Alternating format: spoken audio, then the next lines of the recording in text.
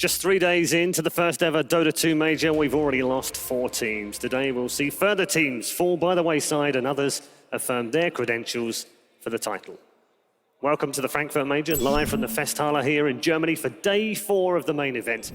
Yesterday saw big names like Fnatic, Newbie and Cloud9 depart from the major at the first hurdle, while Alliance and OG came through the nerve-wracking best-of-1 lower bracket matches. In the upper bracket, Evil Geniuses once again went to 3 maps, but overcame Vega Squadron to move on to the semi-finals. In the upper bracket, likewise, it was a successful day for the other TI5 finalists, CDEC, as they swept their series against their sister team, LGD. Moving to day 2, here at the main event, we'll see one of the favourites in action, Team Secret, as they take on the surprise of the group stage, Mineski, followed by the unbeaten Vici Gaming, who take on Virtus.pro. We'll get into our first match shortly, but an expert panel needs experts. So first up, we have a former pro player who played an incredible 13 teams in his 5-year stint, and that's just the ones we know about. Welcome to Cinderin. We also have a man who considers his job to pay better than a Wall Street trader, though who knew that Wall Street traders were paid less than $5 a day? Welcome, Melini. And finally, irrepressible, irascible, irrational. Take your pick. For our panel-beaten chosen one, of course, Melk. How you all doing, gents?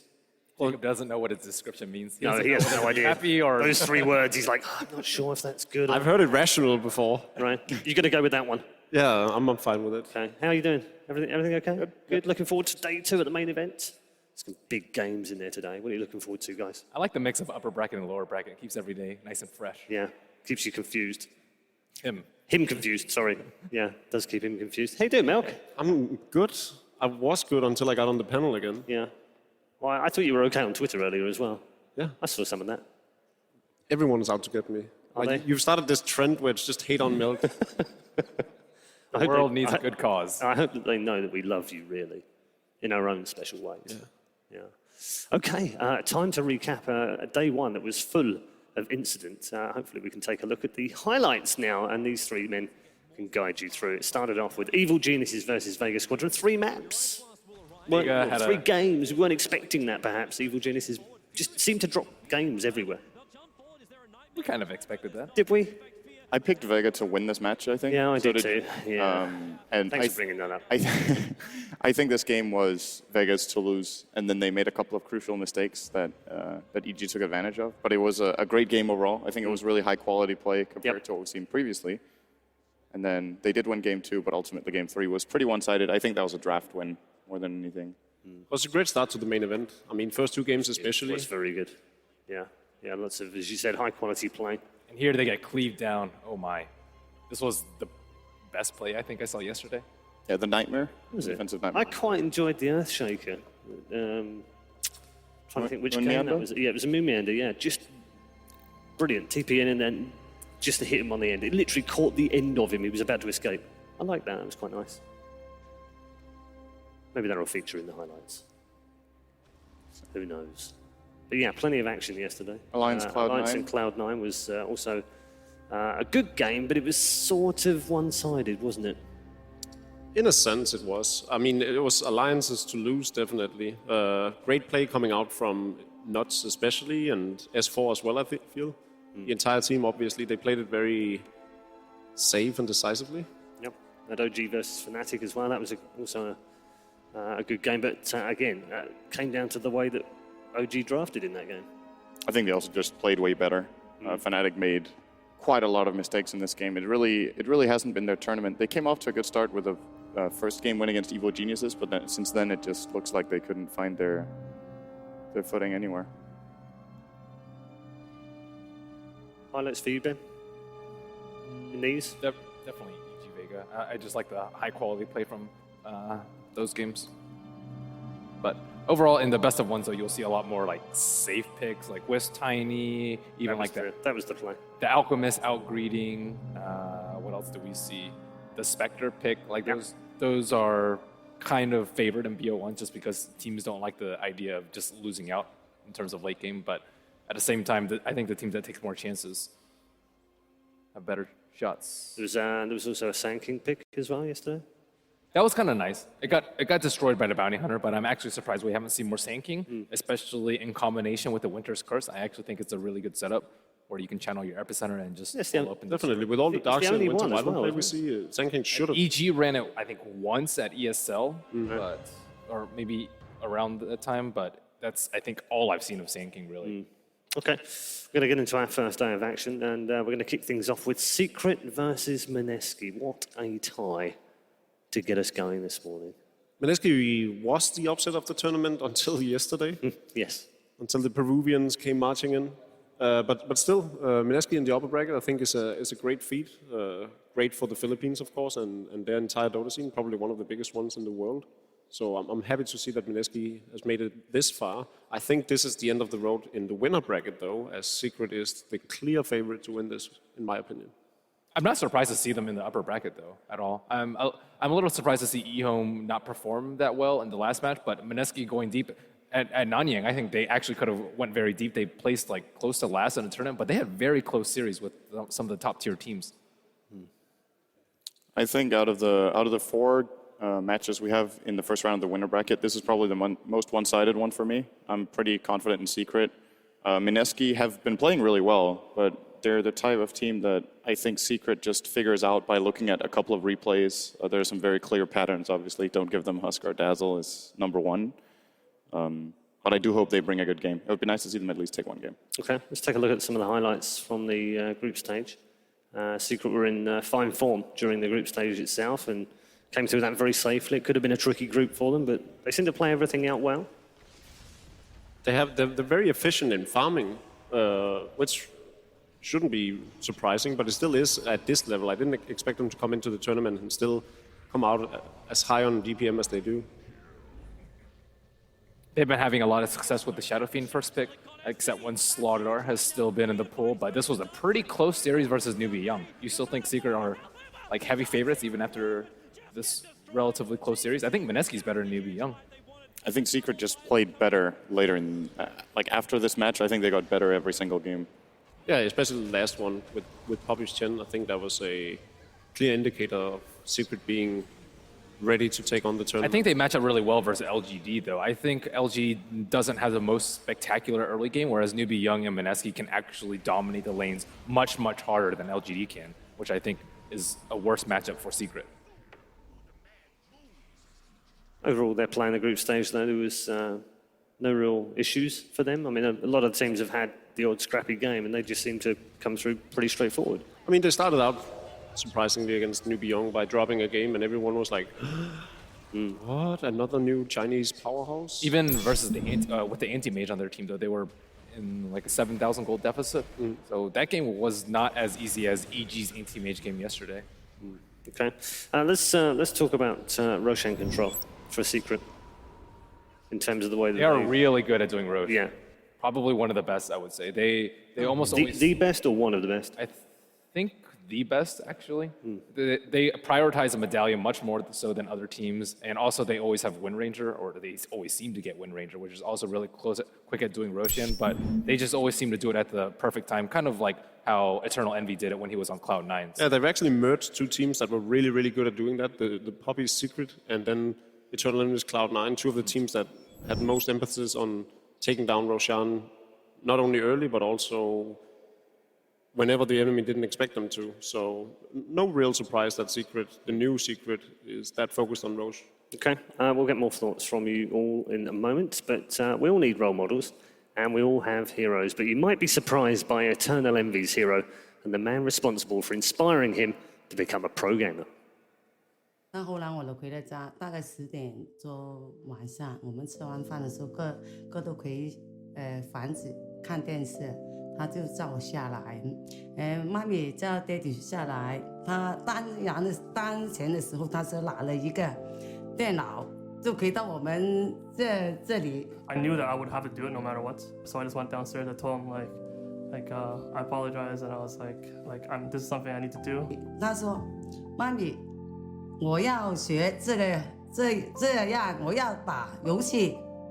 以為諗住去即係話，即係懶讀唔到書去打 game 咁樣，咁點知而家即係打完 game，我哋都即係做父母根本諗唔到會打 game 話會出名嘅。Oh, my mom was like kind of going ballistic, and like she threatened to kick me out of the house at one point, and she was like, yeah, you're not my son anymore. 咁佢媽咪好惡咁鬧佢啦，即係話又趕佢走咁啦。當然我不知道他這個人是誰，我不行，反正我一聽到不讀書，我就說不行。佢媽咪性格又係好硬頸嘅，變咗我做中間人咯，我唔夠膽出聲，就只能即係要對佢哋兩個睇點樣和解咁咯。If I fail and I try my best, then it's fine. If I succeed, then it's great. So I have to do it. He did talk to me about dropping out of college before. Jackie just one day came up to me and told me, I'm going to drop out of school and go pro in Dota. I was concerned, for his future, and I guess there's a lot of people that want to do that. Every year when I meet students, I ask them, what do you want to do after high school? And it's relatively common to see a few students answer that they want to be professional gamers. He's the only one that I actually know that has actually gone on to do it. Can't exactly have advice about dropping out of school for Dota. I don't think a lot of people should do that, or almost anyone should really do that. When my friends found out that he was going to do this and he saw the whole entire thread on Team Liquid, they were pretty much saying that this kid's a joke, he's not going to make it. I've always had a lot of doubters throughout my life, so I was kind of used to it. When you first meet Jackie Mao as a person, you might think of him as someone that's maybe a bit more rude. You won't really understand why, but if you really get to know him, it's just because he's trying to be completely honest with you. 以前小的时候就是这样的，读书的时候呢，就是他可能的性格呢比较直一点呢，所以呢朋友都算不上太多。Friendships in Dota are kind of weird. I remember before TI4, I deleted our TZ. I messaged him on Skype. I was like, I'm sorry, bro. I'm deleting you till after TI. I didn't talk to anyone till the after parties, because everyone's kind of like your enemy. So when you talk to them, you can't really talk to them about Dota, and which is the one thing that connected everyone together.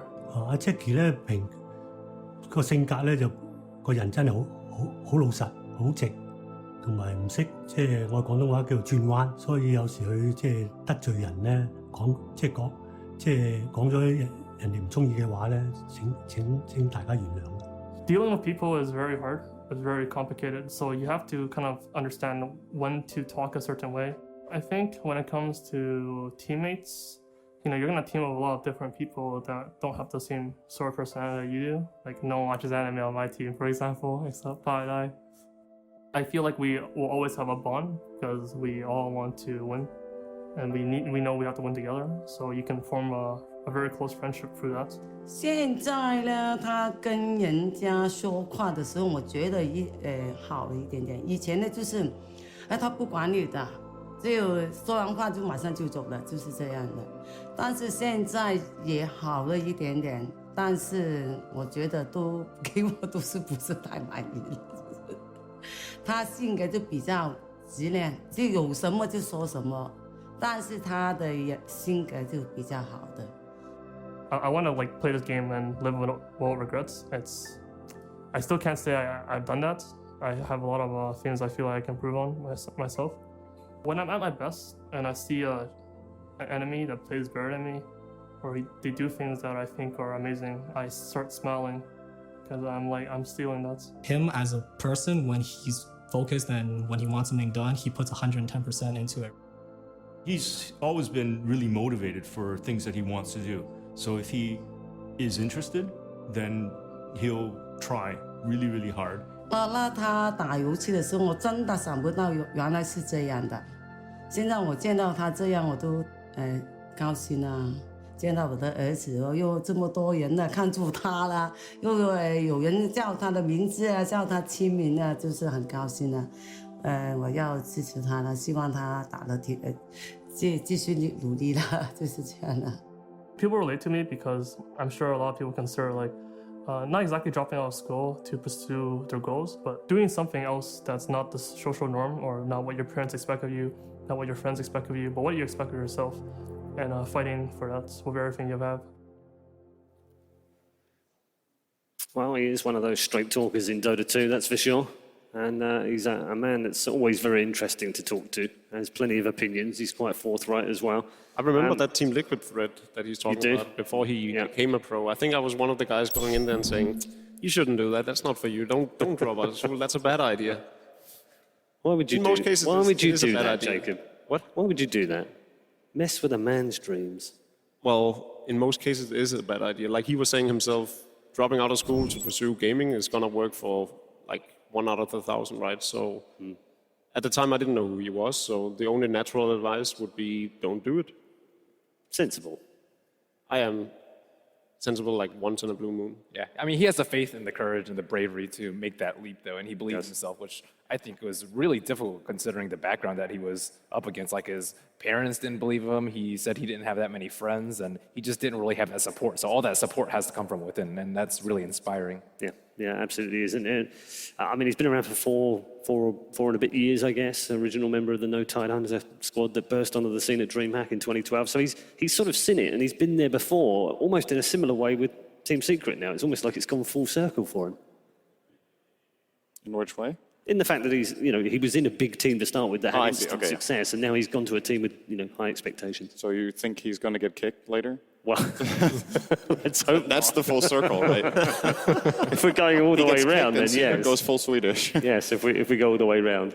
Okay, we're going to move on. We need to also discuss Team Mineski as well, who've had a terrific tournament, regardless of whatever happens. I know they won't look at it like that. They'll be thinking about how they can move on, how they can get through that upper bracket. But they have qualified as the only team outside of the invited teams into the top half of the bracket. That's a huge achievement already.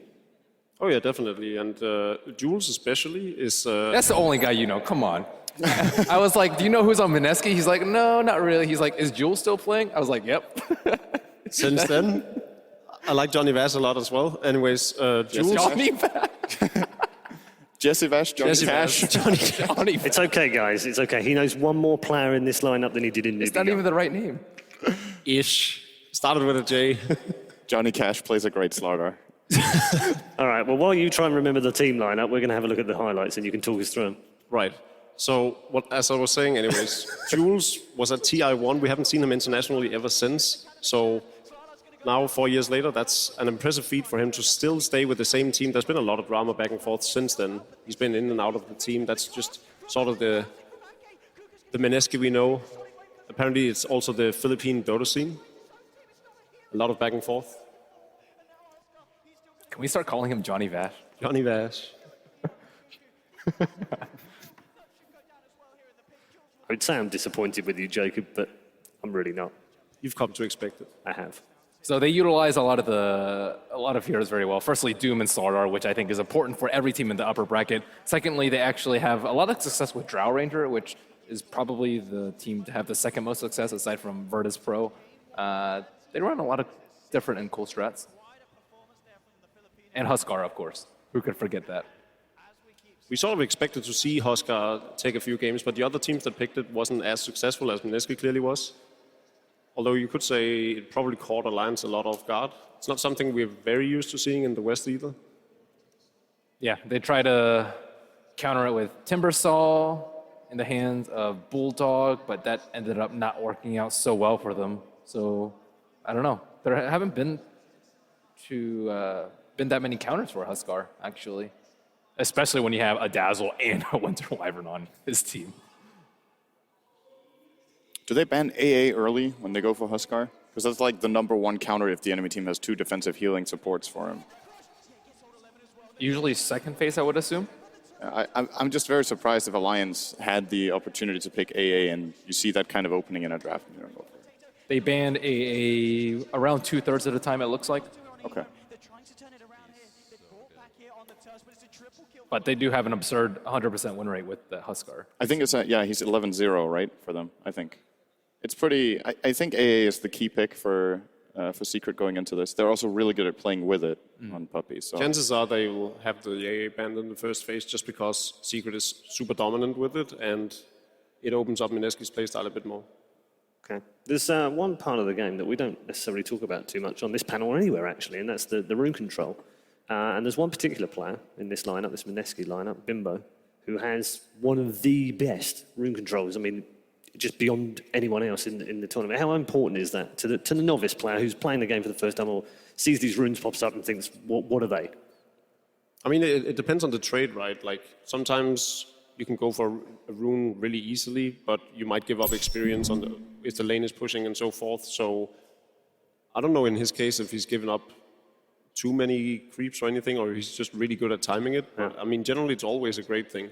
Yeah, 11.4 more average, the average more than any other player in Frankfurt. So shows that he's focusing on them. But like you say, is he taking his eye off the ball somewhere else? Who knows? It could be a very coincidental stat, really. I don't think there's enough games to really make a sound Still quite early on it. It's very easy to get high runes per game if you're crushing. Because if you take full map control, you can take both runes every time. So in a game against Alliance, for example, where they beat them, was it 30-6 or something? They have the whole map at their disposal, and then he can just do it a couple of times, and then you have 11 runes. Okay, we're going to talk more about Mineski, but first of all, Dakota caught up with Bimbo. I'm here in the Mineski practice room, going to be here with Jay. Now, we have not seen you guys on land since Singapore at Nanyang. Obviously, a little bit of a disappointing performance there, but so far things have been going great. So what kind of changes have you made? Any preparation differences at all? We've took the Nanyang LAN event as our stepping stone to get some more LAN experience, and everything we've talked about taking the risk to maybe get more far for this tournament.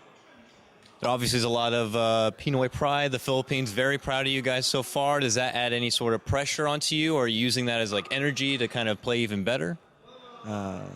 There's no change to it because we don't really feel their supports or anything.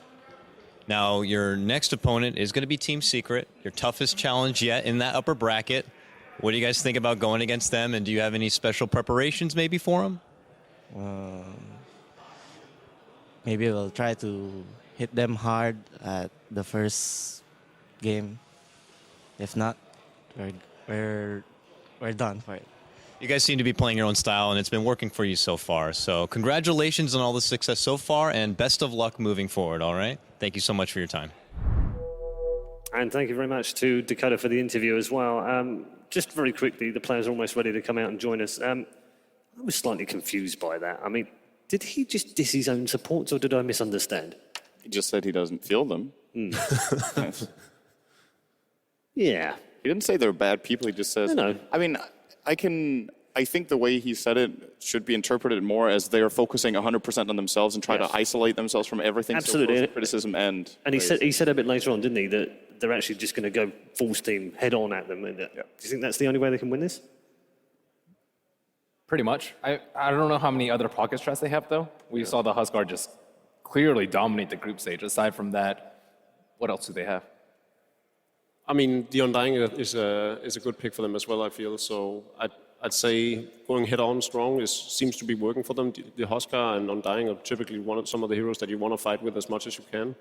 So there's definitely a lot of truth to what he said. All right, we can find out predictions, and we can also talk about the draft in just a moment. But the players are ready backstage. So, ladies and gentlemen, please welcome for our first match of the day, Mineski and Team Secret.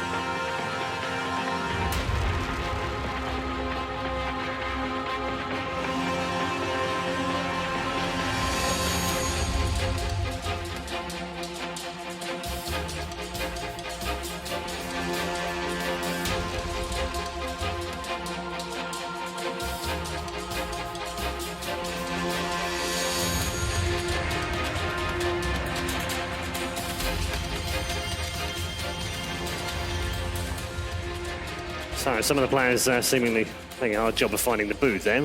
Hopefully they'll be okay there. I like how they brought their backpacks because, ironically, Secret is about to take them to school. I had to. Come on. Jacob. We're actually all smiling. Jacob. There had to be one. That was almost as bad as mine. If Evil Geniuses win the tournament, we'll have to rename them Eagle Geniuses. No, yours is definitely worse.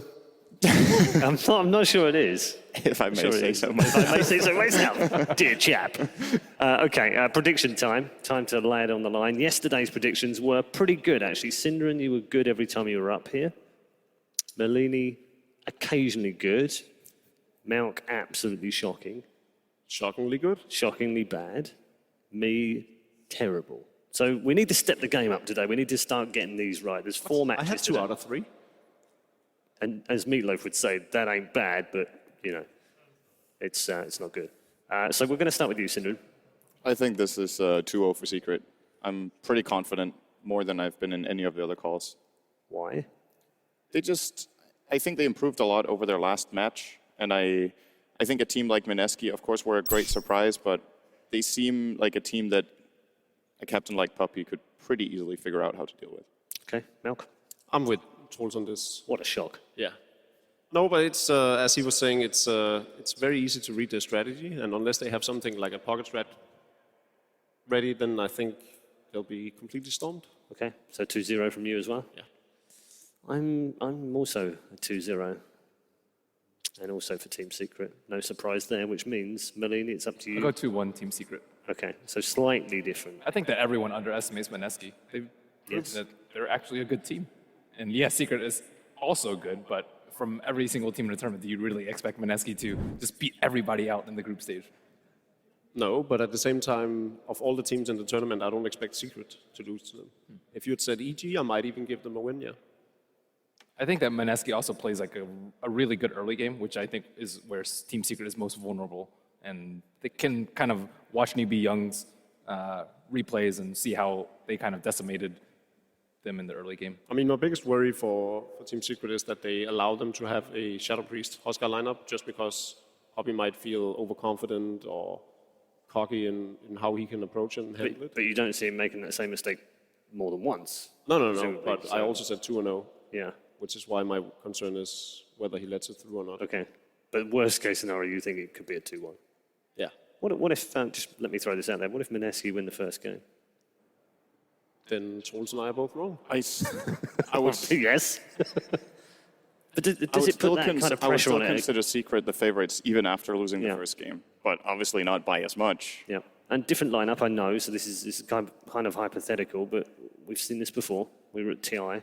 We watched them fall into the lower bracket, and we've watched them fall out of the lower bracket as well in successive days. Can it happen again?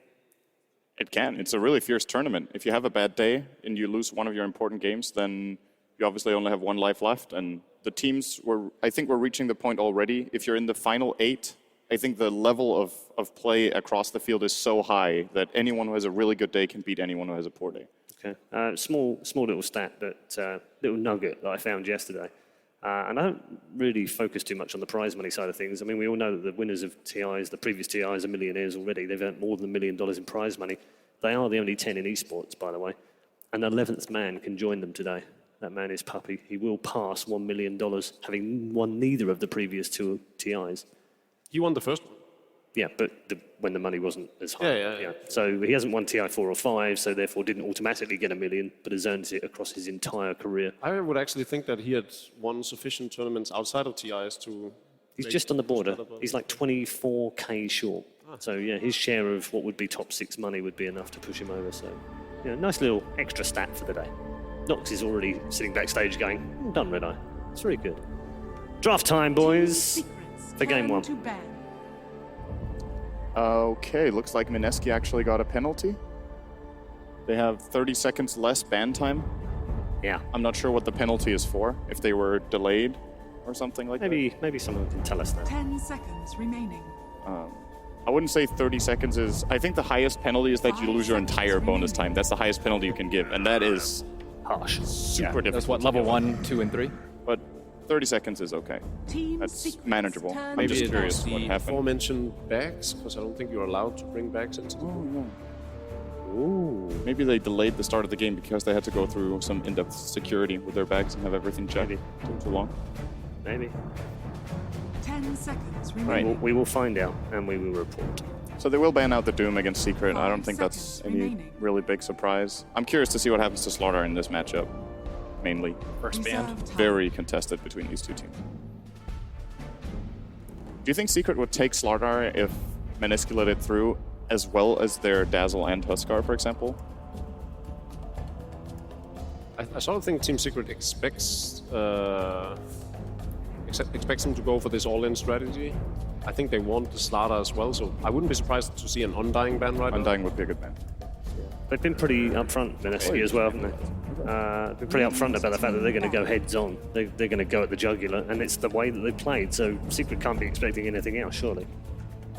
Well, the Shadow Priest ban is a good one. It's obviously eliminating the risk of Huskar being picked, and Also increases the value of their Slaughter first pick if they decide to let it through. yeah. Team Wish they did. Secret's turn to pick.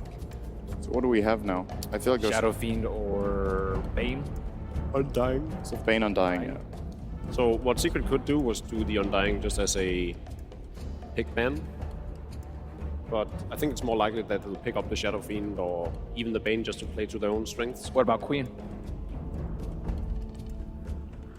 I personally think Queen is 10 much more first pick seconds worthy remaining. than Shadow Fiend, but most of the teams here disagrees.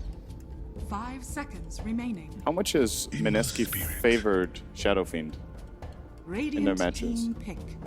It's not picked too commonly because they generally get Queen. Which one would you get against Ember? Like, Secret are actually giving a lot of information away with an Ember Spirit first pick. Okay, it's Queen. There's another guy we Team forgot. Secret's turn Yeah, to that's been a pick. popular combo as well this week and last week. Just to save face for the Palin. Safe. You're doing a really poor job at that. I think you may have thrown us under the bus and Yeah. reversed over us. This just speaks to how balanced the metagame is, that there's so many heroes that could very well be first pick material. We were talking about how Undying and AA or Bane Elemental could come into play, and then instead they go for the 10 Ember Spirit, seconds and they follow up with remaining. Queen of Pain and Darkseer. Shadow Fiend has still not been picked by either side. Team Secret's turn to ban. A lot of good heroes. Secret actually do something very unusual here. They pick their carry and their mid in the first two. That's like almost never happens. You generally see either two cores where one is the offlaner, or you just see a support and a core in the first. I mean, these two offered a little bit of 10 everything, though. seconds Good split push, good somewhat anti-BKB with Blink Jackal being nearly instantaneous, seconds remaining. good scaling into late game, and decent anti-push. So I don't really think you can go wrong with those two. Okay. There's just so much information. though. Yeah, I was going to say, why would a team do that? Is it overconfidence? Because they've had a lot of success with it, and no one has really been able to successfully Lock it really down. counterdraft it. Unless there's a Doom or a Slaughter in the pool, which have already been banned out. So Have we Did- seen did- we play anything else than Shadowfiend and Wind Ranger yet this tournament? 10 seconds that's my knowledge. remaining. He also plays Queen, but they already picked that on remaining. Menesky. So, look at Secret's bans. Radiant They're team really, ban. really targeting the previous strategy for Menesky here. I think, did Menesky have these 4 picks, all 4 of them that were banned just now in the last game against Alliance? Yeah, they did. All 4. Wow. With the, I think the 10 Tusk was being played seconds mid. remaining. Oh yeah, that's right. They played a mid-tusk. They surprised Alliance with that. 5 seconds remaining. Yeah, so we've played Shadow Fiend, Wind Ranger, and Reserve Queen of time. Pain. Okay. That's the AA ban. So, I think Radiant there's team pick. curious to see what The A-ban rings a little hollow now as compared to a Bane. I think because they no longer really need to fear the AA too much, unless they, of course, want to pick up an Alchemist, for instance. they could totally do that actually. I think it's just one of their better supports that they run with, and that's much better at team fighting. I think if they go for something like Bane, they can easily pick like a Disruptor or something 10 like that, who's seconds also good remaining. versus Ember and Wind Ranger, and have a superior team fight over Secret. And Chilling Touch 5 is seconds very, very good remaining. on the 2-core Secret picked first. So I still think you can argue for an AA ban just based on Chilling Touch in this game. Obviously, great synergy with Focus Fire and with the Sleight of Fist. Are we expecting Undying to be picked up anytime soon?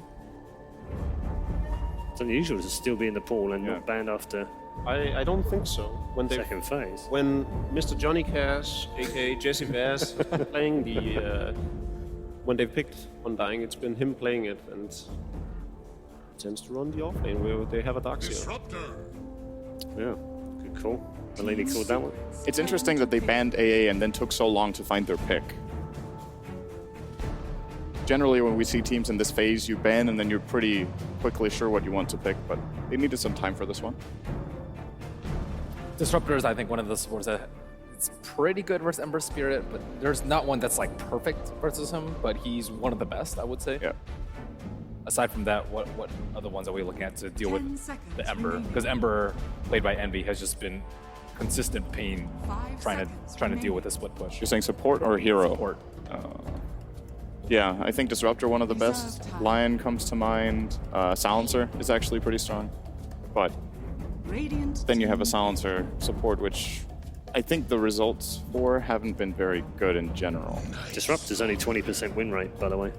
Team 20%. Secret Out of how many games? 5 or 10? Only like 5 games, so. Nice. So now another silence coming out for Ember Spirit. This is actually shaping up to be a difficult Ember Spirit game. This hero is so good with Iron Shell, and it fits Mineski's idea of playing hyper-aggressively. Nightstalker Darkseer can start taking over a game at the first nighttime if they get a couple of kills running. So 10 I like this seconds pick a lot remaining. from them. The one downside, though, is that this support duo is not very good very early on. So pressuring Secret and lanes when they have a Bane is going to be difficult. Reserve time. So we expect the Queen of Pain to be played by Bimbo, right? Yeah. Yeah. So they still have that carry left on Mineski. Don't Secret need a hero up in front that can actually get vision of these heroes? It seems like as the team fights are going to happen right now, Night Stalker is almost always going to be able to get the jump because none of these heroes really want to be up in front and get vision for Team Secret. I sort of like the Undying pick for Secret themselves, just because it can go in and it's, you know, if they fight around the Tombstone, Queen of Pain, Darkseer Disruptor especially, can't really choose to fight elsewhere. And Tombstone also gives good vision at nighttime even.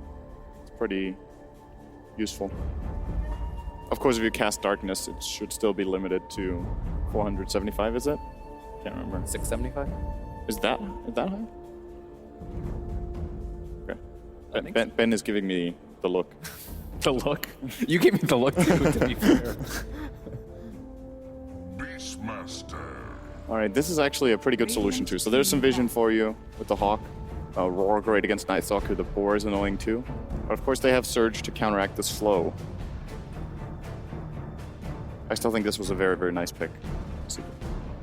But it still pretty much means that they can't really fight Mineski in a team fight.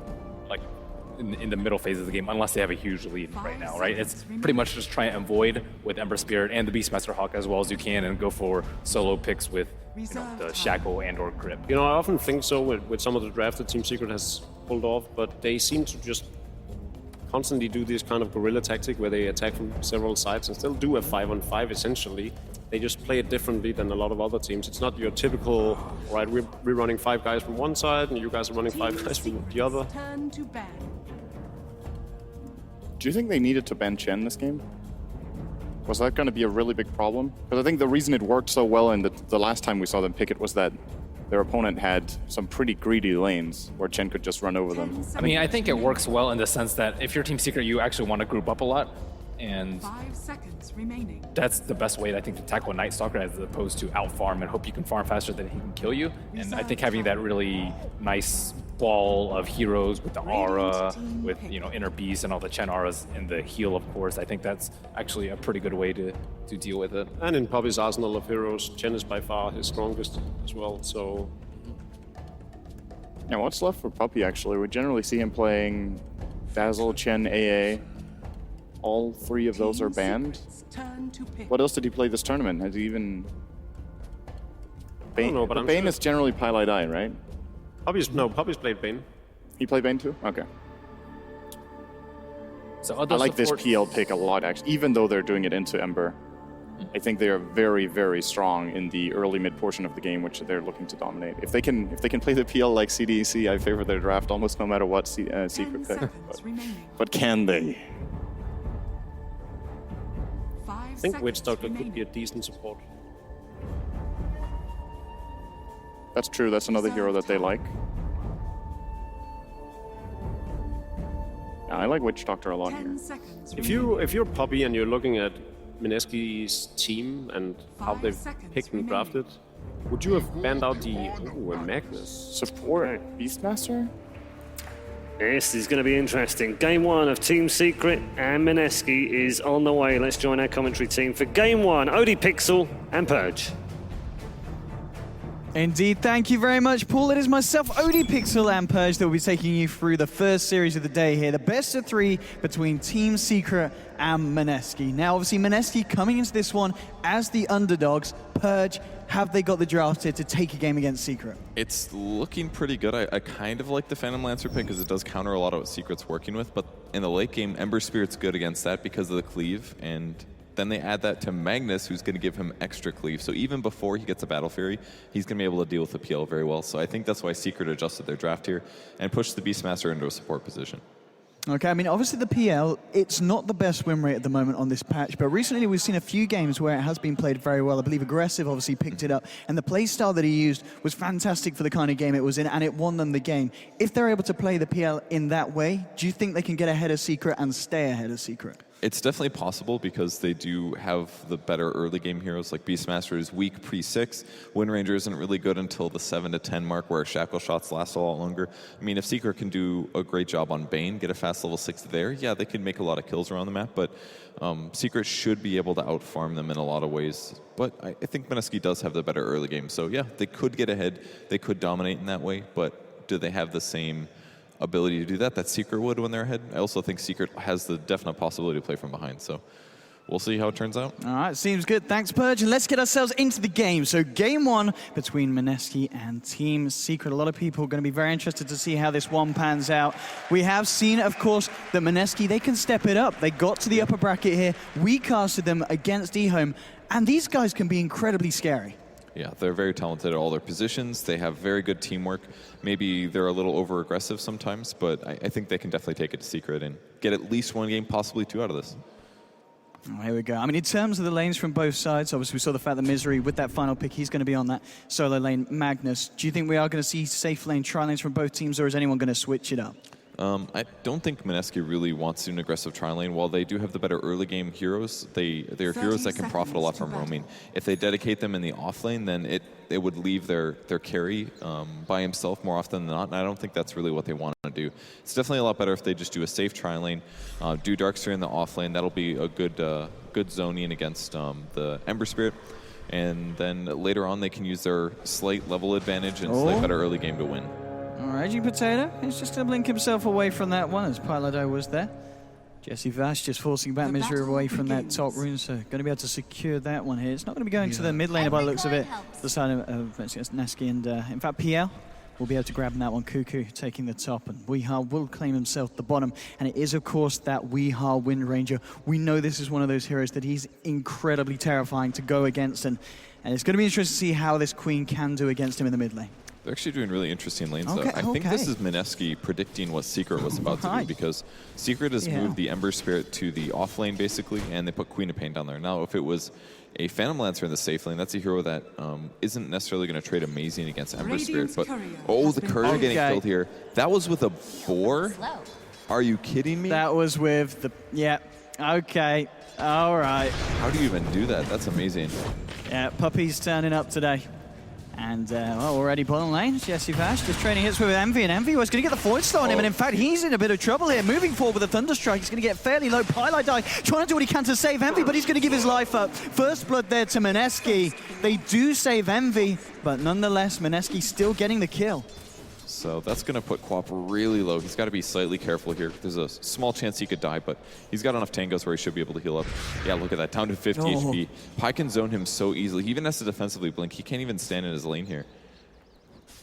And with only 2 tangos left, as you said, the fact they don't have a courier still for a minute and a half, it's going to make it very hard for the Quap to come safely back into lane. So CS for Envy should start to look pretty good. He should be able to catch that up. Mid lane at the moment between the PL and the Wind Ranger. As expected, it is the edge here for Weehaw. 9 for 3 compared to the 5 for 1. But in terms of lanes, as you said, do you feel this is the best decision from the side of Mineski? I'm not 100% on that just yet.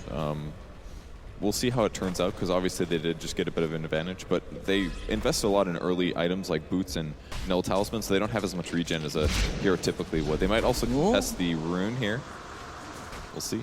Yeah, we've got a few heroes looking around this void. Onto Pilot Dial. Turn around with the Brain Sap onto Jesse. He's going to still continue to chase, and there's your Shadow Strike. Getting the slow through the Thunder Strike as well. He blinks forward aggressively, trying to get the right clicks through. It's going to bring Pilot Dial fairly low. Not quite low enough to kill him here. Maybe, in fact, one more should do it. And Pilot Dial, he may tick down. Puppey now trying to look for a return bit of action. Bane's going to be fine. Does get the Tango out, living on just about 20 HP. And Puppey chasing down. He's hungry for action. He gets the ball slow through, but he's not going to chase any deeper. He, in fact, turns around. Potato gets the strike up, but Puppey, he's just manning up, forces Raging Potato to blink away.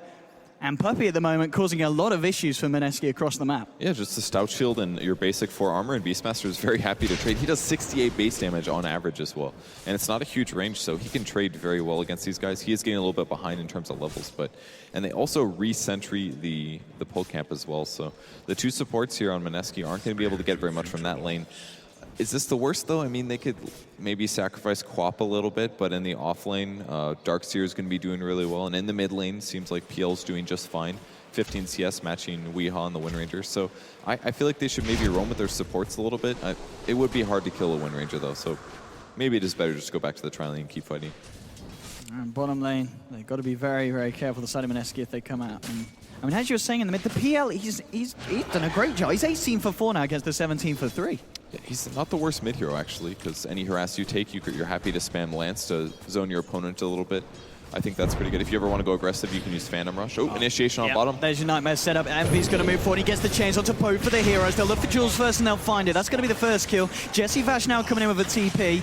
Let's see if they can find anything off the back of it. Looking to trade hits with Pilot Eye, but Raging Potato takes a Brain Sap to the face, and Secret will just get away with the kill. No return from Mineski. It's a very weird trialing for Secret, but it's completely working out. I think a lot of that really was the lack of regen that we had on Queen of Pain.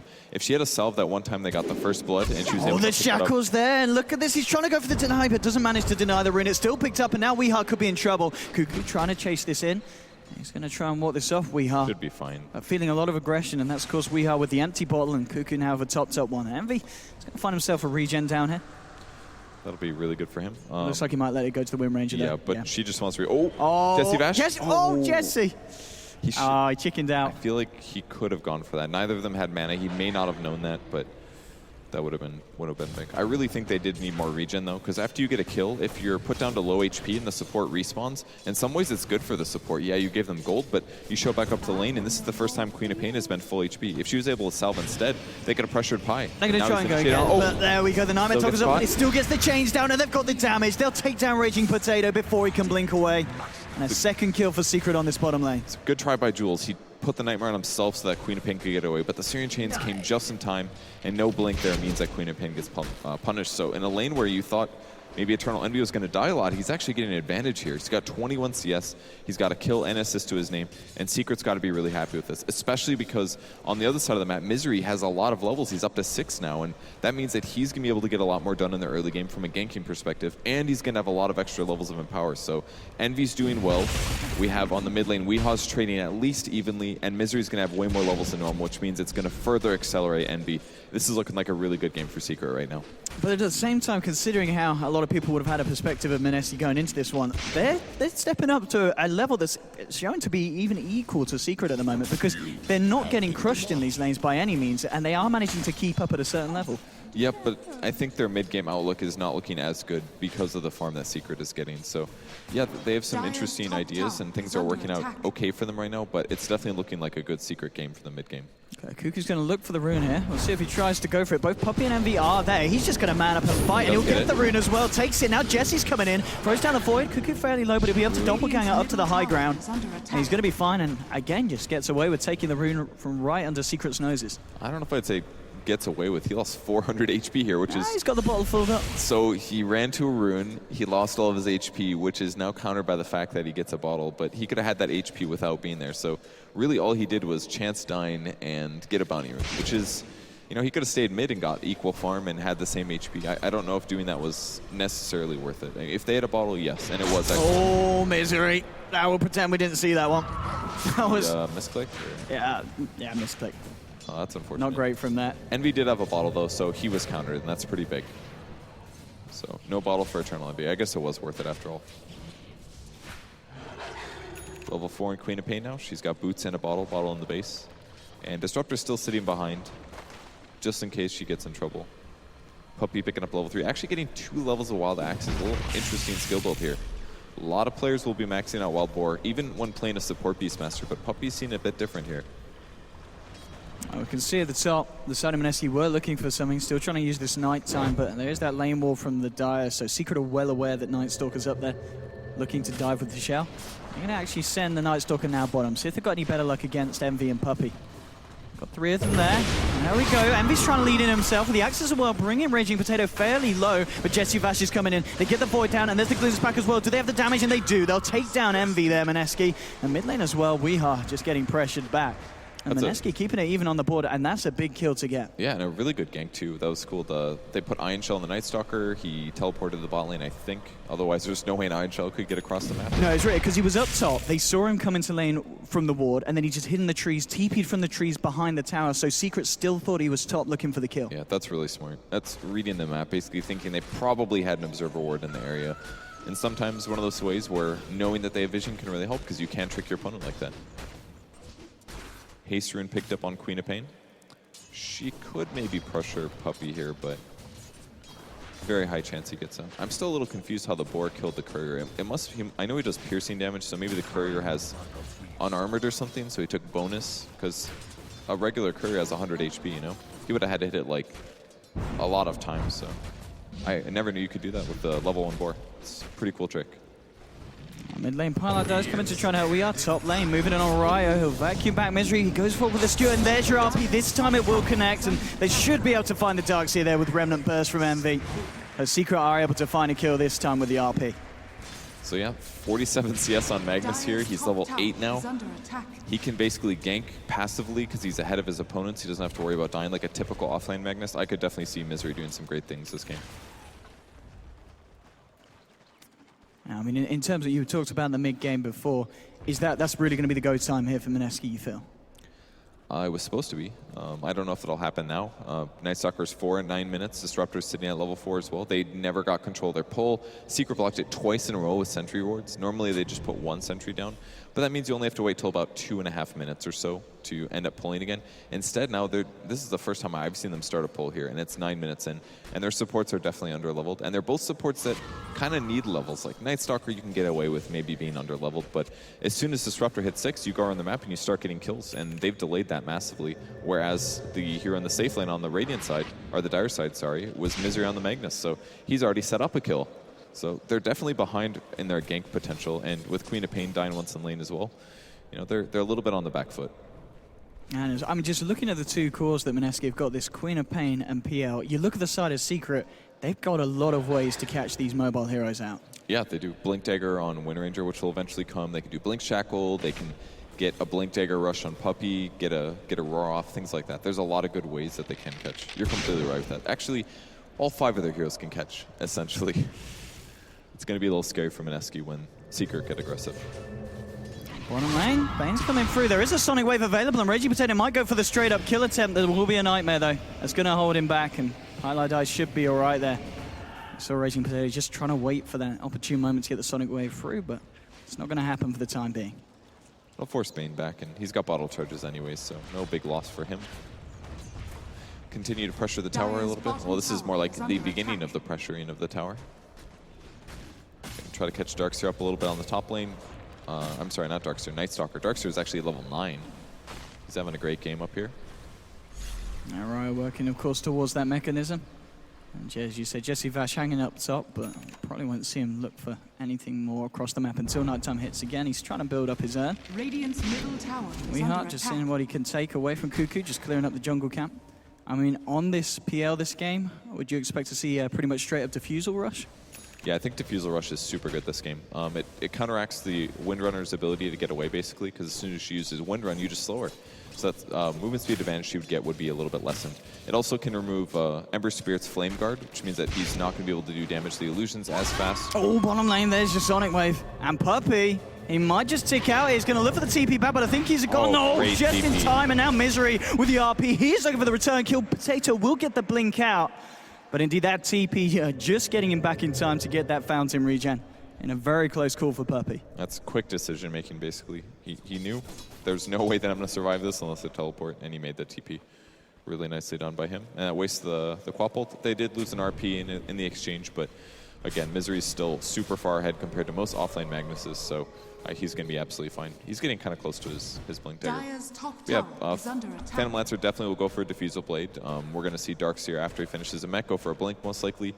That way they can do Vacuum into Static Storm Kinetic Field. If they can get a couple of good ones off, then Secret is easily going to lose team fights. But I think they're going to have the presence of mind to not group up too much, especially because of the heroes they have. They're a mix of range and melee, so I think there's unlikely that we'll see a super big Static Storm this game, but probably maybe some 3-mens. Looking in terms of items, it's probably going to be the Orchid Rush here for the Quap after the Treads. So it's going to be nice against some of these heroes. Of course, Envy does have his Boots of Travel now, so he's going to really be able to make as much as he can from multiple lanes and always have that opportunity to turn up to the fights when they do kick off. And we may very well see a fight kick off on the top lane because Mineski smoking up. The 3 of them at this point in time looking to fight. Envy's there in the lane, but Puppy is on the sidelines. Yet to hit level 6. Ah, now he's got it. He's got the level 6, so he's got that Primal Roar. And yeah, Secret just don't want to risk a fight there. I mean, they have this Hawk scouting out between the tier 1 and tier 2, and Mineski saw that, but the problem is that by it not seeing any single heroes, that they're absolutely afraid right now, and that's exactly what's happening. Plus, it's nighttime, so they know Night Stalker is likely to be aggressive right now. Interesting skill build out of him. He's even gone for a second. Bottom lane, Jules, he's going to get caught up. They're not going to follow through, though. I wondered if they were, because we saw Misery moving down as well, but didn't have the RP for a few seconds. This could be Pi dying for sure. Let's have a look. Kuki chasing it down there with the slow from the Spirit Lance. There we go. There's the second one. And Pylo die. Yeah, tried to turn around for a brain stab. Is it going to happen? That's going to be another kill there for Mineski. Probably not finding anything there. Probably wouldn't have mattered if he brain sapped or not. So I don't really criticize him for that. If he had a teleport scroll, he would have been absolutely fine. But just a small thing that happens when you're looking around for heroes. He didn't really accomplish much down there, though. I guess he did find the Disruptor, but another smoke comes out. They've got Static Storm this time, though. And Night Stalker is still waiting top. In the meantime, Envy's farming only safe places, sitting in the jungle, things like that. But Puppy's 6 now. He can actually cover him if he does get ganked. So I think that's why Envy went to the jungle for a bit there. Let's see if they can do this. Envy coming out. It's going to rely on Jesse getting jumped. The Static Storm's there straight away. And here they go, controlling Envy, stuck in the gank. storm. He's gone down. Sonic Wave, more like a Sonic slap to the face there for Jackie. He's down, and they might even look for more. Nighttime has been summoned. They'll get the glimpse on Misery. They can look for a second kill. He'll get the Stewart back towards the tower. Puppy's there with the Roar to hold back. Nice dog up there. Again, G Kinetic Field trapping them both. They look for TP. Misery tries for the RP, but he's going to go down. They'll get 2 kills, Mineski. Puppy will escape. But Mineski finding a very favorable fight on the top lane. Yeah, that was a really good gank by Mineski there. Just sending Jules in, the instant Static Storm. They didn't even mess around with like Night Stalker getting his silence off. They wanted the instant disable to prevent Envy from jumping out, and they got him. Huge kill. A bit of a waste from Queen of Pain. I don't think she needed to use her ult, but they wanted to be safe. They've spent a lot of time trying to kill Envy here, and that was 2 ganks basically. They wanted to guarantee that second one failed, so I don't fault her too much. Yeah, mech now complete here on the Darkseer. You look towards the PL. He's only a few hundred gold away from having that Diffusal as well for these fights. That is absolutely going to be huge. It's actually a very dangerous thing to put Phantom Lancer mid. Not for the player the team that's doing it, but usually for the other opponents. Yeah, it's very consistent. It's hard to gank him because he has Doppelganger. He can really leverage the bottle he can harass your opponent. He can't AoE farm very well, and sometimes he gets a little zoned out, but against typical mid heroes like Queen of Pain, he can actually just Doppelgang to remove the dagger. Oh, Puppy. They're going to chase him down. The slows there from the Shadow Strike. Here's Jesse coming around as well. He's going for the juke. Is he going to make it? No, they found him with the vacuum, and Puppy will try and turn, but nothing he can do to survive here. And Mineski starting to run circles around Secret. And that's your Diffusal done. And he's getting a lot more levels than you normally get as a PL, so you can maybe justify getting more skill points and less stat points. So it'll be a little bit better for his illusions, chasing down heroes and things like that. So this Diffusal Blade's going to do a lot, really. You can remove silences, you can remove some negative debuffs. There's the Shockwave, though. That's still the scary part, is the Empower. He's up to 40% now. Yeah, that with an Ember Spirit in these fights where Cuckoo's got a fair few illusions out, they're going to have to be scared of Mineski. Mineski for the time, they're not scared at all. They're looking for more. They're smoking up from the top. Secret is going for Roshan there with the DD on Weeha. It looks like they'll get away with it here. I don't know if Mineski can get there in time. They realize now. They saw Envy come out. It's a cool idea. They got the DD on Weeha, but will they kill it in time? Oh, maybe they won't. The PL is right around the corner here. Close. Envy's incredibly low. The Spirit Lights, Envy's going to look for the TPI. It has to Remnant away because the fact the illusion was so about low, to kill 700 him. HP. Can they go in for the Puppy's steal? low. Look at about he's looking for an RP. Oh, they no. draw the Sonic Wave. What's to do? Who's going to get it? The kinetic field. They did manage to get it. Weeha did pick up the Aegis, but they've already lost 2, and they might lose Weeha again in a full 5 man. Oh my SDB gosh. down on Weeha. It's 3 down in the pit, and Secret again just getting crushed by Mineski, who seemed to be making the right decisions every single time.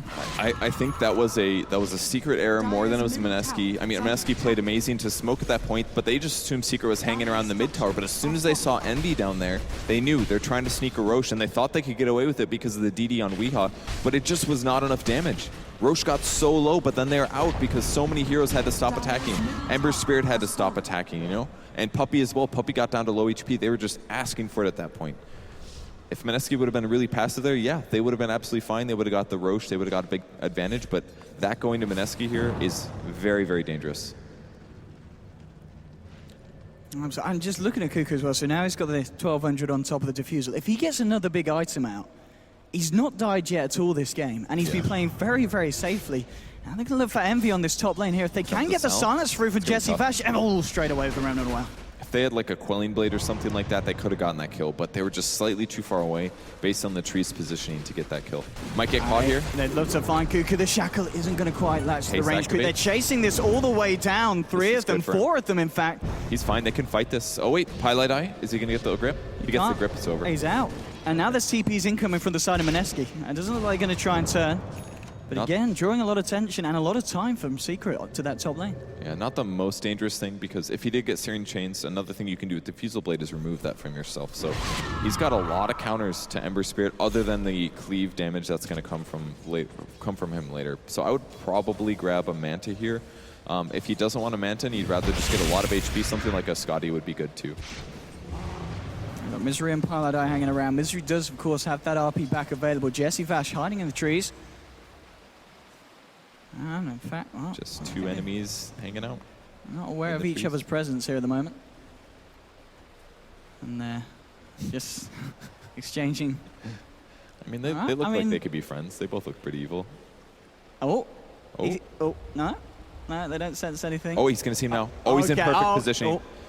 Jesse Vash, I can guarantee. Here we go. TP, come. Pilot Eye straight Oh, he doesn't silence? Why is he silence? There'll be a nightmare. What? Okay. All right, the glimpse comes. It's going to be all right. Yeah, they've still got it. They catch him here in the kinetic field. And now Pilot Eye will go down. That's exactly why you wait in the trees like that, because sometimes your opponents get into a position where it's as if you have a Blink Dagger. Like, yeah, maybe you waste a little bit of time, but then somebody passes you and it's the easiest gank ever. I don't know why he didn't silence. Maybe to save some mana here because he doesn't want to go back to base, but they got the kill. Nice little pickup there. And now it's nighttime. Another reason that he was just waiting. He's like, it's daytime. I'm not going to do anything anyways. I might as well wait for the easiest gimp ever. I mean, at the same time, Secret, some of them did smoke up around the bottom into the jungle. They were looking for Cuckoo, but he's just playing so elusively every time, just avoiding these rotations from Secret. Envy is starting to build on that Battle Fury, but we can already see Mineski getting ahead in terms of the net worth, and you never really want to be going up against a Phantom Lancer if he starts to get ahead of you. They have the solution entirely, though. They do have already so good at it. Yeah. It's basically like he has a Battle Fury right now because of having Empower. And once he does get a Battle Fury, he's going to be doing 85% cleave. And that gives you full cleave on all those illusions. Like, if he ever uses Doppelganger, Cuckoo just kind of dies, is basically what happens. He's going to have to spawn illusions, send them at somebody, and walk away from them. And I think this is a great reason for him to level up Phantom Rush, which he's actually doing. He's got 2 points right now.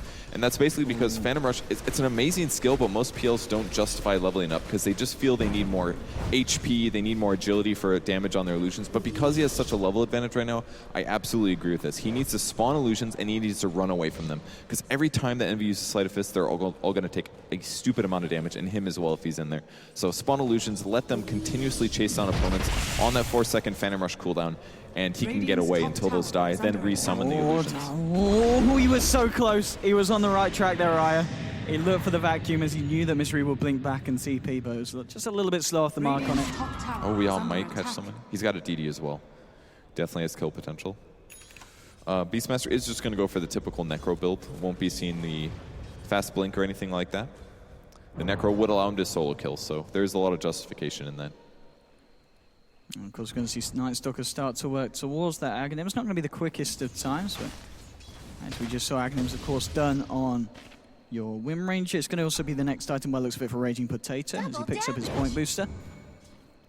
There's a lot of good items on Mineski right now. Blink Dagger on Darkseer. There's a Glimmer Cape that Jules just got on the Disruptor. Going to be able to protect a lot of their heroes. A lot of Secret's damage is magical. It'll protect against Focus Fire as well if they don't have detection. They are smoked up, though. I see them make a beeline forward. They've seen Jackie. They'd love to kill the Amber Spirit. Oh, the Hawk took damage from Iron Shell. Will they notice? There, straight away, Envy was out of there. Remnanting away, so maybe that was what kind of gave the indication for him to jump. They also could have seen the Bounty Rune got picked up by Phantom Lancer as well. Another thing, if they have their camera there and they're watching, they can notice that happening. It would have been that or an invisible hero, so nice plays from Secret there. They're playing defensively enough. On top lane, Weehar's going to be able to find the tower there with DZ. Bottom lane, looks like Mineski might look just for a trade, starting to put the pressure onto the tier 1 bottom. And also Raging Potato going to join them as well here and make his way across. And the line is drawn straight towards the tier 2, so maybe they just continue the push here and try and force Secret to fight. Yeah, that's basically what they need to do. Secret definitely got the advantage in the last 2 minutes. They got a tower by themselves, so he was safe while they had other people farming. And they will initiate soon. He's got his Battle Fury ready. And the aim power, as we can see on the but doing a fair bit. See Vash in trouble. And they found Paladai. Paladai's going to get silenced. Shackle will latch onto Vash. Misery, but there's the Screw misses. They get the statics from the kinetic field. It'll trap Weehar. The Roar's out onto the Queen of Pain. Misery caught in the midst of it all. They do get Fiends going to Jesse. There's the RP, good RP. But Misery's now down. It's a 1-for-1 at the moment because they did lose Raging Potato on the quad. Heavy trying to do what he can with the Slight Fist. Diffusal Blade. He's in trouble, no mana. And he's out of luck as well. Ember's going to go down. It's a killing spree for Cuckoo on this Phantom Lancer. And they will succeed in the fight, and they may even be able to take the tier 2 again. Exactly the plan for Mineski. They've even got a glimpse. Back. Puppy's being caught he's out. in trouble. The lance is there. He's stuck in the field. Killing spree for Jesse Vash. And once again, another pick off from Mineski. They're playing so well right now. They have all the counters to deal with Secret, and Secret just did not fight that well. The initial Blink Skewer from Misery completely whiffed. Secret, they did grip the Night Stalker, and they dodged out of the kinetic field, but that was it. At that point, you're escaping from a team that has a Disruptor, and there's just no salvation against that. And as soon as they drain Envy's mana, he's dead. He's in a really dangerous part right now. He's got the damage items he needs to scale, but he isn't at the point where he's just naturally leveled up a bunch of times and has something close to a 1,000 mana pool. If he runs out of mana, he dies. He can't use his jump anymore, and it costs 150 mana. It's very expensive, so Diffusal Blade right now completely counters him. The fact that there's Greaves now done on this Darkseer, these fights are going to get harder and harder for the side of Secret. They need something big. They need a multi-man RP. They need to be the ones finding the setup and initiating, because time and time again, it's just Mineski smoking up, looking for the jumps. And even when Secret seem to be kind of ready for it, Mineski just play the engagements that little bit smarter. Yeah, basically. In Secret's defense, if Mineski is using a lot of smokes now, that means they can't do it later. And in the late game, if Secret can drag this out until 40 to 50 minutes or so, then, like you said, if they just get a monster RP, he's going to Sleight of Fist once and everybody's going to die. It will happen at some point. So Mineski still has to be so vigilant that they don't get caught in that way. Because if they do, it's completely over, and everything they worked for up until this point could just melt away. And Envy's certainly keeping his game up. He may have died 3 times, but he's still top of the 1 terms net worth top. They're going to go for the RP. Great Glimmer. That's going to keep him alive, I think. Do they not have detection? He's got a glimpse back. Highlight die. Static someone can fit onto 2 TPs will be coming through. They'll kill Jules. Can Mineski look for any kind of turn? It doesn't look like they will. So they do still get the kill. But it's a bit of a sloppy one from Secret. Yeah, I think he made a slightly wrong choice there by going for... He could have glimpsed Bane. He had to glimpse Bane and silence the other heroes. Low chance he was going to live. It basically required Mineski to TP instantly. They TP'd in reaction to his good ulti, but that's too late. They have to be there for that. So, small miscommunication mistake. They should have maybe tried to cover him. Okay, Envy just walking past Ryo there. And Ryo walking past Envy. See you later. At this point, it's all about what Misery can do with the team. Potato. He's found Paladai. He's going to go for the TP out here. Wait, it's too late. Well, I mean, that looks cool. It's a waste of mana, but... Can't pat. It's beautiful, though. It's just... Get it. How does that even fly? I mean, it's not even frisbee-like shape. Oh, it missed. Yeah. Come on, step it up, Quap. And Puppey just continues to get levels up. He's level 11 now on this Beastmaster. That's really good. He's been farming consistently this whole time, basically. All the times that Secret is doing aggressive plays, it's basically Wind Ranger far in front, Magnus sitting behind, and Bane sitting behind. They have very good ability of killing a single target, and they have very good ability of taking down like 3-man skirmishes. So in that entire meantime, Puppey farms. If we look at his net worth, he's sitting what? He's not that amazingly high, but Beastmaster with just a little bit of farm is actually very strong. Once he gets a Necro 3, he can still solo kill people, especially heroes like Disruptor, maybe even Phantom Lancer. Queen of Pain definitely, although Queen of Pain actually has a ridiculous amount of mana, so there's a low chance of him burning through all of that, but him getting levels right now is really good for his team. And we've got the Ags pretty much nearly being done for the side of Mineski, and it's just going to be illusion that they catch out here, nothing else. Night Stalker just less than 250 gold away from his Ags, and Queen just under 650 away from her, so they're almost certainly going to be up by the time the next fight comes around, and going to make it that bit harder for Secret. And they've also got the gem picked up by Darkseer here for Mineski. Yeah, but there is a blink now in Wind Ranger, so their catch is getting to be really strong. Any hero that isn't the tankiest person on Mineski could very easily just die.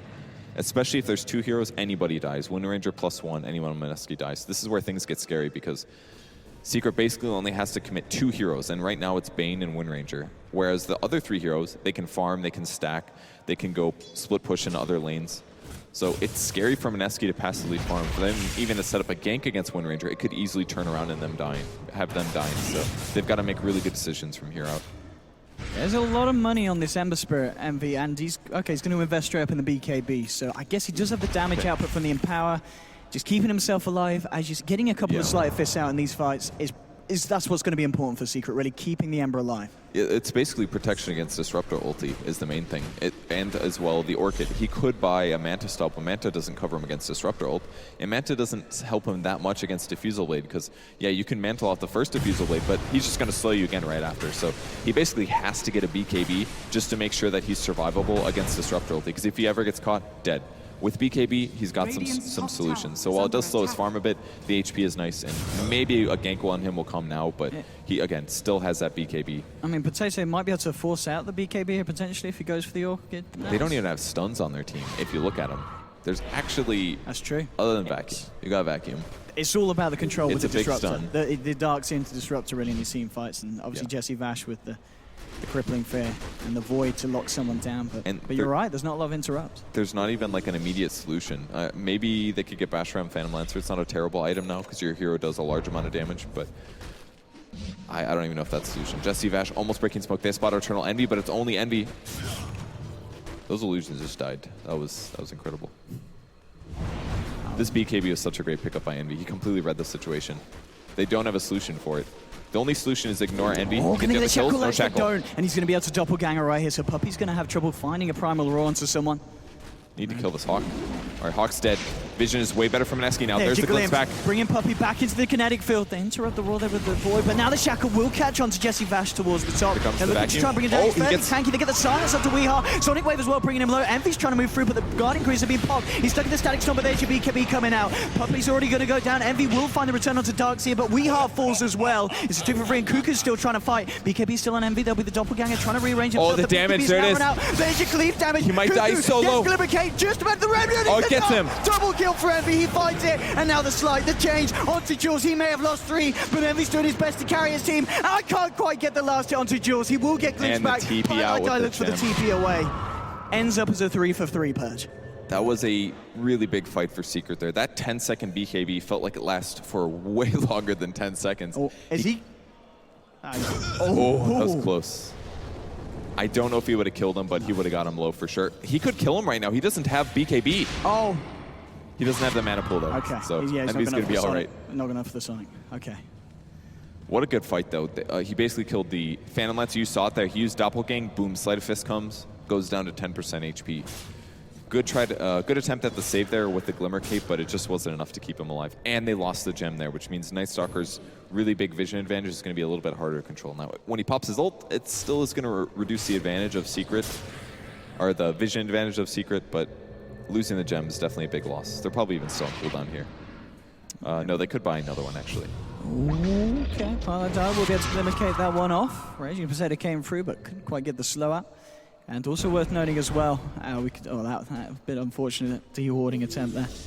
As Secret will be able to maintain their vision on the Radiant jungle. And of course the Disruptor now, the fact that there's a BKB, he's going for the Aghanims, and he's got to really, hasn't he? Yeah, which area? Of the Disruptor. Yeah, exactly, because it's basically a counter, again, to the Black King bar, because it prevents you from activating items, so as long as he casts it before the BKB comes up, then no BKB will come unless he gets outside of that. And it also increases the duration. It's a really, really good Aghs upgrade, frankly. But it's mainly about preventing the items. It's the BKB counter. He's also going to be limited a bit on mobility if he rushes Aghs instead of getting something like a Blink, but luckily they have a Darkseer to compensate for that. He can make him run max movement speed with the Surge ability. So they have some options here. They just need to go do a little bit better in the next team fight. It wasn't an awful team fight from Mineski, but they would love to do better than they did. We saw Mineski there maybe looking in towards the Roche pit, but they've got to be very careful doing that against this lineup with this Magnus, with his RP. Secret now will be able to get the D-Ward, get a bit more map control around the pit. Oh, MV. He was just split pushing. He wasn't actually trying to attack 3 heroes. He's looking so scary though. I mean, he's got Empower, he's got Battle Fury, now he's getting a Crystallis. He could just get a little lucky on 8 illusions and people just start dying. It's so scary for Mineski. Envy's got to feel real good right now. Yeah, he's certainly been playing this game really well as well. Just the net worth as well. We saw him get picked out earlier 3 times, but he's kept himself relevant and he's kept himself at the top. And this is, there's a lot invested on this Ember Spirit for the side of Secret. Yeah. A lot of weight on Jackie's shoulders. I don't think it's that heavy though to hold this up. At this point, yeah. All he's got to do is press BKB before he gets Static Storm. That's the only thing that he's got to be afraid of here. Queen of Pain's making a BKB. I kind of wish she would just get a Hex, honestly. Because killing the Ember Spirit is just so hard. Yeah, it protects her from Shackle Shot, but she can still be RP'd with BKB. She can still be Fiend's Grip. She can still be Roared.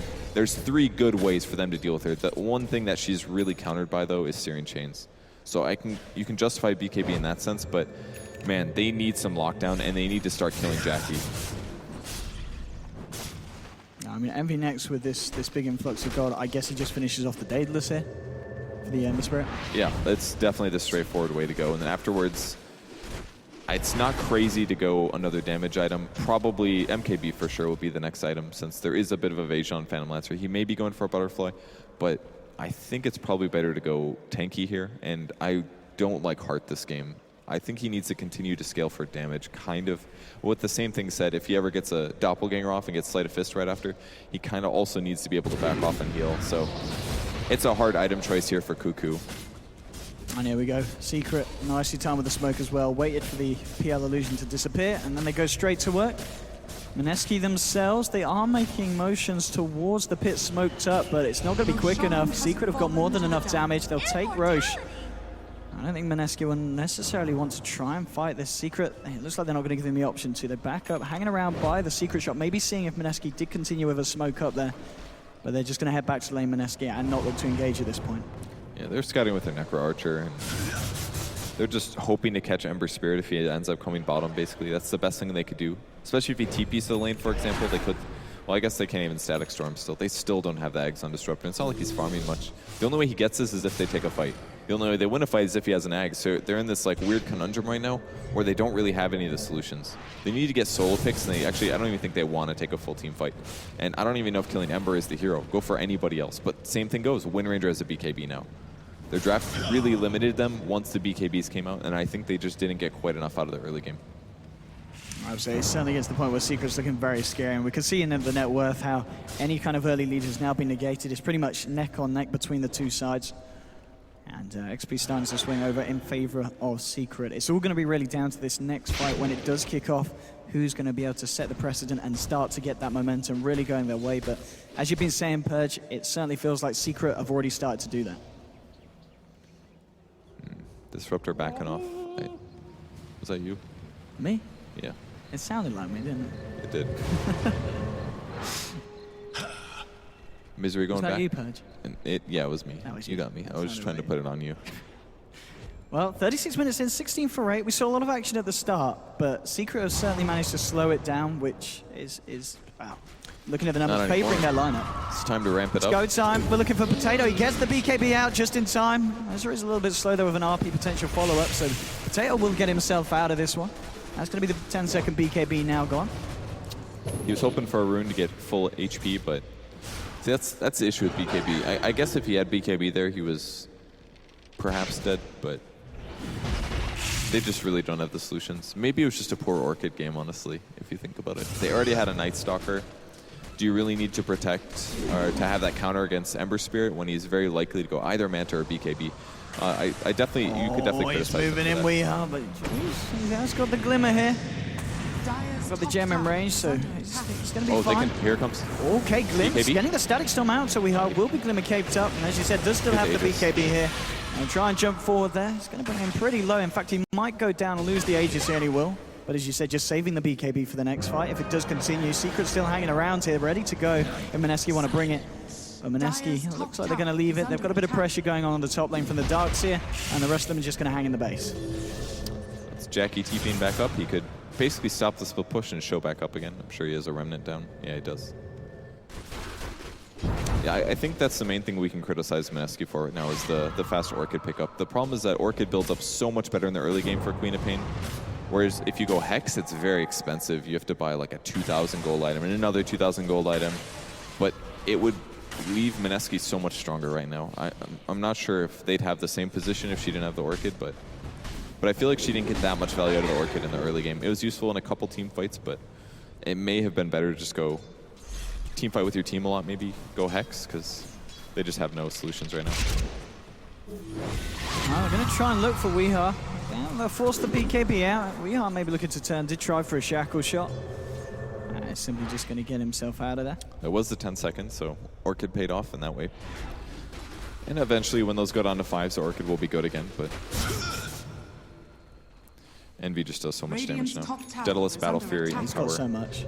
It's hitting for 300, and he's cleaving about 80% of that, so about 200. No, more than that. That's bad math. Try and jump on him. They get the size, but there's your BKB, and now just use the side of fish. Try to turn and then RP from Misery. Beautiful leading in. They'll take down one. They'll get two. Double kill for Envy. And Secret stepping it up. Draws over the team of the Chase. They're there in time from Envy. They're going to get themselves a third. Triple kill for the Ember Spirit.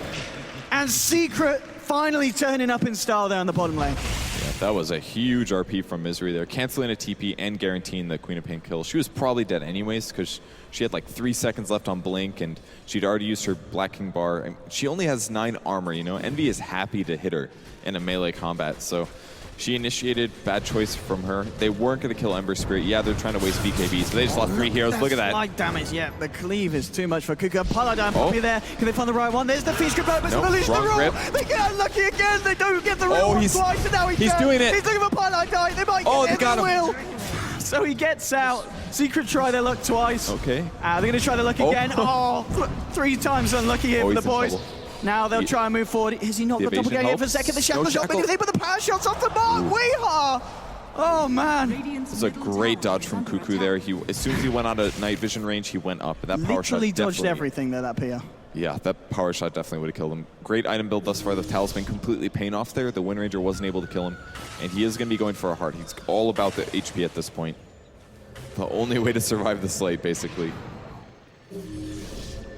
I mean, the thing is, though, when you, as you were saying earlier, going for the heart, you can turn around, survive, maybe kill a support, but in terms of killing the tankier heroes, he's still going to need that damage item. Like Butterfly complete. Yeah, especially if they have things like RP. There's no hiding when you're stunned in a clump with your illusions and he Sleight of Fists you once. The heart doesn't counteract the cleave that Jackie's putting out. It's not scaling in any way equivalently. Like, that's the overpowered thing about Empower. It gives you 50% cleave. That cleave is pure damage. It's adding on what he already does. And the illusions just get so clumped that it's one of the hardest counters in the game. Looking for Envy on the bottom, but again, just quick with these movements back. Playing very safely. And of course, with that MKB now, the Talisman, less of an issue here on this PL when Envy tries to fight. Although it was too much anyway. I mean, just with the Sly and the Cleave, already just seeing the PL melt when he's around his illusions. They just have to have good team fights, and they have to initiate first. And they still don't have the solutions. Darkseer does have a Mystic Staff. Normally we see a Shivas, but I think this has to be a Hex. It absolutely has to be. He's already got a Blink, so the initiation would be pretty good. They need hard disables right now. They need hard disables 10 minutes ago. Secret, maybe looking to go. There's a lot. Oh, jeez! Now that cleave damage has sent Ryo packing. He's got to run away. And that costs Jackie 50 mana, that's all. It's pretty terrifying. DD and power, the amount of items he's got under his belt, it's going to do it. And Mineski not going to want to come anywhere close to this push. I like their Secret. move. Going for the here on the top. Damage on Weehaw. Okay, he could actually die here. Weehaw trying to turn with a focus fire, actually forcing Raging Potato back. So win range is going to be all right there. I'm surprised they didn't follow up on that. All they have to do is keep them alive until the BKB ends, and then they could have killed them. Definitely dangerous, and they traded a BKB for a BKB, but I'd say Secret's BKBs are much more valuable, like we said, because it counters all their abilities. So maybe Mineski's game plan is get into little engagements, force them to pop BKB, get those down to 5 seconds. Even if it costs us 5 seconds BKB, they still have far better ultimate disables that go through that. So it's better to trade at this point those BKBs than it is for you to keep yours big. So at least they're making space in that avenue. Like Weehaw's BKB, 8 seconds now. Eternal Envy's, he's 8 seconds as well. So they're still pretty good, but after 2 more uses, they're going to be in bad territory. A bit of an interesting choice of item pickup there from Puppey. He actually goes for the Veil here on the Beastmaster. That's actually very weird. It synergizes with Power Shot, Fiend's Grip, Ember Spirit's magic damage, but Magnus, Shockwave, Skewer, very, very unusual item. I think it's a very good item, and I think there's a lot of synergistic approach, but this game, okay, thanks Pim. Pim Uncle reminding me, when you use Veil on Phantom Lancer, it shows you which one is the real one. Yeah. It makes them glow extra purple, so that is definitely the reason why. Okay, so yeah, using it, because, I mean, we saw already how they had trouble kind of discerning the real one from the fake one, so the Veil's certainly going to help that out. I wonder if you can diffuse a blade off the buff, though. I feel like you might be able to. In which case, he's going to have to buy a new diffusal. I was going to say, how many charges has he got left? He's got 3, he's down to 3. So he can upgrade it to the next one. It'll give him a buff of 15 agility, and then, 8 more charges. Diffusal Blade's very good right now. And there's the Hex for Queen of Pain. Okay, she sold the Orchid. Okay. Okay, you're on board with that. I was like, she does not have that kind of money. She wasn't scaling well, but I think this is worth it. Sell the Orchid, get the Hex. This is exactly what they need here. And I am sure that Darkseer is going to do the same thing. He's very close, less than 500 gold, and he'll also have a Hex. Well, Secret at the moment around the Roche pit, and they're going to go for Roshan. Mineski, I've got a few heroes around, but it doesn't look like they're going to be able to get there nearly in enough time as Secret just power down on the Brute, and they'll be able to get themselves the Aegis and, of course, that cheese as well. Now this next fight going to be even harder for Mineski to try and turn around. Paladin moving towards Vash. Get himself forced forward there by Misery. They might have the moment of surprise, though, because he did sell his Orchid. He was nowhere near close to Hex. They could show it right now. They could kill Envy. If they get up here with like 2 or 3 heroes, okay, he leaves, never mind. They need to not show this Hex on Raging Potato, though. It's extremely important because Secret feels like we have the easiest game ever. Like, Disruptor still doesn't have Ags. They don't have any Hexes. Maybe Darkseer has one, but doesn't seem like he has one yet. If they show up, like show Darkseer on one side of the map, and then Queen +1 sets up a Hex gank on the other side, boom. Envy could die, especially because he doesn't have Aegis. He just has cheese. They only have 3.5 seconds, though. That's the other issue. They got to kill him in a very short amount of time. Oh, he's got so much money again on in the Ember Spirit. And just look at the net worth difference. He's 10k higher than the highest hero on the side of Mineski. That's that supercharge. First of all, Envy already farms really fast. Definitely one of the best carries in the world. And then you put Empower on him. It's just really, really mean. He gets farmed so fast with this. And there we go. Secret very much ready to go on the aggressive. Still need to take down the tier 2 top, and we're going to see Envy boxing back there to get that creep wave going around.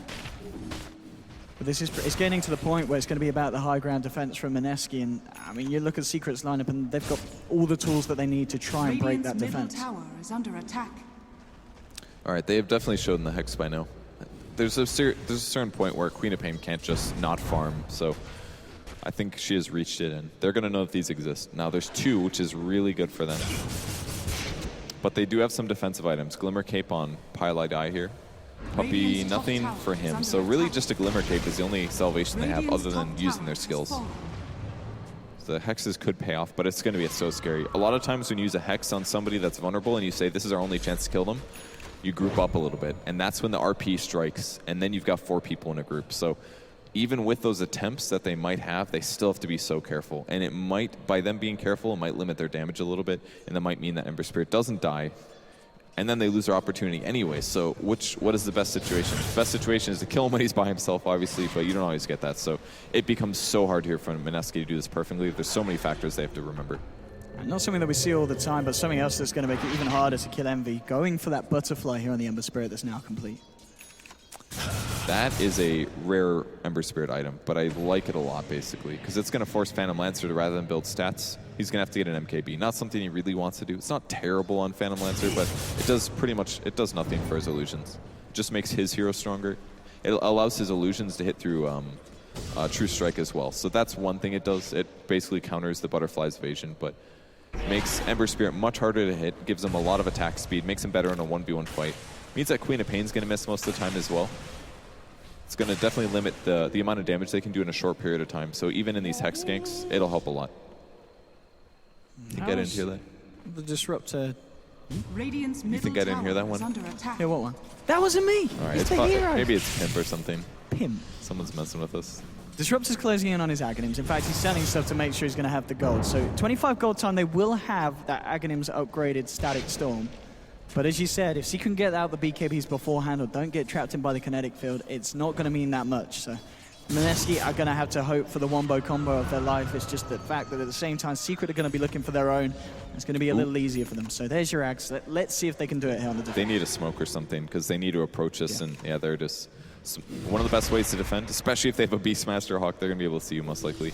And it's pretty clearly daytime. Daytime just started, so this is how Secret wants to do it. Here it comes. They get it here, but already the he got it down. Oh, it doesn't catch him. God, he's dead for 57 seconds to get off the Static Storm here, but the BKBs are out for Reggie. They're low. They have to do this. There'll be a nightmare there. RP comes out. Weehar's incredibly low. He's got to run. Oh, the Grand Pie is so low. Pie's going to survive. It's a double kill for the Bane here. And Secret lose nothing, and Envy's looking to maybe move forward for more. He drops down an aggressive random. Isn't going to go to it. Focusing here on the tower. Fortification now coming out from Mineski.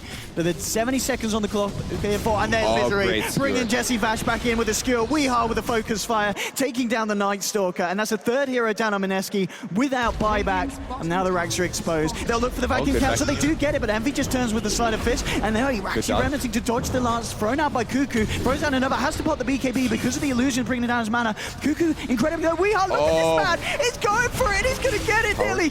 Cuckoo will doppelganger back. They're still trying to find the kill. Can he get the last hit with the power shot? It's going to be on the point, but the regen is there. Weehar needs to be careful. We'll lose the Aegis. But Secret do find the Rex there on the bottom lane. Maybe looking to try for more. Weehar's going to get hexed up straight away. They got the Spirit Lance down. Cuckoo, has he got the damage? And he just hasn't. Weehar's going to be fine. Jackal gets thrown back. They're looking for a focus fire. Weehar's actually blinked in to look for the fight. There's his diffusal blade, but he gets 4-starred back here. Weehar, Glimmer Capes up as well, is going to be okay. Glimpse in 7, and they've got Static Storm up again. Okay, but again, the blink's there. They just need a little bit of mobility. Jules really needs to get searched here. Blink forward and surge him. Vision, who are they going to get? Can they get Envy here? Yes, they can. They cancel the TP. Can they kill him? Oh, the big ult. Down. Envy, is he going to fall? He might just, and he will. Down for 100 seconds. And now Weehar walking back. He's going to get Hex. Mineski looking for the turnaround. They're going to try and chase this here. There'll be the Force getting Weehar away. Also blink out from Misery. Can they chase this one down here? Pylite Eye right on the edge of the Vision. Can they get Weehar, though? Glimpse. He casted the animation, but it didn't go through because his Thunderstrike just ended. That definitely would have been a Wind Ranger kill. Instead, they can grab Pylite Eye. Not the worst. Do they have detection? They do. They put a sentry down. Glimpsing him back here into the field. They'll take down the Bane. They do lose the Rax, but they do find kills off the back of it, and they do manage to get that high priority Ember Spirit kill. That wasn't all bad. It looks really bad for them. I mean, Secret got slightly lucky. It looked like there was a crit on Jules when the Sleight of Fist came through as he was ulting, and he wasn't able to catch Ember Spirit. If he caught him in that Static Storm, it would have been absolutely huge for Mineski, and they had to go for it. They got everybody so low, and unfortunately, it didn't look good. But because of that slight overdive from Weehaw. They got him close to the fountain, and it was easy to keep him there. I mean, Weehaw was glimpses and things so like that. aggressive. Yeah, and they didn't want to kill him at first either because they're like, we're out of position. If we kill you now, you're going to blink aggressively with full HP, and then we just die. So they didn't feel comfortable killing him until they're all the way into the safety of their fountain, where he kept them in there. But it was a little too aggressive from Weehaw, and because of the disruptor, they could punish that retreat, and they got a lot of important kills. So losing Arax for that kind of gold exchange, I think it's okay. If you look at the net worth now, you know, they're about 2,000 gold higher than they were 10 minutes ago. They might get their next items, and they have the items that they need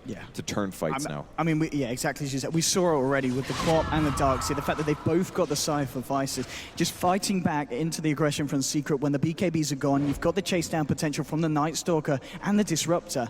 Secret have to be very careful how they disengage because Mineski, they're going to chase you out their base every time. Yeah, it's almost nighttime as well. They're checking for obvious observer wards. We'll see if the Night Stalker finds one in his base. Oh, he doesn't get it. It won't be that big of a deal right now, but when it comes to high ground, it will be. So we'll see if that impacts things.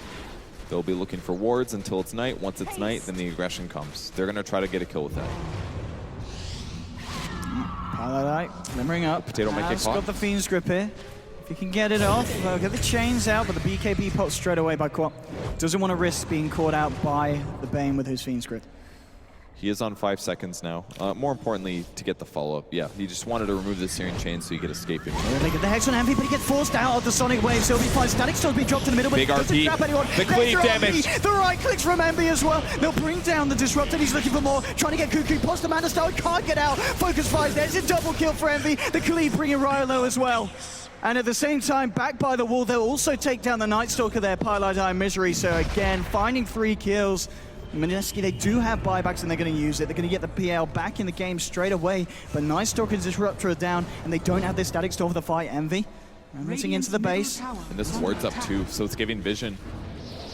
That fight just did not go perfectly. They have to be the aggressors, but they didn't quite catch Secret right. And there's a Force Staff on Bane as well. The Quap ulti was wasted. They used it on Creeps. Oh, Ron Cuckoo, if he goes down now, they're looking to set up a Shackle. Oh, what a shot. It's going to Stretch get it the out. PL and the Quap. PL is going to go down as well. Killing spree for Weeheart and Envy. And that is GG. Secret may have suffered in the early game, but they took it to the later portions and they just played a hell of a lot better. Yeah, that Ember, or sorry, the PL pick definitely threw Secret a bit for a loop, but they said, screw it, we're going to play support Beastmaster. Puppy knows that he can handle it, and he played just fine. The important part was, again, their aggressive tri-lane went so well, and Misery was able to get so much farm in the safe lane, so it transitioned into having that overpowered empower stuff, and there's nothing they could do to slow it down. I mean, we certainly can't say that Mineski didn't put up a fight. It ends up 19-19 on the scoreboard. It was just the later decisions that Secret made were that little bit better, and Mineski weren't able to quite bring it through. Maybe they stepped it out earlier. We saw the stat come up with the PL win rate. The fact is 50% ending between 30 and 40 minutes. It's down to 35% win rate when it goes later than 40 minutes, and that's going to be another game adding to that stats. But indeed, Secret will take game 1, and we'll be right back with game 2. But for the time being, straight back to Red Eye on the panel. Thank you very much to ODPixel there. And, wow, what a first game. It looked like Mineski had the edge early on. Gentlemen, what do you think? Did it go pretty much as we already talked about? The fact that we thought Mineski would try and take this early, or take the fight to Secret at the very least, but then, you know, Secret would come back into it? I mean, interestingly, do you want to go first? Yeah, sure. I mean, that happened, and I was surprised by how successful they were for the longest time, up until the point where Eternal Envy decided, I'm done. I'm done messing around. Yeah, we can start fighting for real. And so, not surprisingly, Secret won, but I was surprised by how well Mineski put up a fight. Okay, Ben? I think the Roshan was kind of a Mineski's downfall. They had the Night Stalker with the Ags, but they weren't able to control the pit at all. I think if they didn't have that Roshan, or if Mineski, took a big fight and were able to take Roshan, they probably would have ended up winning the game. The important thing for me was when Envy got the BKB on the Ember Spirit. It allowed them to play very differently. The main counters that Mineski drafted against the Ember were silences, and you just get a BKB and you counter all of them out with one click. So by that point, they had the guarantee that Envy could dish out damage in fights, and that's what was holding Secret back earlier on, was that he was constantly pressured out of fights and couldn't engage because of Disruptor and Night Stalker. And the Hexes came out a little bit too late. Yeah. Okay, let's take a look at the highlights from the game. The early part of the game was with Mineski, and at this point, they were doing well. Yeah, Mineski actually contested this one, but Secret ends up getting, I think, the Roche as well as the Aegis, although they suffer very heavily. It's a rare punish for Team Secret. And then this was pretty good by Mineski. I think they actually utilized Night Stalker the best of most of the teams that I've seen this tournament. Dire's bottom tower has At this fallen. point, they're 10-3 up. They're ahead in XP, ahead in goals. Everything was working well for them, but Misery is having a bit of a hard early game with the Magnus. Wasn't really until the later stages of the game that we really saw the effectiveness. But again, this whole empowering their carry seems to work really well for Secret. It's their go-to strategy when they really want to win. I feel like we didn't get to see Darkseer have the effect I was imagining when I looked at Mineski's draft. I never really saw a very good vacuum into Static Storm. This was the fight that really turned the game around, because I think they actually took the gem from Mineski at this point, and yeah, they were really scared of the Blink RP before they got their BKBs, and they weren't able to dish any damage. It was like an isolated Beastmaster at the beginning of the fight, and Envy does a really good job of cleaving it down. Like, watch this Sleight of Fist, it just destroys the Phantom Lancer. And nice jump by him, and I think it ends up being like a relatively even fray, 3 for 3, but with a gem exchange, it's definitely in favor of Secret, because that's what you need as a Night Stalker to control the entire map. Would you agree, though, that the Darkseer didn't ever really combo very well? They didn't combo with the Disruptor as well as I hoped they would. They missed a couple of Static Storm. This is one of the biggest RPs. Kinetic fields. Yeah. There's a vacuum there, it doesn't really do anything. It isn't easy to pull off, to be fair, the vacuum static field kinetic storm, but it felt like they were always casting their spells at different times. They weren't actually trying to land the combo, but rather just do their own spells. Also didn't really see Sonic Wave synergize very well with the vacuum either. And you need to do that when you're playing against a lineup like Secret's. I feel like Secret were positioning on occasion in ways that would allow Mineski to pull the combo up. Just didn't happen. And the final GG's. Once BKBs come out, actually Secret became a lot stronger, because then they didn't position as well against the RP, because they're like, oh, we're okay, we have magic immunity, but then they just get cleaved down. So, game 2, what did Mineski change up? I don't know, I think their draft was actually really good. If they panic and they're like, oh, we have to change this and this and this, then I think it's going to go worse. Stick to their guns and just play it a bit better.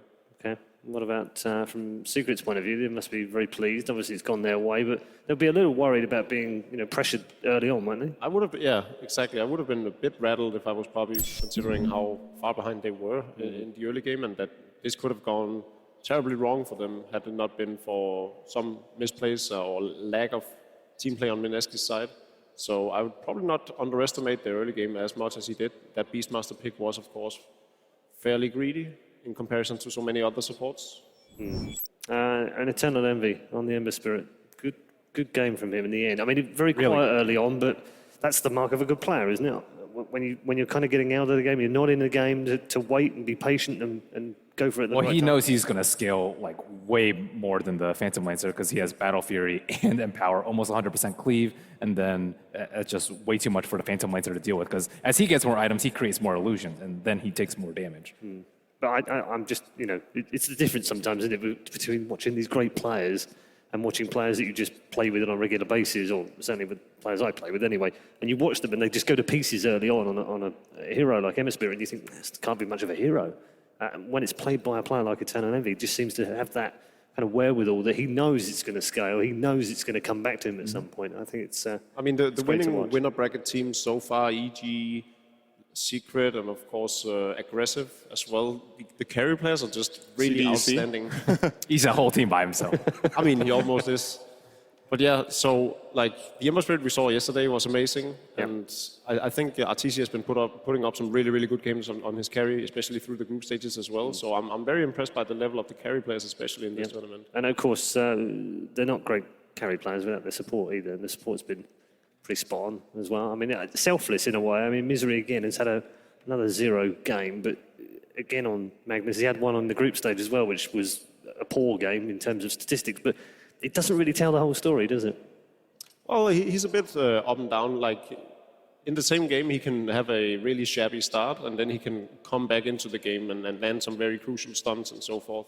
So he's not as convincing as he's been in some of the other tournaments. I feel like MLG, for instance, he was really the stalwart of the team. He made all the plays happen. He played an outstanding slaughter throughout the tournament. This one, he's a bit back and forth. And the score doesn't tell everything. If you got kills for empower kills, it'd be 5 and whatever. As you could see in the secret booths right now, they are getting ready for the draft of Game 2. Puppy just discussing some bits and pieces with Misery right now. I wonder what they're talking about. I mean, the key heroes for me for each team, I think, were Magnus, actually, just purely for the Empower for Team Secret, because the Ember could have been exchanged for an anti-mage, let's say. And then on Mineski's side, I think the Night Stalker was really crucial for them to be able to control that mid game very well. So those are the heroes I'd be looking at to see, do we want to let it through? How do we want to deal with it next game if we don't ban it? I do think that the drafting stage in itself was interesting. The fact that Undying and Shadow Fiend were untouched. From two teams that both plays the heroes, is like Mineski especially, plays the Undying a lot, and we've seen Secret pick up the Shadow Fiend as well, so it's a bit puzzling. What do Mineski discuss now while they're away from the booth? What do they talk about? I honestly can't tell you. Like, I'm with Trolls on this. I think they should stick with their guns and just play better. Grabbing Undying, I think, would be a good choice. And you could say after that first game, you're like, maybe we should ban the Ember Spirit because he was a big problem for us. And it's tempting. But at the same time, if Secret really want to first pick that hero, you get a lot of information out of it. Like, I felt like Mineski had a good draft in that game. And a big part of the reason why they got such a favorable draft was that they knew 2 cores in phase 1. I think it's actually a pretty clear weakness, but Secret has so much confidence in their ability that they could pull it off. I'm a bit hesitant for them to pick the Undying, actually, because I think that Secret will handle it the same way EG did, as just split push and wait until the later game, where I think that Secret completely outclassed Mineski. But can't Mineski play it with a hardcore late gamer? They do play Anti-Mage, for example. I think so, but at the same time, Secret also have better Roshan control. So even if it's equal late game in terms of heroes, in terms of... Undying Night Stalker and Anti-Mage. Put all 3 in. That being said, Secret arguably have the better late game experience as well, so their decision making is probably going to favor them a lot. So if we're to assume that the late game potential are equal, it'll go in the favor of Team Secret, and I think Mineski knows that. I mean, Bimbo seemed to have a lot of respect for Team Secret. I'm curious what you think if, let's say Mineski loses this like we all expected. You said 2-1, we said 2-0. If Mineski lose, I think they're a top 8 team based on their play so far. They would beat their next opponent. Do you think, who can they meet if they lose? We will have a look at the bracket. So when they drop down, they're going to meet either, and I can't guarantee which way around this is, but it will be either Alliance or OG. I would consider them favored against either, I think.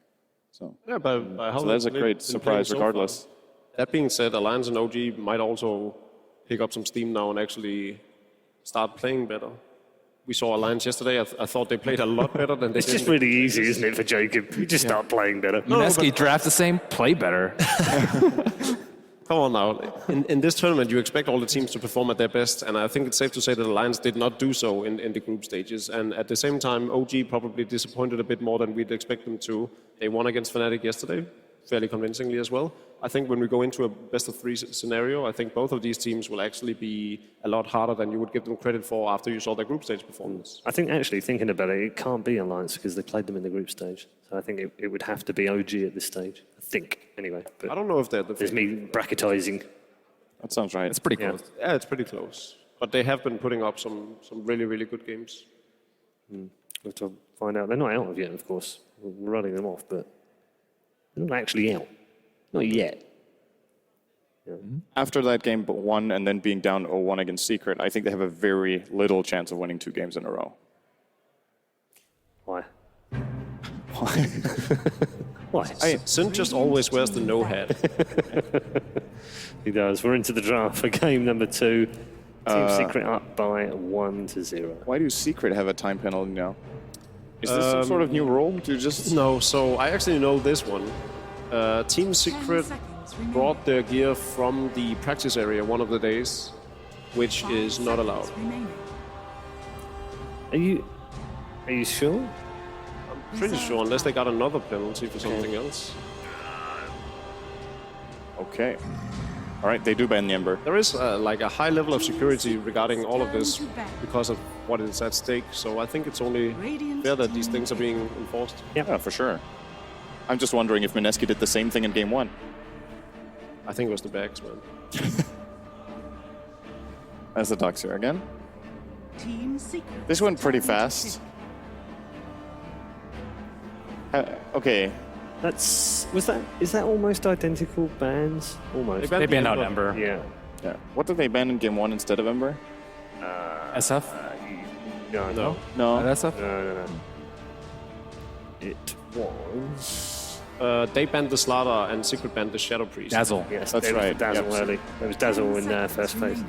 So I'm just thinking right now, based on what we've seen from Secret in general so far in this tournament, Envy has played Doom, Ember, and Anti-Mage exclusively, or has it one game on another hero? Because 2 of them are banned already, so Mineski might just be targeting him full out, knowing that they can Played ban Wraith AM King. second phase. He played Wraith King? Okay. So Malini has been talking a lot about this Roshan control, and one of the things about Secret is, and one of the things about a lot of these teams here that are performing exceptionally well, are that they love playing the Dire side.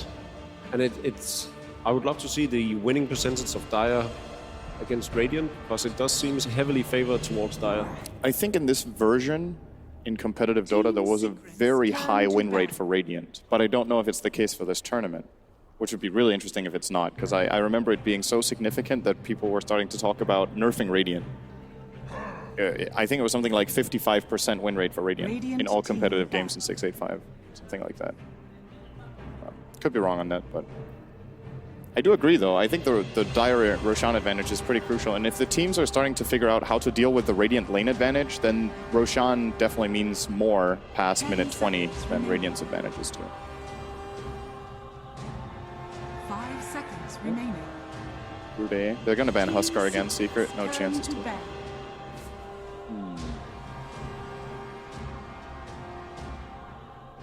I'm actually not that surprised to see them take Night Stalker in the first phase. I don't think they picked it at all during the group stage, but I think that's one of Mineski's 10 seconds remaining. biggest weapons. Yeah. So when Secret play Night Stalker, do they ever put it off lane, or is it always Pilot Eye playing it? I don't think Puppy plays this hero. I don't recall Misery has played it. ever Sure. seeing it on He him. played it before Slardar got super popular. Before it was cool.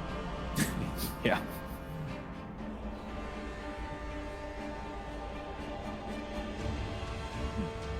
So what other strategies do Mineski have? There we go. Sometimes they run the Alk, although not very successfully. So now it's probably an Envy Quap, I guess. He also loves that They hero. have played some safe lane Shadow Fiend. Yeah, they play it either way. Okay.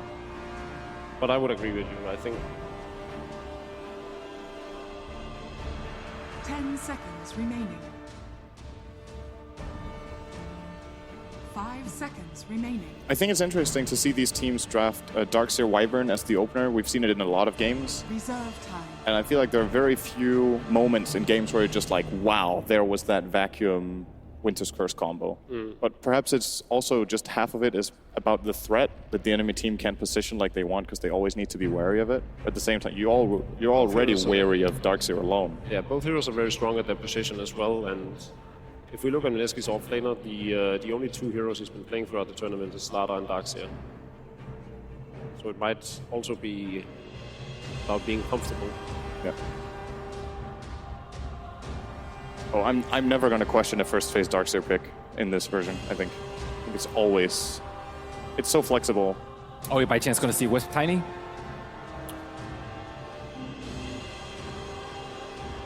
I like the combination of playing a carry that's good at split pushing together with Darkseer, because Darkseer will always be shoving the one lane with Ion Shells, and then you have a carry in the other lane. They could even consider going for the Anti-Mage that we were talking about earlier, also to steal it away. Secret won't run that with this. That's too much, isn't it? We've seen weirder things, and They're definitely taking their time here. Maybe they did want the Shadow Fiend. Yeah, if you look at what's Benton picked right now, Imbo's played hero pool so far is down to a Wind Ranger. with the TA ban and Shadow Fiend being picked up, Ember Spirit ban. It's a pretty good win for the game.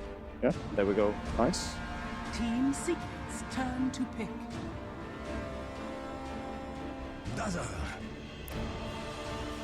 Radiant team pick. This time around, I like Secret's draft a lot more against Mineski's than the last game. I think they have all the tools they need right now to make this work. Oh yeah, it's a really strong lineup.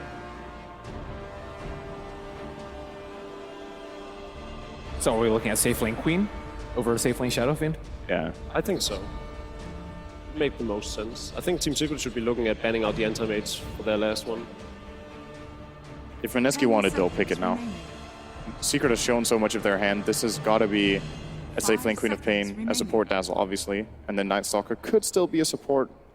That's the only one that isn't given.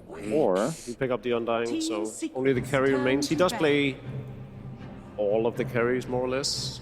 You can go for a Gyrocopter or even a Juggernaut. this also sets up well into the anti-mage if they want to go for it still. It's what we were talking about before the draft even began, that Mineski can try to play this very heavy aggression, but also ensure their late game this time around. 5 seconds remaining. Undying is one of the best heroes at enabling an anti-mage, because it's very difficult to challenge into, so AM will be farming, and if you don't challenge into it, he's also great at pressuring the enemy's safe lane and taking towers early just to open up the map. But looking at the Mineski lineup, if you're a Secret right now, do you fear a Gyrocopter more than an anti-mage? Just through the sheer synergy with the lineup? You fear a PL? Okay, seems... Or they go all in on greed and they grab the AM now, and then they play an offlane Queen of Pain with Dazzle, Night Stalker as the supports. I think it's pretty greedy though. By what Mineski said, how they wanted to go in their face at all times, I think Gyrocopter is a lot better pickup than the anti-mage. Instead of trying to contest Secret for the late game, just go for this all-out early game pressure. The same way we saw Alliance do yesterday up against Cloud9. Darrow's definitely good. Here.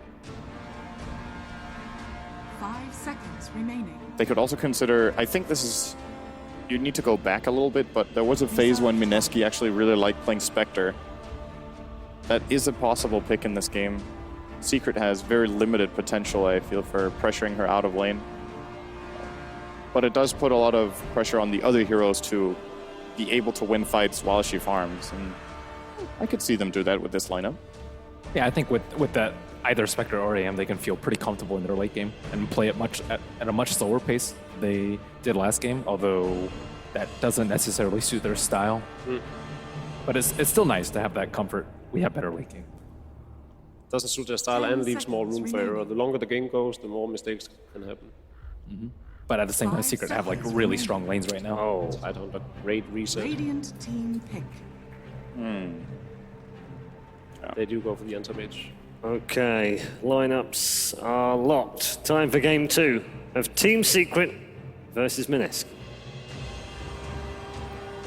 Indeed, thank you very much, Paul. We're ready to get ourselves into game 2 between Team Secret and Mineski, and the drafts are out. Final pick, Tidehunter. Talk to me about it, Kevin. Tidehunter. He's so much fun. He has tons of cosmetics, because that's all I care about. But great teamfight hero. He has a spell called Ravage. It stuns pretty much everyone in the fight. So what's probably going to happen, especially with the anti-mage pick on Mineski, is they're just not going to want to fight that often. So they need to give themselves a little bit of space. They need to make sure Tidehunter doesn't get the fastest 6, and then they should be okay for a while. But even with that said, Secret can still farm very fast with Shadow Fiend and Queen of Pain. And they also have pretty good anti-mage gank options with Queen of Pain and the Night Stalker. So it might be a little hard for Cuckoo to stay alive on anti-mage. We'll see. Okay, I mean, in terms of the lineups, we're seeing some stuff again. Obviously, the fact that Mineski, they really prioritized that Darkseer pick. They get it first. And Ryo, in the first game, he did a good job at farming, but there never really was the opportunity to find a good kind of 5-man vacuum wall against Secret, because they just played so well around the team fight. Yeah, they did. And it also had to do with the stages of the game that they're in. In the early game, Mineski wanted to get a lot of ganks off and be aggressive. But in the mid game, when they had no stuns to lock down the Black King Bard Ember Spirit, then they didn't want to fight. So I think that's just a natural progression of the dodging that happened a lot during the game. Here we go. See if he can do it this game. And I mean, in terms of dodging the fight last game, this time with a Tidehunter, you think they'll be looking for more fights in the mid-game, Secret? Secret definitely will be. Mineski may be as well, but it's much more likely that there'll be 4-man engagements while anti-mage is somewhere else. Or there'll be fights somewhere where an anti-mage could show up to TP to a tower and then join the engagement. Tidehunter offlane versus an Anti-Mage, though, it's not really a good situation because while he can deny Anti-Mage's farming, Anti-Mage will drain his mana, and then Tide is basically just like a walking, damage blocking, mana-less hero. And he is going to have these mangoes, which will help, but there's possibilities that the supports could just leave Anti-Mage in a 1v1 at some point when he has the level advantage over Tide and not really have any threat there. Looks like Secret were looking to get the bottom room, but realizing that Mineski are there, not really wanting to go into a fight. Head up towards the top. Pylai die. It's forcing Darkseer away from any chance of sneaking in that rune. The battle begins. Looks like they'll both go the respective ways. And in terms of the lane matchups, as you said, starting off, you can imagine that we're going to see a lot of backup for the Anti-Mage down there, and then the rotations will come out from Mineski's lineup? Yes, most likely. Because, again, Anti-Mage can just solo versus Tidehunter so easily. It looks like Winter Wyvern will probably be the zoner. This makes sense because Undyne is a lot better at harassing. Obviously, Arctic Burn is really good, but the cooldown is so long that you're kind of limited every 50 seconds. So we'll just probably see a little bit of trading going on between Undyne and the Night Stalker and some attempt at reducing the Shadow Fiend's farm. And we'll indeed see Raging Potato, of course, this time on the Whim Ranger as opposed to Weehaw himself, who was on it in the game one. And bottom lane, Cuckoo, taking a fair bit of harassment, didn't skill that blink first, went for the mana break, the more aggressive point to take at this stage, so we can trade hits here with the opponents. And one really good thing that Secret has here is a Dazzle versus an Anti-Mage. It's by far one of the best support counters, at least in the early game. In the late game, it's a little bit more iffy, but in this stage, Shadow Wave does physical damage, and you can basically heal the creeps, which does damage in an AoE around them. So every time Anti-Mage comes up for a last hit, you cast a spell. And that's why Cuckoo lost so much HP there, because Shadow Wave does so much. So he has to be so careful. There it is again. Went for a last hit. The Shadow Wave from Dazzle, and Puppey is just pressuring the crap out of this dual lane.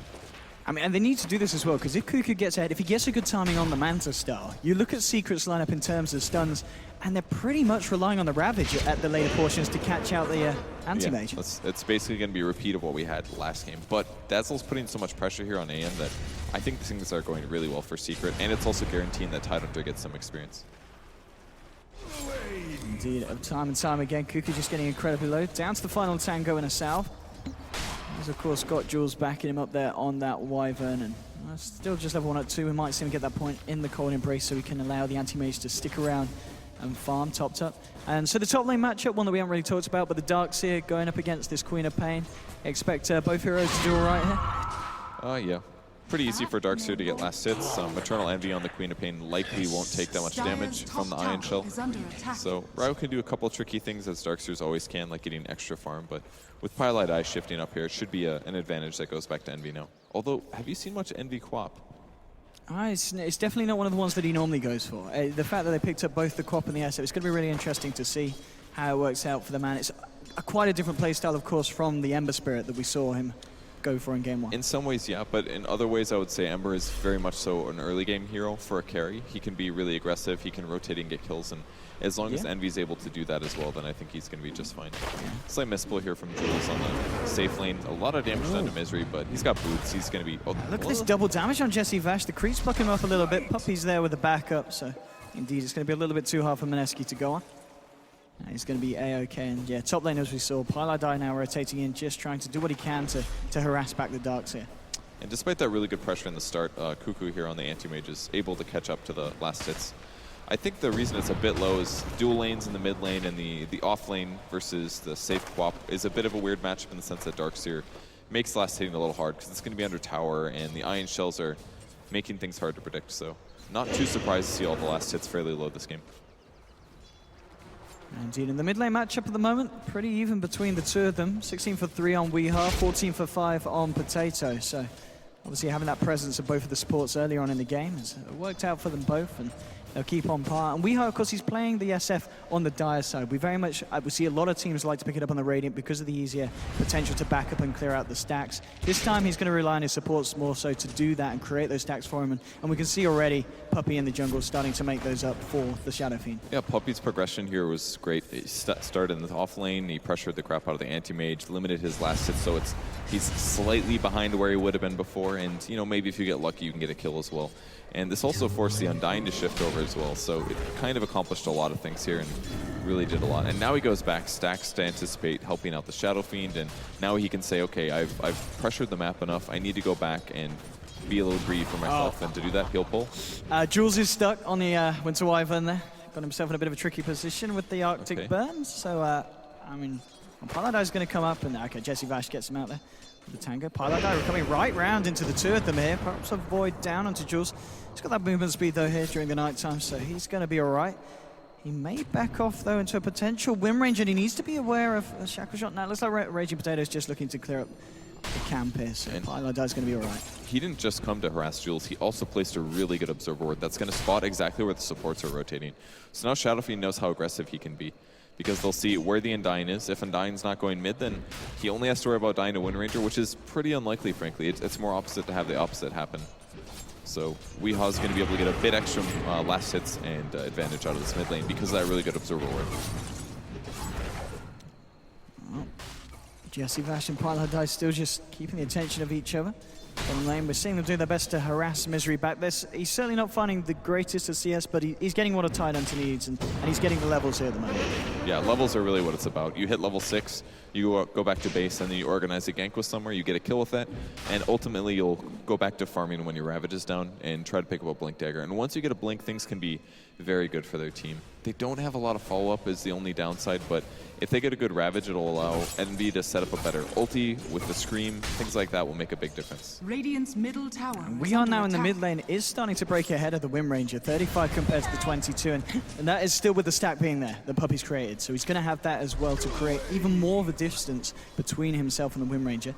Top lane Envy, nearly level 7, has got that Sonic Wave. So Raya has to be careful how close he gets to getting low. You've got Puppy as well hanging around, maybe seeing if they can go for something.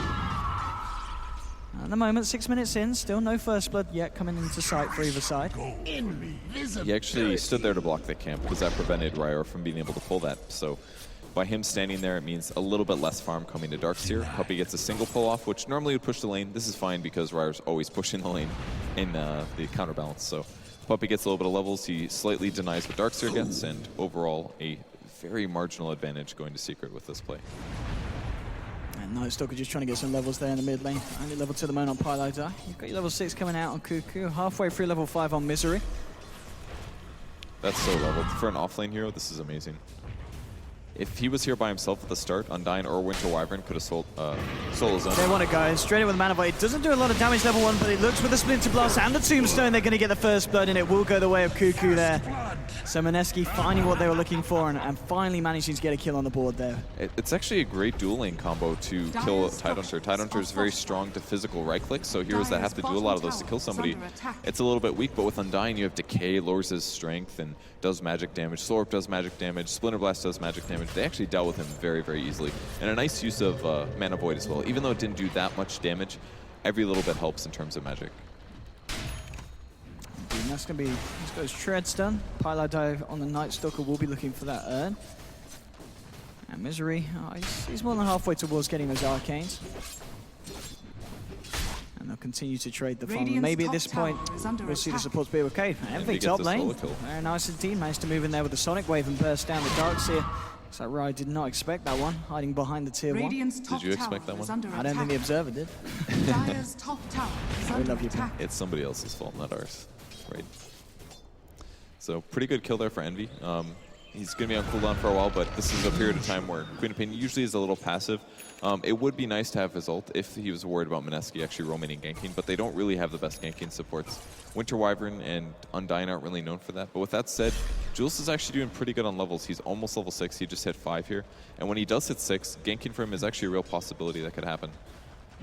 Yeah, especially if they manage to do it in tandem with the Darkseers. Jules, Raya's been having a great time at the top. Level 7. He's really recovered from the fact that he was getting harassed back at the start. He's starting to get that CS. Envy looking to wrap around potentially. Same time, mid lane, they're going down Paladai down with the focus fire. They'll get it. Raging Potato picks up that kill. And a second pick off now for Mineski. That's a really big kill. Not really expecting Wind Rangers in most cases to get CS. I feel like Raging Potato is doing worse in this lane though than he should be.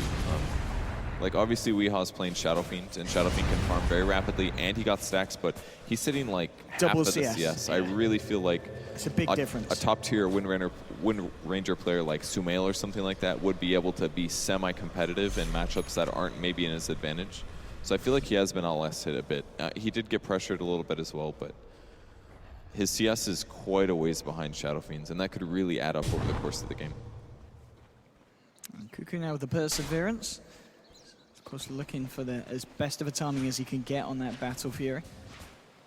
And of course, Envy, we're yet to see him leave the lane. Level 8 at the moment. At this point, is it just reliant on the crop to farm up the first item, maybe something like an Orchid, and then look to be a little bit more mobile across the map? It's definitely going to be an Orchid game, yeah. Just because it helps him kill the Wind Ranger, it helps him really pressure the Anti-Mage. So there's a huge timing window there. If you get your Orchid at a really early time, like before Anti-Mage gets Manta, which is more towards the 20-minute mark. So if you get your Orchid any time before 20 minutes, Anti-Mage is a pretty straightforward gank. Queen of Pain plus one other damage source means a dead Anti-Mage. Now, they don't have the best damage sources this game. It's a Dazzle, a Night Stalker. Shadow Fiend isn't that mobile, so it's hard for him to gank the AM, but the Orchid alone will give them a lot of options towards shutting down this Anti-Mage and delaying his Manta style, which is really where he gets strong at team fighting. So Orchid is definitely going to be the play here.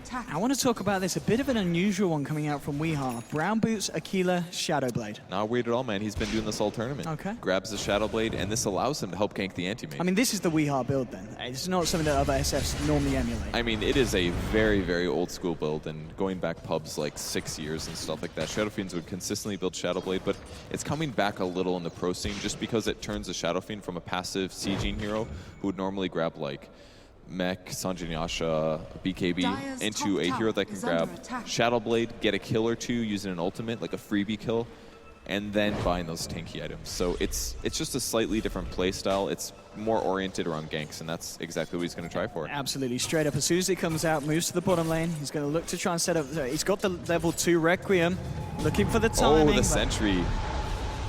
They've watched their replays. Yeah. They know Weehaw is going to go for those kind of things. And oh, Shackle onto Envy, landing onto the one tree next to him there. Vacuum back as well, but they don't quite have the control. Envy will be able to blink it out. Misery is there and does have that Ravage if they want to try and turn. Sonic Wave is up as well. If Mineski come too close to this Tidehunter, Misery may just want to look to pop it. They're coming up the lane. Misery's there hiding. He's going to move forward. There's your Ravage. Sonic Wave to follow up as well. Straight into the middle. There's one. They get the Shadow Strike out to Potato. He did get the win run off, but I'm sure they'll chase this down for a second kill. TP reactions are coming through, and that's going to be enough to turn this. They're going to force Misery back. They've got the Arctic Burn slowed down. Envy's still sticking about for this. In fact, he blinks forward. He wants to try and get the kill, but he can't quite close the gap. And now the snow's on him. Envy could be in trouble. He's desperate for the kill. There we go. He does get it, but now is he going to be able to get himself out? He's got a TP. He's got to blink in 2 seconds. I think he's going to be fine. He's going to get away with this. He blinks. He TPs. He got the kill, and he gets himself home. Envy. That was looking scary, man. That Arctic Burn helped so much. Envy blinked aggressively, and he was just a bit too far away. Wind Ranger was trying to kite, but just didn't have the cooldown on her abilities. Maybe if she didn't waste a Shackle shot on the Tidehunter, she could have killed Envy there, but she did use it. I'm sure that was one of the factors that said Envy felt comfortable going for that dive. So really well played by him getting that kill. Oh, Winter's Curse, straight up onto Pilot Die, trying to look to set up a killer for Cuckoo, but the sick charges are there. And the Mana Void, it's not going to do too much. It will just force Secret back. Fairly low, and there is backup coming from Mineski if they want to try and jump in behind the tower. The creep wave pushing through, and Pilot Die realizes he's got to get himself out. He'll TP back to base. Envy continuing to pressure onto the mid, and thanks to that kill as well, more than halfway towards finishing off that Orchid now on this Queen of Pain. Yeah, every kill that he gets is so important because it's making it harder for Anti-Mage to get that second item. He's getting close to his battlefield. Again, another Sentry Ward going to spot out Weehaw. Shadowblade not really providing a lot other than allowing him to farm a little faster and move around the map undetected. Also means that his opponents, it's going to cost them money just to gank the Shadow Fiend in addition to their time. So the Shadowblade does have a lot of uses here. And even if he hasn't gotten a kill yet with his ultimate, it still makes a huge threat. The supports can't just idly sit next to a creep wave and farm there. They have to sit together. They have to sit by sentries. They have to spend their very little money on protecting their carries. And it limits him in other ways. Wyvern would love to have an Arcane Boots right now. He would have them if he didn't have to buy that pair of sentries earlier. Certainly putting the pressure onto Mineski, but it looks like this is going to be the chance that Mineski are going to take to look for some pressure of their own. They're smoked up, moving towards the bottom. They've got both Weehaw and Pilot Die here on the side of Secret. We'll see if they can get the jump here. Don't. And they're going to be able to do this though, because they're fairly tanky. Pilot Die's caught between 3. Jesse Vash is also moving in. Pilot Die looking to see if he can take the courier. He's going to pop the Night Stalker, but the slows are too much. He's trying to get himself out of there, but the vacuum's down, and they'll get themselves the Night Stalker. So they take down the NS. He will be out for the count. In top lane, Secret will manage to find the tier 1 trade, and Boost of Travel now picked up here onto this, and Misery's thinking about it, but Raging Potato with that haste string, a little bit too speedy. Oh, the shackle on Envy. Oh, landing Perfect shackle, beautifully. here They comes got Ravage. the damage though with the Winter's Oh, Curse. great They Winter's should do Curse. as well. They'll take the kill onto Envy. Lovely play there from Raging and Jules, and they'll try and look for more. Chasing down Misery here with this haste string. There's your Boots of Travel. Weehaw coming in. The this is Ravage, bad. and he's going to look for the raises. He takes down the kill onto Wind Ranger. They'll try and see if they can get some more. And meanwhile, in the mid lane, Puppy's caught out by them, but it'll Shallow Grave himself, heal up as well. Looking for the raises onto Jules, getting himself into the sidelines. Will he live? Still in the mid lane, Puppy lived, he got himself out. And now Jesse Vash trying to chase back onto Pylai Dine. It looks like it will just be Envy and Potato going down there. No one else to fall. Man, that Winter Wyvern ult was so smart. It prevented the Ravage from coming. If the Ravage happened, they were probably not going to get that kill, but it guaranteed the extra stun. The Ravage was delayed, and they scored that kill. Wind Ranger did go a little overly aggressive. I don't know if he saw or heard the TP or not, but that Ravage absolutely wrecked him. And luckily, Weehaw made the right play as well. He didn't wait for the Requiem. He just did the easy hit raise because there was no wind run. So nice plays there by both teams, really. And Misery now, he's got the mech complete here on the Tidehunter. And Envy just short of the goal for the recipe for his completed Orchid. And you look, of course, the Anti-Mage did finish off that Battle Fury now, so the farm game's going to step up, and we'll see if he's going to be able to close that gap between himself and the SF at the moment, sitting about 1.7k on top of him. Really good aggressive wards for taking this tower. Pi's in the position to attack from the back. If they go from the front, Misery's got Ravage. No, he doesn't have Ravage anymore, but he does have a mech at least to protect his allies. That Splinter Blast did so much damage. That's going to be the mech coming out. Commit, and they will take the tower. Secret's still moving forward, and maybe even thinking about fighting here. Raya did now put a skill point into the wall. He was holding it off until level 10. A little delayed. You could maybe argue that he should have had one earlier, but I don't think it was going to make a difference in any of the ganks that happened thus far. So just cared more about vacuum, I guess. And again, a pretty careful game between both sides. With 16 minutes in, it's just 4 for 4, but both are looking for blood now, especially with that Orchid done on the Quap. Secret, fairly deep here at the moment. Mineski actually smoked up around the mid lane, hoping that Secret were going to come in for a bit of action.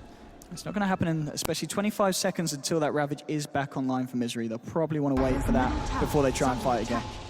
Instead, they just gonna go? Focus on mid. Smoke was used by Secret. They're gonna come from the back. Jesse Vash in trouble. Yeah, drops down the tombstone here. They'll focus that, take it down. There's your curse. They'll want to Misery now. The wall's down as well. It's a lot of illusions. But Weave comes out here from Puppy. Secret's still looking pretty good. They're focusing the attentions towards the Darkseer. He'll pop the mech, but he's gonna get popped himself. That's the Darkseer down. Puppy Shallow Graven himself. Mech comes through from Misery. There's your Mana Void. Secret's gonna fall here, and this illusion here of the Shadow Fiend doing a fair bit. Weehaw looking for the Requiem, the Sonic Wave as well. He's actually gonna hold on to the Requiem because they don't need it. Double kill from the SF as he manages to raise down the Undying as well. And it looks like this one will end as a 3-for-1, and Secret do come out on top.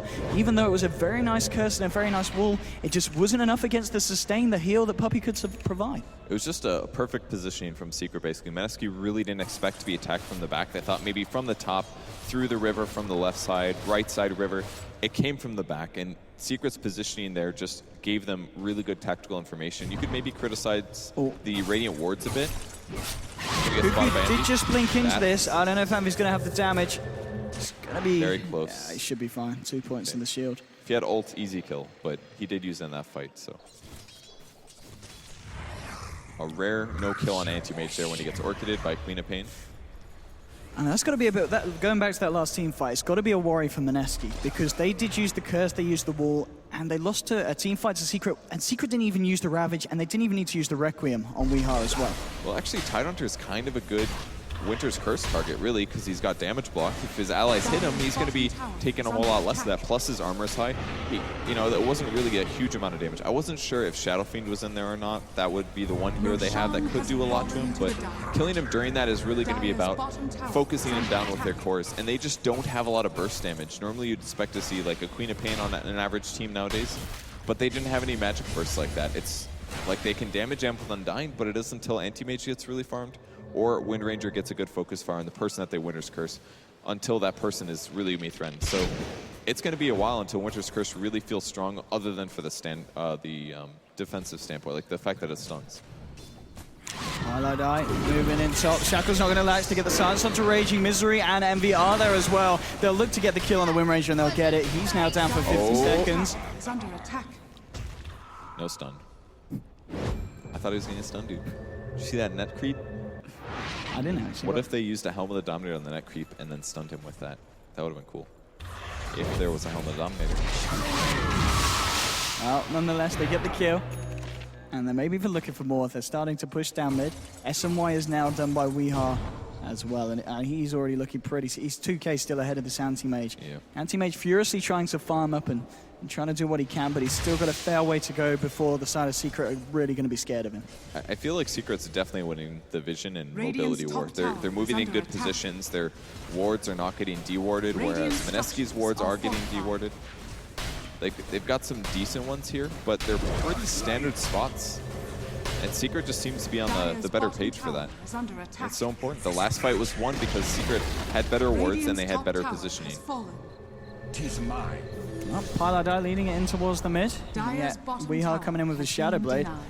And Darkseid could be in trouble there if they will get the Void. So mid lane Puppy's being chased. Look at the fear. There's your Void. And here's the damage here from this Shadow Fiend. Weehaw now dominating as he picks up yet another kill. And the early BOTs as well. This is something that not many players do, but Weehaw definitely does. He goes for Shadow Blade, Sanjay Nyasha, Boots of Travel. He loses some HP and some attack speed, but the mobility that he gets when he Shadow Blades is amazing. Like, to be able to catch up to a Darkseer like that.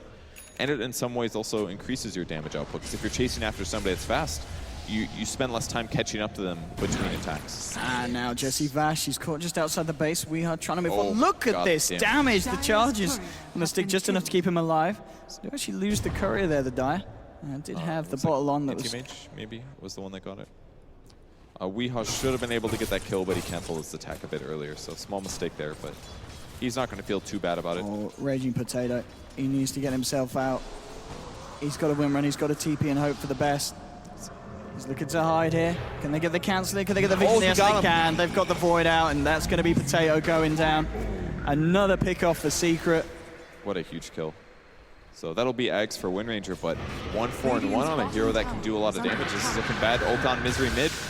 They got Kuka moving in as well, but Misery just going to pop the Greaves to try and walk it off. Edge around the Rabbit's Sonic gone. Wave onto 4. Misery will still Big go back. down. Secret, do they have to follow up to clean this one up? They got a Cold Embrace onto Kuku, keeping him alive. Envy trying to move This forward is with a good. Screen Burst. They can't quite get the Anti-Mage. Shadow Strike's going to tick him down. He's going to look for the TP back to base, and he's going to be all right. Gets himself back to the fountain. So Secret, even though the combo was there, it just wasn't enough damage to get themselves a kill. That was a huge fight from Mineski there. They got him to waste Ravage, so Tidehunter is pretty useless for the next minute, 2 minutes. They did use a couple ultimates themselves, but... I mean, Sonic Wave down as well. That's gone for 100 seconds. That was huge, that they were able to save him. The benefit of Winter Wyvern AM, pretty good combo. He's already super magic resistant. Throw some physical immunity on top of that, and he's in a good place. And if you look at his skill build, he's adjusted for this. No stat points, man. He's got 3 levels in Spell Shield, and I think that was a really nice reaction to what he's playing against here. A lot of magic coming out of Secret. So Mineski's certainly holding at this point. And Weehaw coming into lane. Got a Wind Ranger on the high ground. Would love to try and find a Shackle if he comes too close. And this sentry there was, of course, getting the vision of Weehaw as he came in. These wards are just so dominant for Secret. Oh, I'm sorry, this is a Radiant ward. That one's really useful. But this one over here by the Dire, super, super great ward. Spots all of their movements. They see, okay, Mineski is turtling right now. That's pretty clear. I mean, they can't really gank until they have Winter's Curse. They've made that clear, right? It's their best range disable. They're using it just to stun and set up kills. Top lane. You've got Pilar die out on his own. Does he have Eggs? No, but he has He's huge halfway night there. vision. He's halfway there. I think he just saw them with regular vision. Smoke from Secret. Cuckoo is there. And Cuckoo's actually just blinked forward here. He's in the trees, though. I don't think they're aware of it. The smoke could break as Puppy. They already put the weave Oh, they saw inside. the blink. Oh, Cuckoo. Will they get him? All right, smoke breaks. They know he used to be there. They're going to keep looking for him, I think. He's going to TP out. And yeah, they can't. They don't really have anything to do. They don't even have blink daggers yet. They can't find him. So he's going to be okay there. Any new items on the map? Not that much. Envy for finished his Mineski. BKB on top of the Orchid. That was his item of choice. And yeah, over on the side of Mineski, other than the Ags, as we were saying, being done. They did pick up the Greaves just before the Ags on the Wind Ranger for the Darks here. And I think that's, Manta style, obviously done for Anti-Mage. Oh, he doesn't have Manta. He got found by Quap. But Envy didn't go for it because he's like, oh, he's just going to have Manta, no problem. It's one of those times where you should probably just do it anyways, just to test him. see what happens, but it's so hard to read that situation. If he just starts running after he gets orchided, it could just be Anti-Mage waiting until something more serious hits him like a dagger. It's very hard to read There's that. not a sentry top. Okay, there is. Yeah, there is a sentry top. Ryo knows straight away. But look at those sentries on the map. There's 5 sentries. That's 5. It's not 500. Yeah, it's 500 gold. Each one is 100 gold. That's 500 gold that one of these supports doesn't have. The Undying, to be specific. And this guy's nothing. He's got a Wands and an Arcane Boots. And he's forced to buy all these because he bought a Shadow Blade. We do see Puppey go down. So they get 1 kill at least. But for a 5-position support that has no farm himself, it's not really what they need. The Shadow Blade completely paid off, honestly. It's one of the things it does. Shadow Fiend farms fast. He buys this item that's useful for him. Maybe not the best, but... And then he counters his enemy supports as well. Cuckoo looking for some aggressive jungling here. Over the other side, Weeha is around. Is he going to try for this? He's going to go for the TP anyway. Cuckoo nowhere to stop it. And the Anti-Mage is playing this sense, but he's still managing to keep himself relevant, still just behind the Shadow Fiend. Hasn't quite been able to get himself right on top because he's not been able to find himself in a huge fight favoring the side of Mineski. About 25 minutes in 7 to 10, the fights haven't really been that frequent. Yeah, I don't really like his net worth right now. It doesn't make Mineski look like they're in a good position. Anti-Mage just should be ahead of everybody else. Like, Weeha has basically just farmed incredibly fast to be able to keep his net worth up this high. And he's got the right items to deal with SF as well. He's got the Talisman now, so even if he does get stunned and he jumps in Mantis, the mana drain that's coming out from the illusions won't be as fast as they'd be expecting. Like, Anti-Mage needs at least 1 item right now to be competitive with SF, and he's not there. And also the fact that the Wind Ranger is going to be going for the BKB next, so there's not going to be any MKB coming out anytime soon for any of the heroes on the side of Mineski. So, as you said, the evasion is going to be absolutely huge there for Weeha. Misery, he's still looking for that Blink Dagger on top of the Grease. 1,200 gold on the way to it. And the Solar Crest, we literally just mentioned they don't have a way to deal with evasion. And now he's got an extra 25% that he can throw on the Shadow Fiend when Shadow Fiend goes by. It's going to be disgusting. So Secret is very likely going to go do some pushing here. Oh, or they'll wait until they... This mid, but there is a sentry. Jules is going to see it, but he's only going to see his own demise potentially. Will drop the Winter's Curse, but Puppey and Pylite die there. They'll clean up the Wyvern. I don't think that was worth it. I mean, he could have ultied, TP'd. I guess he also had the Glimmer Cape, but... Oh, Manta is there for Cuckoo. He's going to blink back, but he blinks into Misery, and Misery does have a Ravage if they want to try and control the aim, and they will. They'll pop the Ravage. They get the damage there with the physical burst from Puppey. It counts as a double kill as he moved across from that Wyvern kill in the mid lane. And very nicely done there by Secret, just positioning them ready for the blink out from the Anti-Mage. Yeah, the best play there was that Misery waited a while to Ravage. He hit him with the Gush, he attacked him a couple times, and then he Ravaged. He needed to buy time for his team to back up, and he knew that as soon as Anti-Mage blinked, he had 5 seconds until he could get away again. So count to 5, then Ravage, then let your team back you up. Gives you like 7 seconds to kill Anti-Mage. And with that kill, I imagine Misery's, he's only a few hundred gold now away from the Blink Dagger.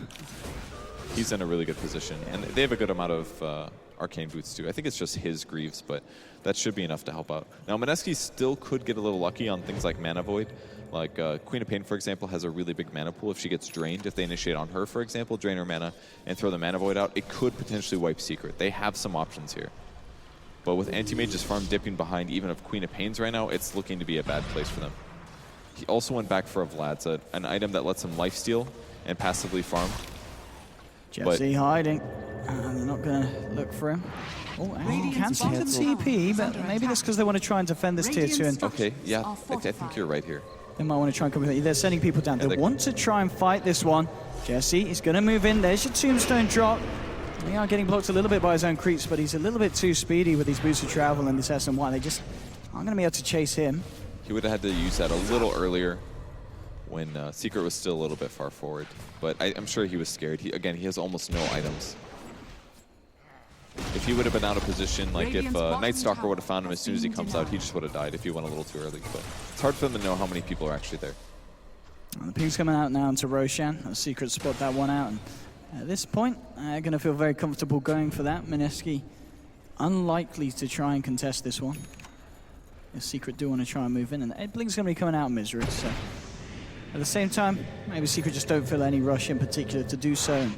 I mean, we already see that Envy's working on finishing that Assault Cuirass that he's going to be very close to. Just needs the money there for the final bit of armor. And then we'll have an Assault Cuirass on this crop as well. There we go, back into the pit. Envy with the DD. I'll take the Roche. Night Stalker now with the Aghanims here, Pilotai. And that's a Butterfly on Weeha, so some massive item pickups coming for the side of Secret. And you've just got to ask, what's Mineski's answer going to be to this one? It's looking really bad for them. They're going to go high ground. They're 2 items ahead of a couple important heroes. Windranger has 9,000 net worth. Queen of Pain's like 6 ahead of that. That's like 2 items. It's going to be really tough. You can't even get close to matching up against Weeha. Like a BKB is not going to save Windranger here. I think she should have just gone damage. MKB immediately after the eggs would have been the only way. But now she's got a BKB, which, yeah, it'll make her magic immune and stop the slows and the misses, but, or at least the misses from Crippling Fear, but I don't, and the Ravage, but I don't know if that'll be enough.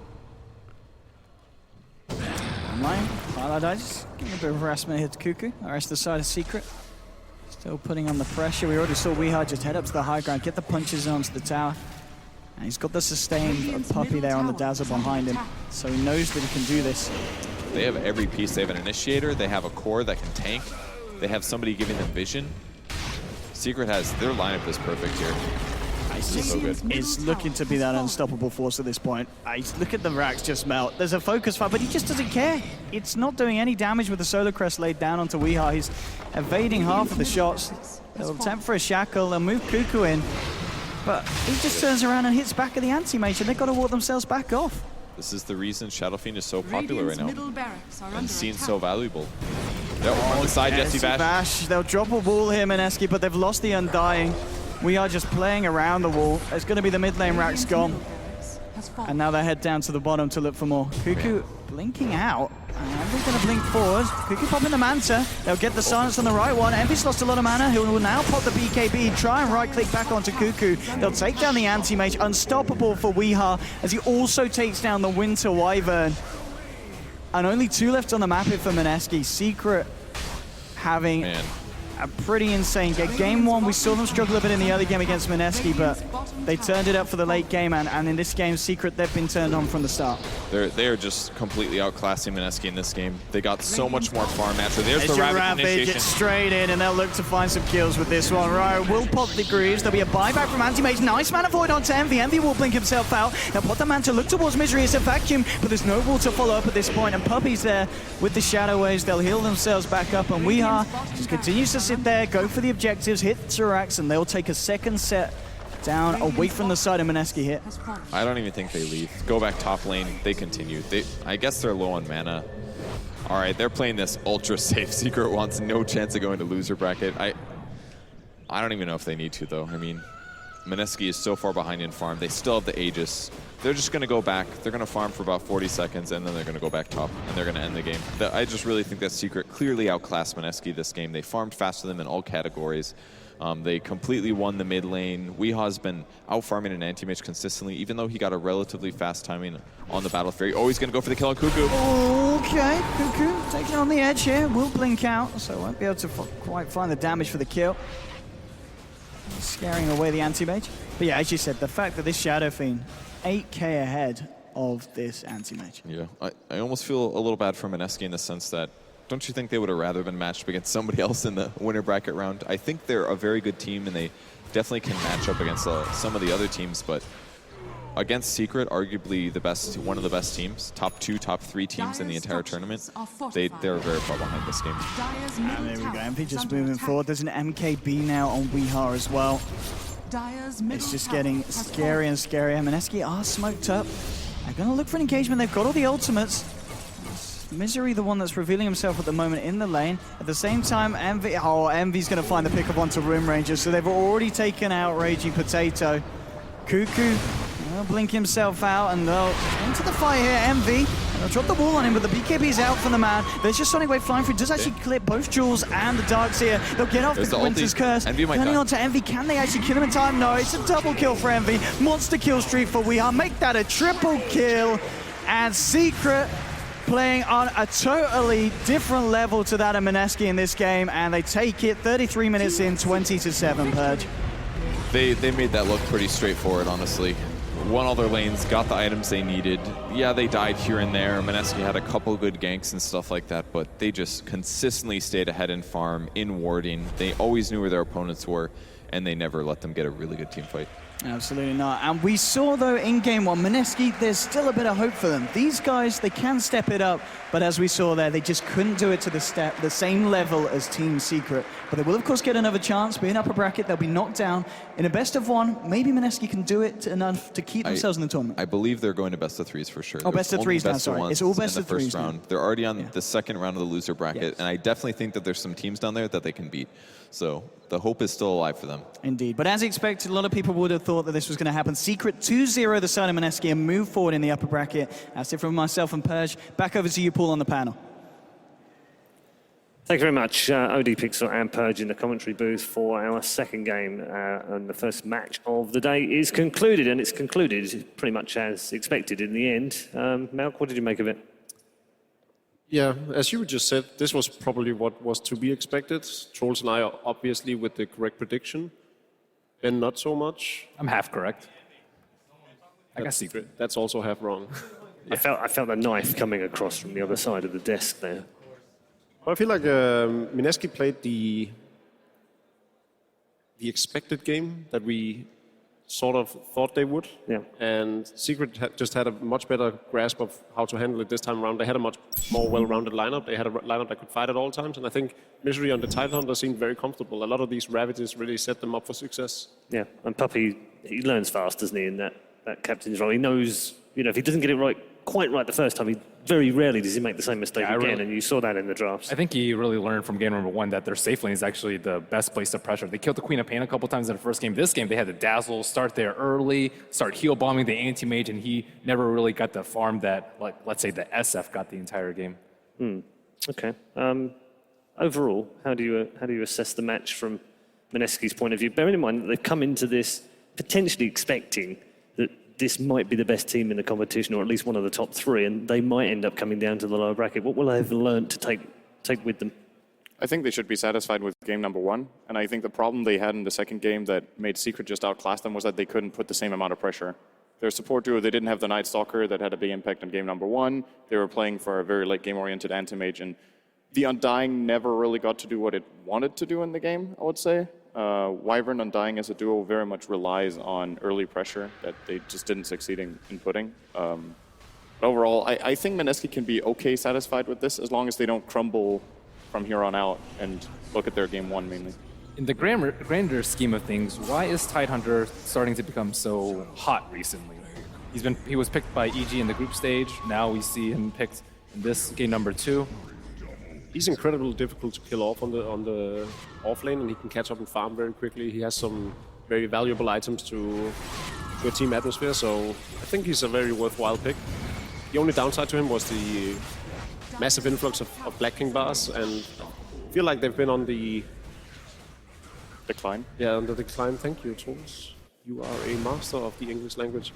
And as such, people just play around the BKBs much easier now, and that's when Ravage comes into play. You can easily net 2 easy kills off of it. In addition, it's also a great hero for high ground defense and for high ground siege. Because what we saw in this game was that Shadow Fiend just goes to hit the barracks, and when he has an Aegis and a Tidehunter in the backhand, it's very difficult for the opposing team to actually engage into it. It's also how we saw EG using it. It was actually more of a tool for high ground siege than anything in that game, where the enemy team, you can't really fight into it until you have the BKBs, like Jacob said, and if you don't, and the enemy team has great base push, you just lose barracks very easily. Okay, we'll get more from you all in just a minute, but first let's catch up with Dakota. He's with one of our winners. Thank you, Paul, here on the stage with Envy. Congratulations, a dominant performance for you, taking down Mineski. Do want to ask you, what's it like from your perspective, or maybe just from Secret's perspective, going up against a team like Mineski compared to maybe some of the heavy hitters like a Vici Gaming or an Evil Geniuses? Well, I mean, you usually meet those teams later on, but Mineski, they play like a team, and their carry player really wants to win. That's how I feel when I play against them, so it's not that easy. Yeah, it could be a little unpredictable. Game number 2, we got to see you play Queen of Pain. Not something we get to see you do very often in tournament play. Was that premeditated right from the draft? Maybe something you wanted to play, or what was that about? Yeah, I've been asking for a Queen for quite a while. I just watched CTY play, and I was like, yeah, I can do that too. So I've been playing a lot.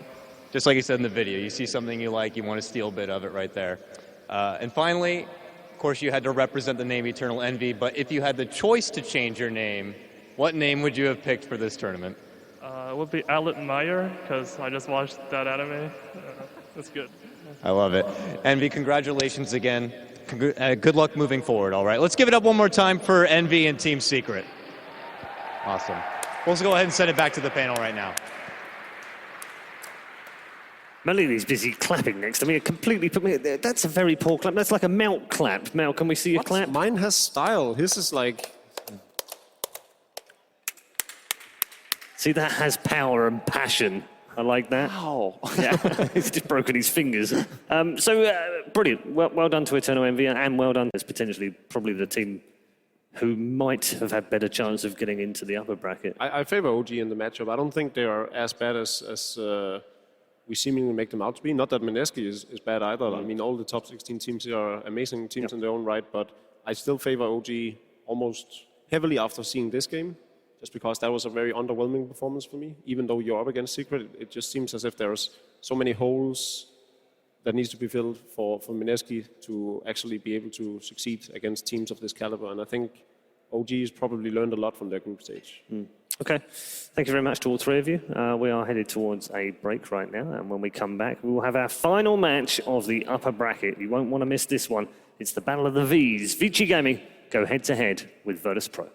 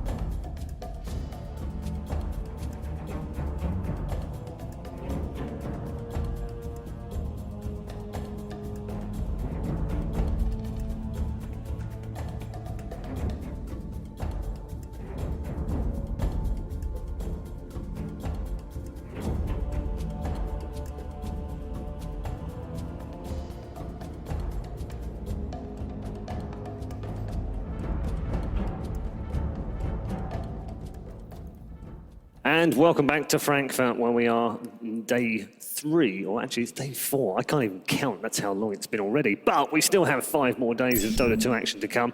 And we are finishing off the upper bracket quarterfinals with our final game from that upper bracket. But not the final game of the day, thankfully, because we still have 2 more from the lower bracket to come. We're going to move into Vichy versus Virtus. V for victory, at least in one of these cases it will be proving. And we have 3 men on the panel who are going to break it all down for you. Alongside me is Purge, back to the desk once more. We also have to put up with Malk again, unfortunately. But luckily we have Cinderin to bail us out on the end. I don't know. Do you see how I did that? Does Cindy even balance him out? I mean, normally I just sit here and make fun of Malk. Are you serious? Wait, hold on. Now he has Did a you just Dane call to him back Cindy? No, Oh. Cinder, and I mumbled. I'm sorry I do that. But now he's got a fellow Dane to back him up, and I feel like if I go on the offensive, I'm going to get double teamed. Ah, you're fine. You got me? I mean, He's got your back. we are in the same studio. It's fine. Let's talk about Vichy Gaming. Fantastic group stage. In fact, do you know what? Why don't we look at the highlights as we discuss that as well? More than solid. More than solid. And yet it feels like we haven't really talked too much about them as potential champions. Why? Well, first of all, because they weren't on the stream. Yeah, that's why. Because they play so few Good games. point. Because they win Good point. But if you were doing your homework, you would have watched all of the games, and I know you did. But we still didn't talk about them because they weren't on our stream. Yeah. So anyways, VG Gaming definitely in one of the favorites for the tournament. We said this going into the tournament as well, but I think both Ben and I had the same prediction that the top 3 would probably be EGE, Secret, and VG Gaming. And much like some of the other expected top teams to go through the winner bracket, they also seem to struggle a little bit. They weren't as dominant as we would have thought they'd be. And I think that's just been the sort of nature of the tournament. All the teams are at a very high level, and all of them have very, very close games. Okay, well, let's take a look at the highlights from Group B. Vichy Gaming topped that group, of course, in a group which also had Vega, Squadron, OG, and Team Unknown in it as well. So it was a tough group. And when we understand what Unknown did yesterday and what OG did yesterday, and the fact that Vega Squadron are also in the second round of the lower bracket, that makes that group potentially the strongest of all. This game was a little interesting. They ended up picking the Timbersaw, but a little bit of an early fight. I think VG Gaming definitely has a really good shot of getting to the top. I mean, they had a lot of good recent performances. They got to the finals of Nanyang. They got 2-0'd by Secret, and then they remet them in the finals, and they lost going 2-3. So Secret, after last set, they look amazing, right? So a lot of teams are going to have trouble even competing against them.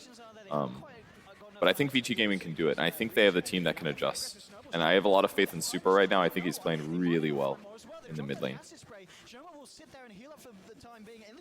And I think Vichy is always one of those stable teams that what was really impressive for me was their TI5 run, where they started off on the wrong foot and then they managed to climb all the way to 4th. I think they lost to LGD and then LGD got 3rd, yeah. So they played the entire lower bracket. So even if they lose this matchup against VP, they're on my short list of teams that could still make top 4. Okay. It's very strong in terms of kills as well. They seem to be just putting a ton of them in every game. It doesn't seem to matter who they play, what style they play. They're just out there, killers. I think the statistic that Brian gave me was that they were the 2nd highest average, most kills in games in this patch of the teams at Frankfurt. So, you know, they're aggressive. Who would be highest? I was thinking that as well. He never tells me these things. It's like teases me with these, the 2nd highest. And I sit there going, I'm going to have to go and find out who's first now, and I haven't got time. But still, very impressive, though. And it sort of says a lot for the fact that they are aggressive. They do want to go after the game each time. It's probably CDC, by the way, because I think there were some stats yesterday that 2 of their players were in top 5 of highest KDA. So I would guess that that's going to lead to say that CDC has the most kills. Or they just have few deaths. Also possible. Yeah. What is it about this the Chinese scene though that seems to produce these, you know, these guys that want to play aggressively and show us, you know, right from the get-go? It's interesting because go back a few years and it was the direct opposite. But they've just, I think the way the game has developed and the way the patches have worked is that they have adapted to a new playstyle that just fits them better. And they've played it for the last year and a half, I think, more aggressively. I think that's a very good point to make. Excuse me. Sorry. Have you finished your lunch? I just finished it. Okay. Thank you. The other point is that the reason they played like that 2 years ago, 3 years ago, was because it was more efficient to just farm. Yep. It wasn't as efficient killing. So as soon as the Chinese learned that there was more golden killing, they adapted, they adjusted their play, and then they started killing people instead. Okay. Seems fairly simple, fairly straightforward to me, actually. It makes a lot of sense. For the first time in 3 days. Well done. Thank you. I'm proud of you too, Milk. Really? Are you buttering up to him as well? Have we changed now? Made a We're good just going to... point. Okay. I'll give him that one. He might just switch it all By the end around. of the week, they're going to be my fanboys. Yeah. Unbelievable. Do you know what? Let's check in with Vici as they headed in to the Frankfurt Major.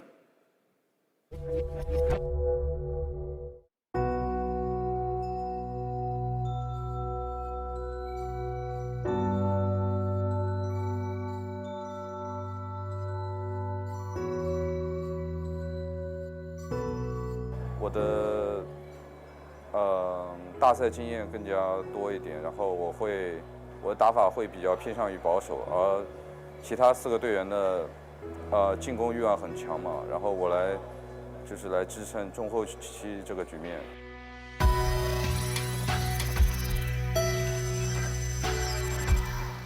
I guess the reason why we stayed together for 2-3 years is because we get together along really well, and all of us has a really good, what do you call it, attitude towards the game. We don't really get mad at things easily. We are pretty nice people.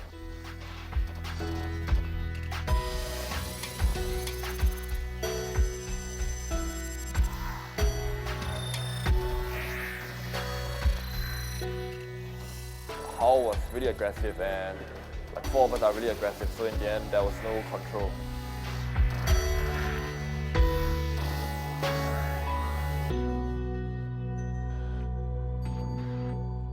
我觉得4大联赛让职业选手有更多参加比赛锻炼的机会，有更多的机会证明自己吧。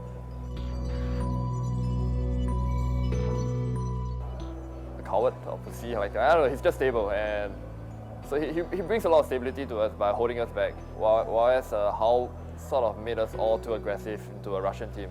Berlin has sort of a mix between Black and Hao, which is good.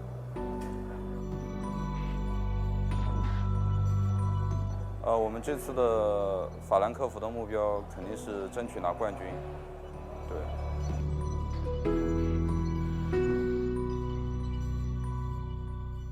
Some very interesting words from Ice Triple in that last video. So I want to discuss him as well. He is one of those great players. He's one of those great people as well. Has all this swagger about him when he plays and when he's outside the booth as well. Sometimes you get one-word answers out of him when you interview him. Sometimes he can be very eloquent. But above all else, he's great to have that kind of personality in the team and in the scene as well. He's funny, basically. He's the... I guess a good way of explaining is that he is the Asian region's answer to No Tail. I would say he's a little bit, he's lively, he's funny, he is maybe a bit more on the trolly side, whereas No Tail is just more, he's still serious in interviews and stuff, where Ice likes to mess around a bit more. But I agree, for a team, it's great to keep the morale high, that you can have a laugh together, and it also seemed from the interview that they don't get upset. And I think someone who can even, on the contrary, keep the team together with a good sense of humor is really useful. Okay. It also adds a lot in terms of losing in a tournament. If you take a loss, you don't get upset with each other. You don't allow your allies to tilt. You have full faith in them, even if people make mistakes. So for them to, for example, in Nanyang, again, lose in the winner bracket, then come back through and almost win grand finals, that's a pure sign that they just won't get frustrated if they do get defeats. Okay, we're going to move on to Virtus.pro. Fantastic, of course, at TI. Really, deep run there, and promised so much as well from the way that they played, and I guess we could say the same about them here as well. They've played very well in the group stages. In parts a little patchy, but now they're in the upper bracket. They've got a shot. They could go all the way, could they? Or do you not feature in the top 3? I think they got to really catch this right and hit a huge patch of momentum for them to actually go out as champions of the tournament. But top 3 is definitely within reach, I feel. They're a great team, and I think they have one of the best support duos in the world. Okay. Yeah, I agree completely. I think Vici Gaming is definitely one of the best Chinese teams, and definitely one of my favorites going in.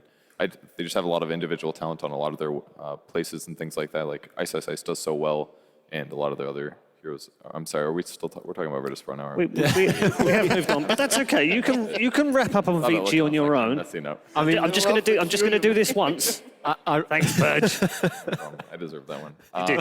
Ironically, like that could go for VG Gaming as well, right? They also have one of the best support duos in the world with Yes, Fine it can work both ways. That's why I got confused. It can work both he's ways. Totally talking about FY Fenrir. Yeah. Well, the group stage did go relatively well for Virtus.pro.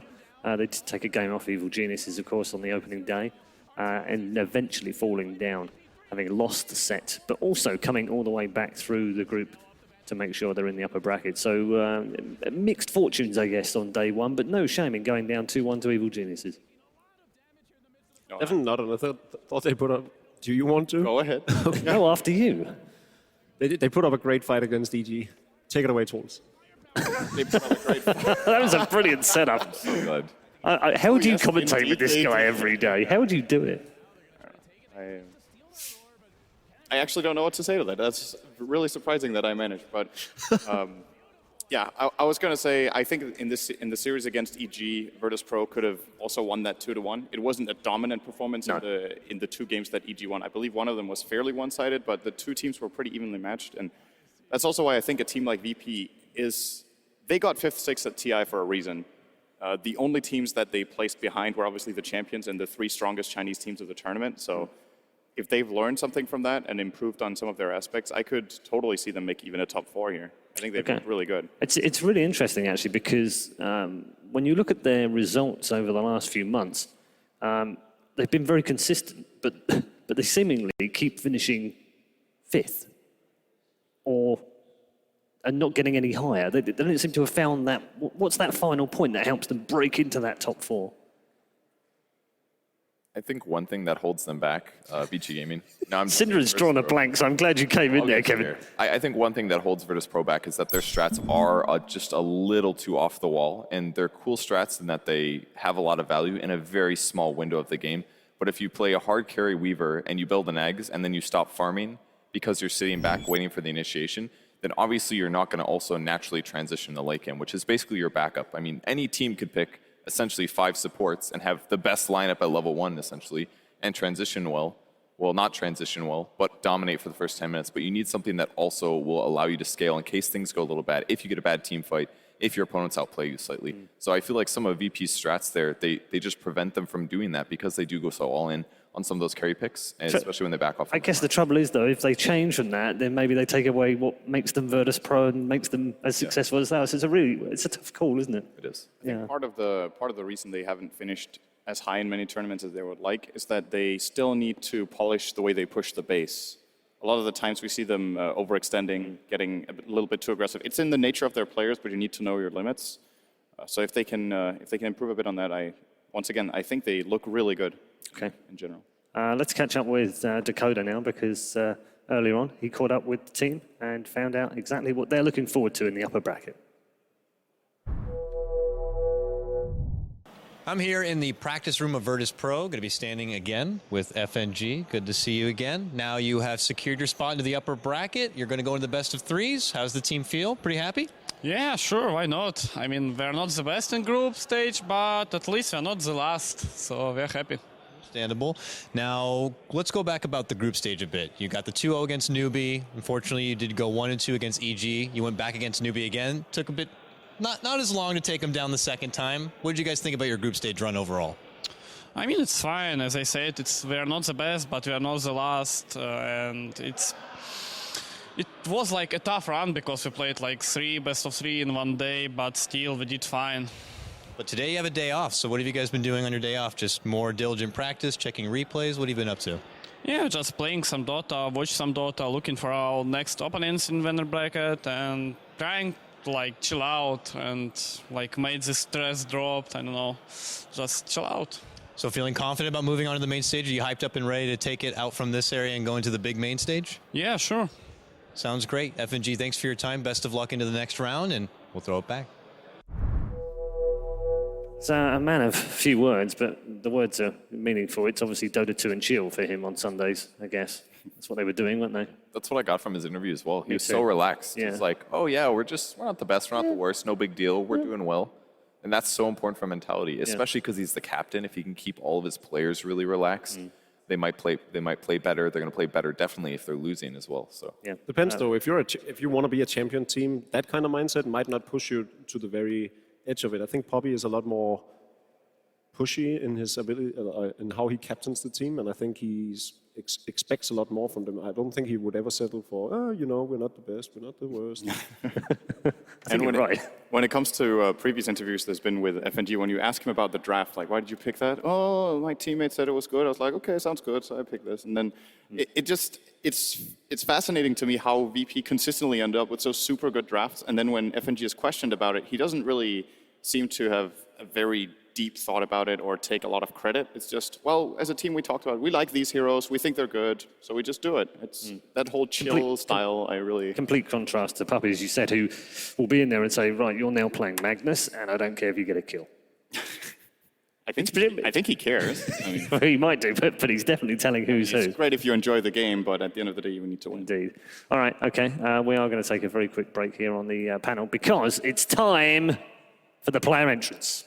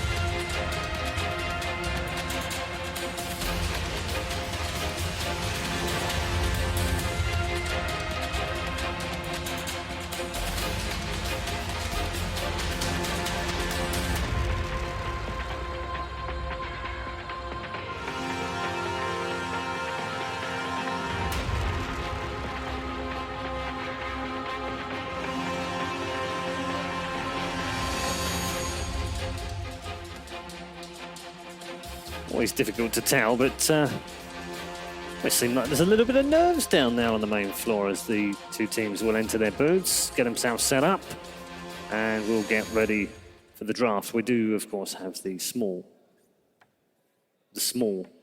point of predictions. It's almost time to put you on the spot and get your predictions. I know this is your favorite part of the show, Mel. Yeah, I don't mind too much. I'm always right. Pretty chill. Pretty chill. He's always right. Except when I'm in his own mind. Yeah. Yesterday, your predictions were... Not always right. Not always right. 2 out of 3 and 4 out of 6 in your seat. That sort of counts for you because people replaced you. I don't know where you went yesterday, but anyway, it doesn't matter. I don't want to hear, by the way. 4 out of 6. You need to do better today. Well, I'm 100% so far. You are. Absolutely spot on. We're going to start with Synderen, though. I'm going to say no matter what, it's 2-1, and I've picked VP for this. I think they will edge out VG Gaming this time around. Now that I say that, I was actually wondering to myself, has VP ever beaten this team? And I couldn't remember, so that might be a problem. Well, you got a problem then. Was this one of those moments where Ken came to you this morning and you were like, yeah. I just think this is the closest matchup in the winner bracket in the first round. I think it's so hard to call. I picked VP based on just the games I saw. Like you said, maybe we haven't seen VG Gaming enough. Perhaps if I saw their games a bit more, I would be favoring them. Okay. But overall...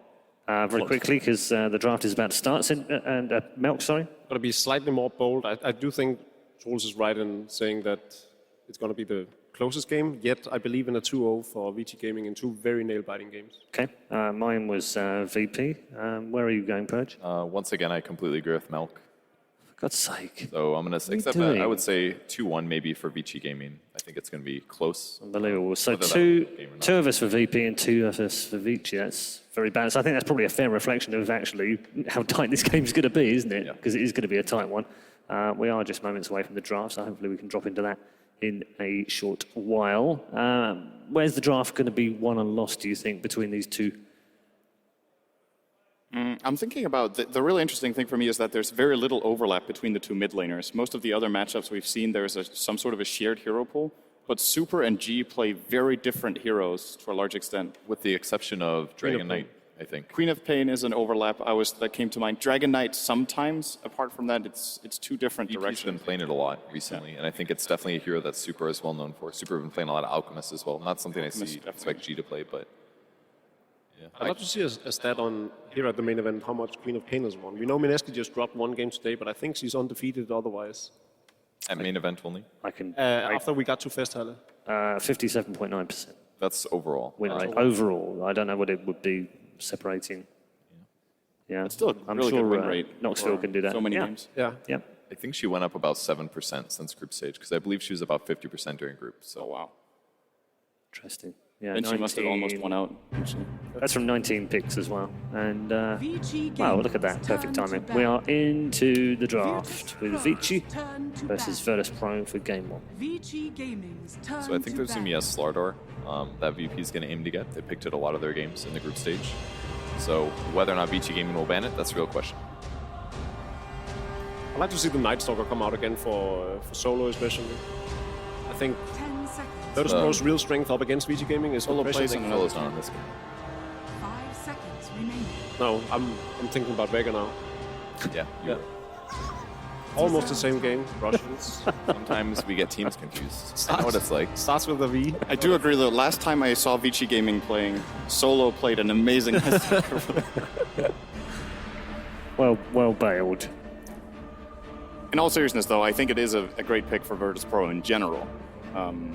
We haven't seen it that much from them. But that trends back to mind as a classic VP pick for these very unique strats they put on, where they, for instance, do their carry position Vengeful Spirit, or as you were saying earlier, the Nerubian Weaver.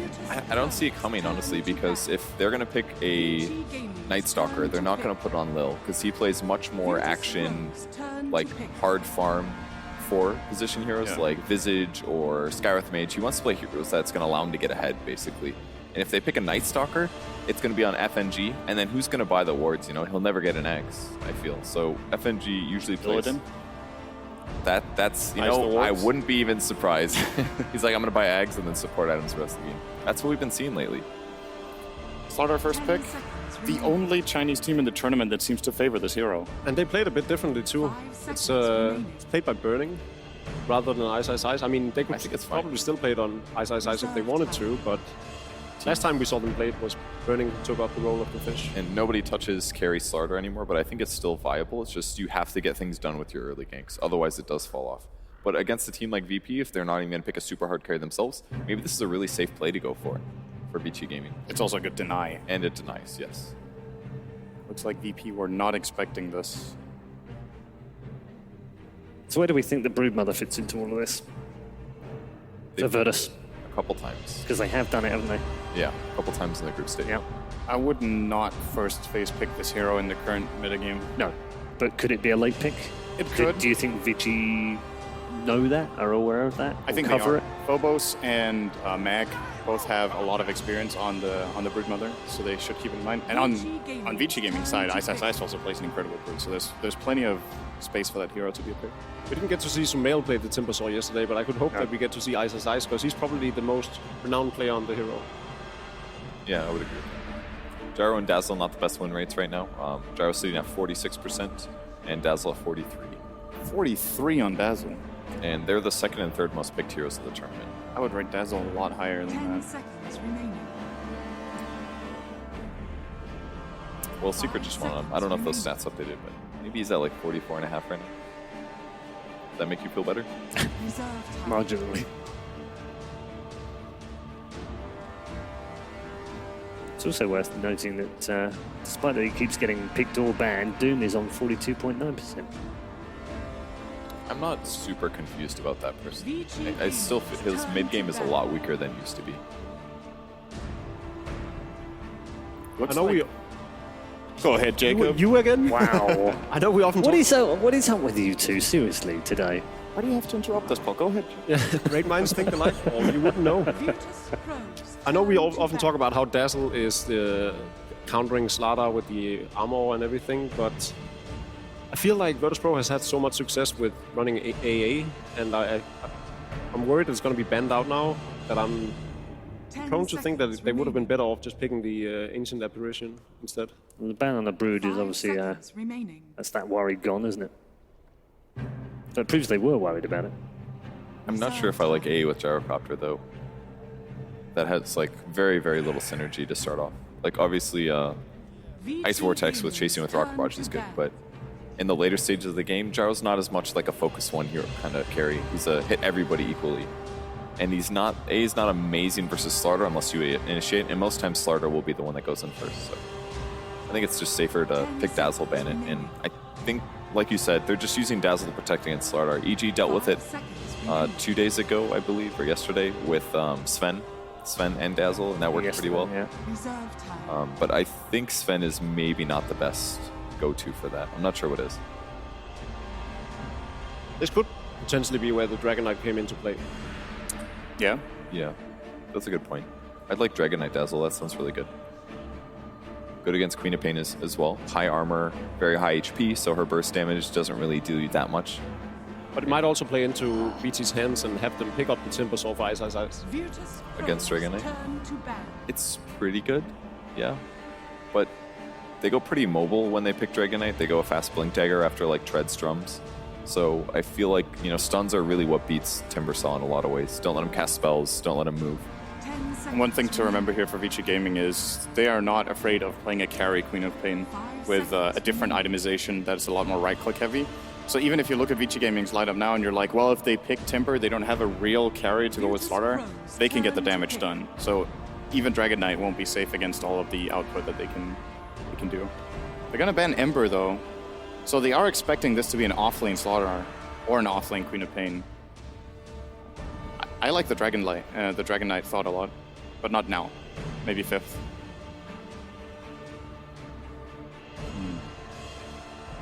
Do you think it's fair to say, in my book, Vici Gaming's 2 openers are just stronger? I think I would agree. They got a better first phase for me. A lot stronger too, especially with heroes like Undying in the pool. You can go so many different ways as well. You could go Wind Ranger, you could go completely different than that. You could go, well, you can't go one shot with like A anymore because it's banned, but SB has a really high win rate in the tournament as well, 61.5% over 13 games.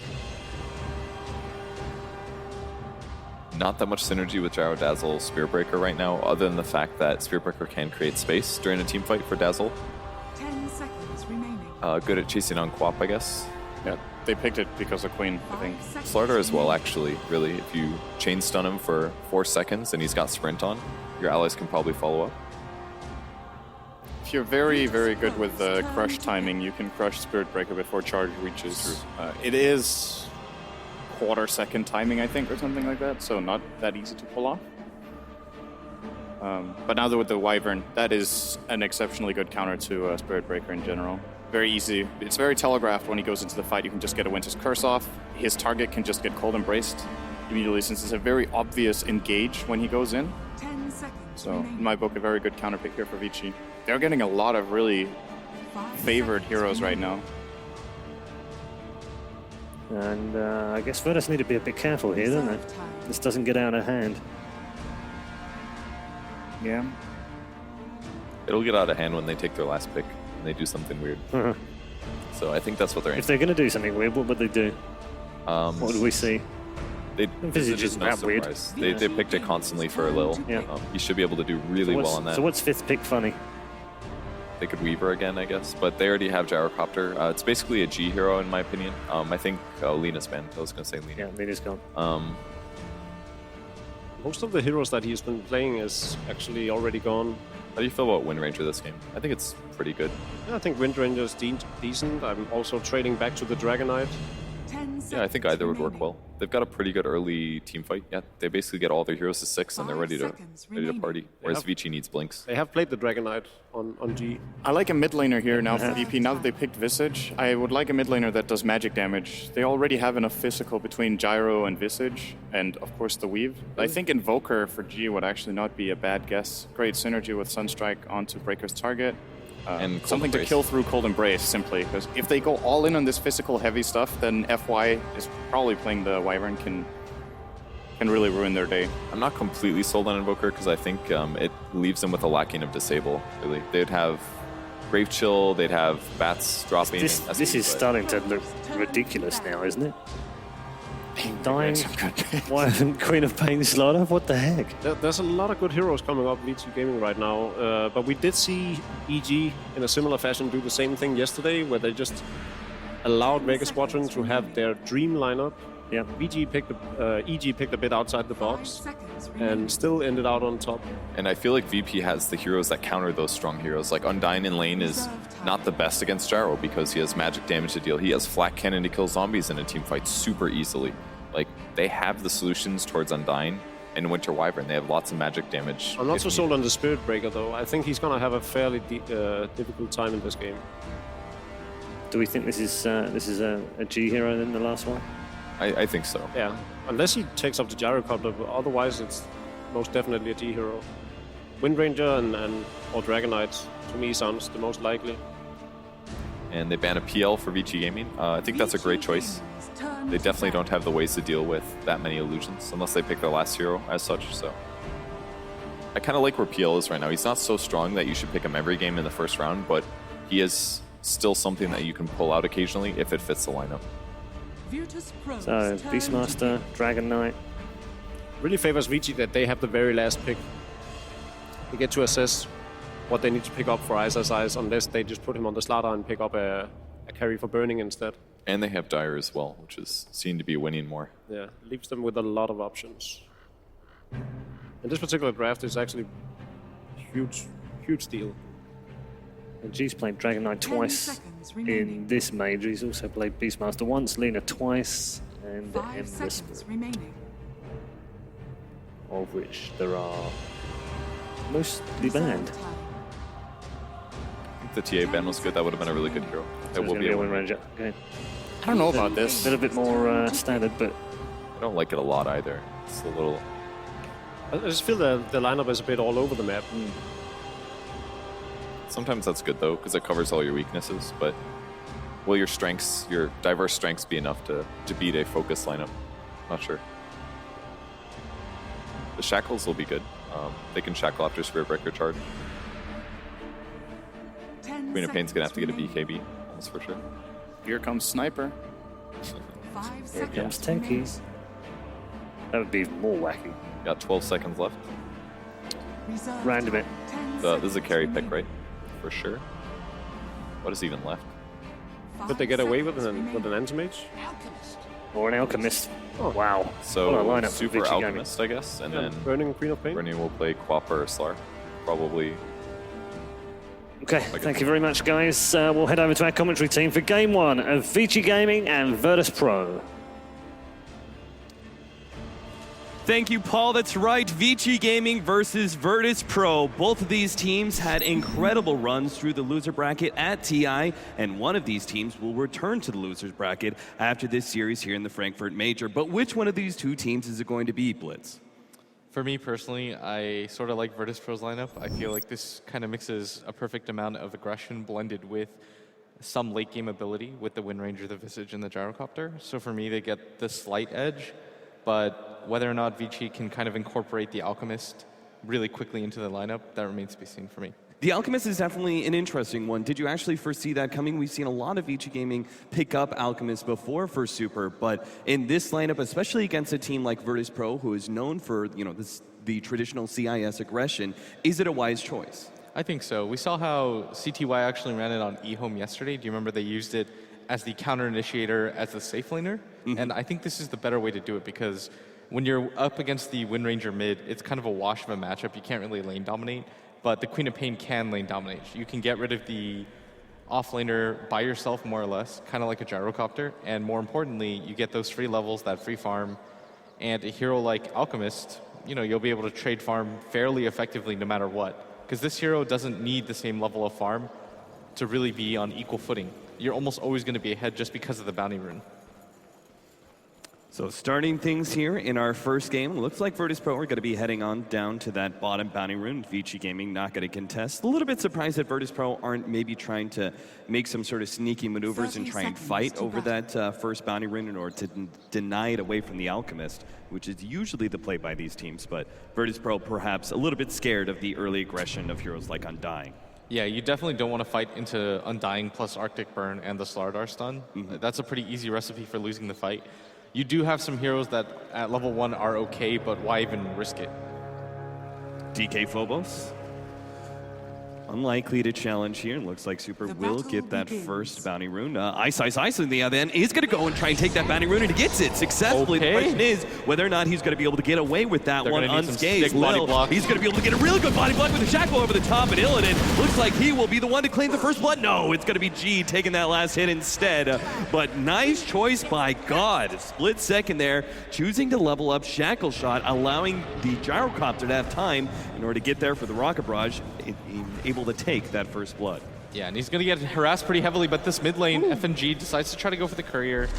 Isn't quite there, though. Nice. He gets a lot of damage there on Super off of the Shadow Wave. Obviously, the courier snipe would have been the best deal, but G takes a lot of damage from the early aggression of FY. Pretty standard for Winter Wyverns in that middle lane.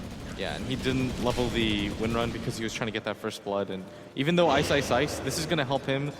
It kind of resets everything in the mid lane because G just got the first blood. That's even more favorable than getting the bounty rune, unless you're the Alchemist. But something I would like to highlight is just the fact that you don't necessarily have to, try lane in your safe lane just because burning is going to be given such a favorable 1v1 matchup. And this is going to allow Vici Gaming to run some pretty aggressive dual lanes here. And also be stacking up for the Alchemist, as we could already see that medium and hard camp are attempted to be stacked up by the Winter Wyvern, which I believe this is why FNG does lay out some aggressive wards, trying to get vision of the rotations of FY.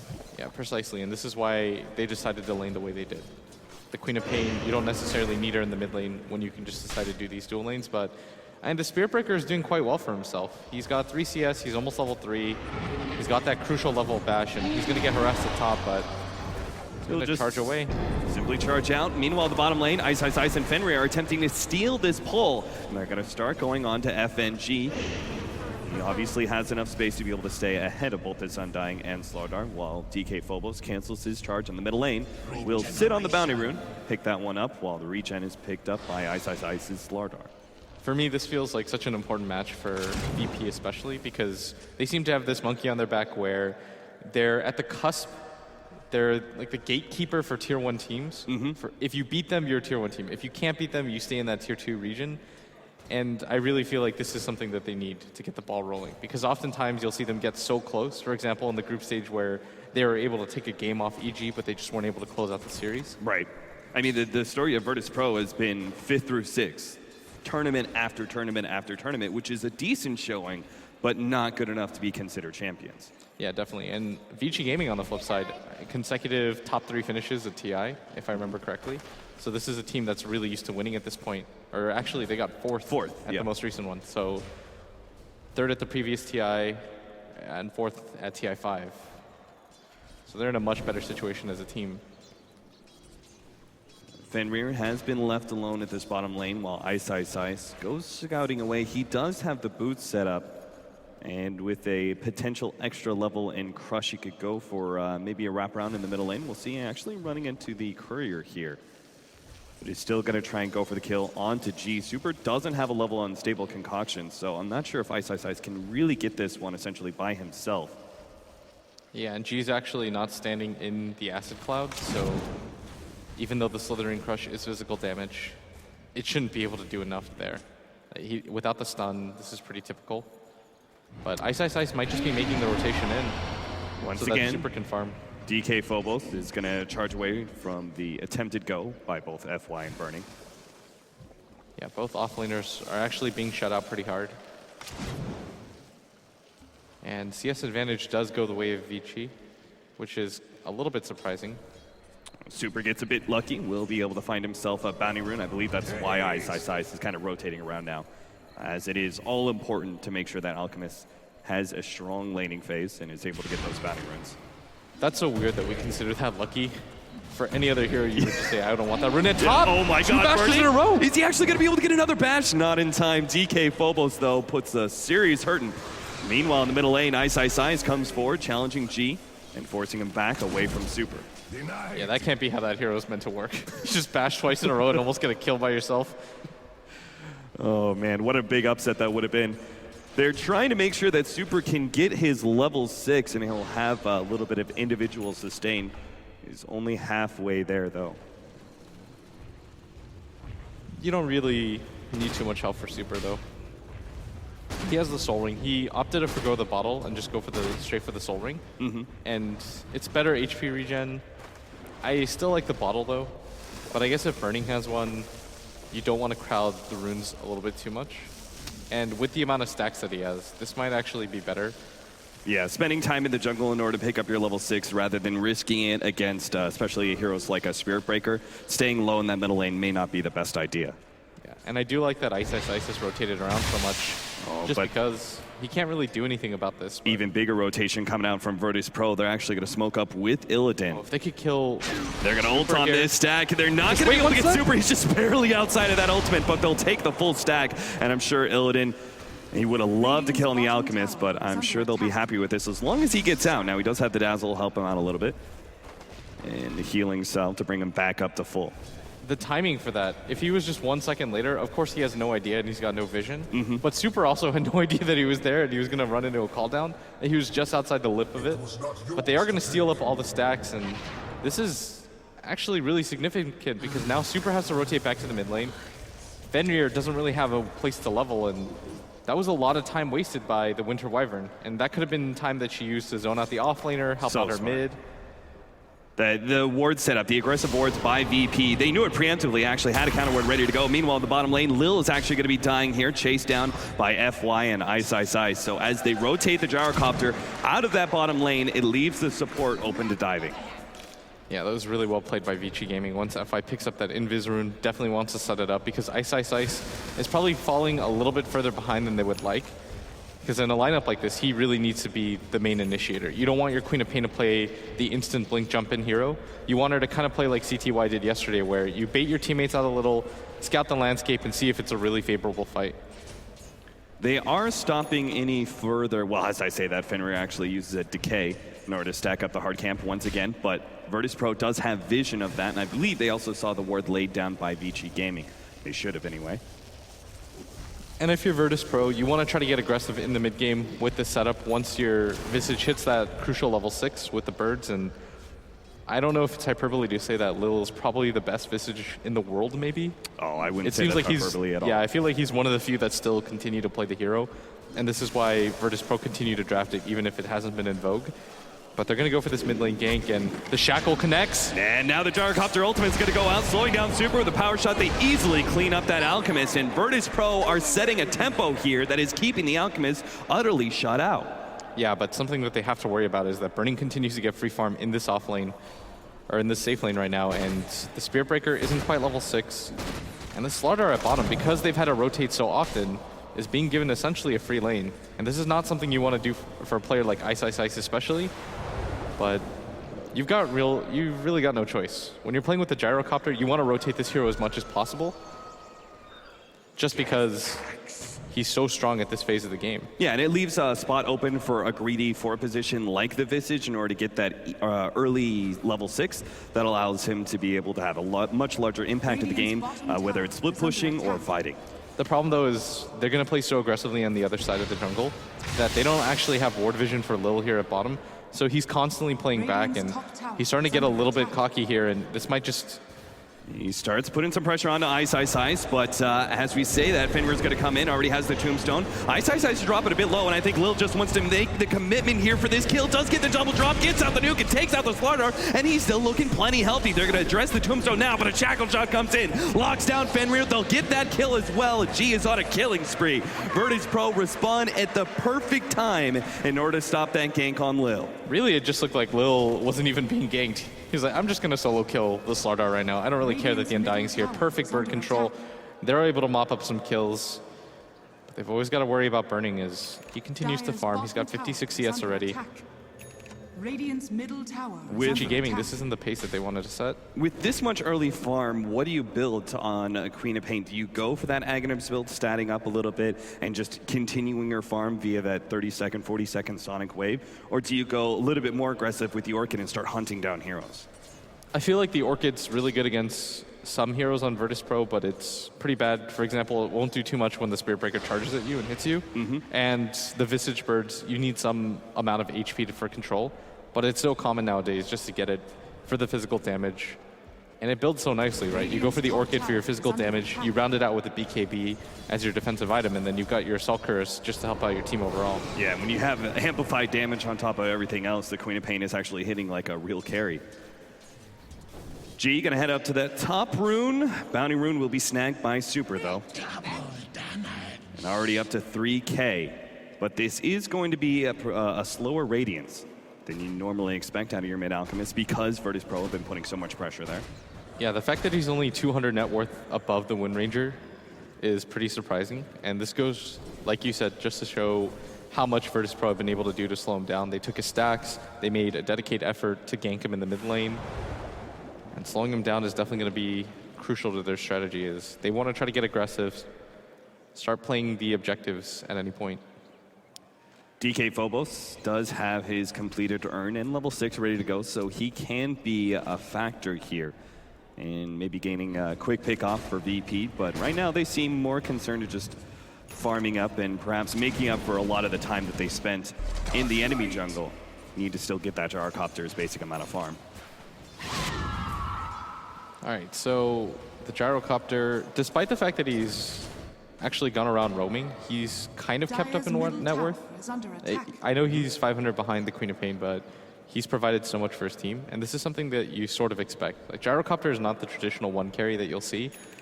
You're generally going to be the hero that rotates around for your team, so that, like you said, you can open up the 4-position role for Lil, and he's actually going to be more like a core hero this game. And this is how Virtus.pro almost always run it, where Lil is just going to get an exclusive amount of farm. You build him so that he can pretty much solo burst any hero by himself with just the medallion. I love this. Look at this gank coming out. The smoke goes out. They're going to be able to hit Burning with the ultimate first. Follow up with the birds. And that is a beautiful setup by Virtus.pro. Lil lending his familiars up to that top lane gank. Does manage to get a critical kill on Burning. And that's something else that we haven't really talked about, is the global presence of the birds at all time.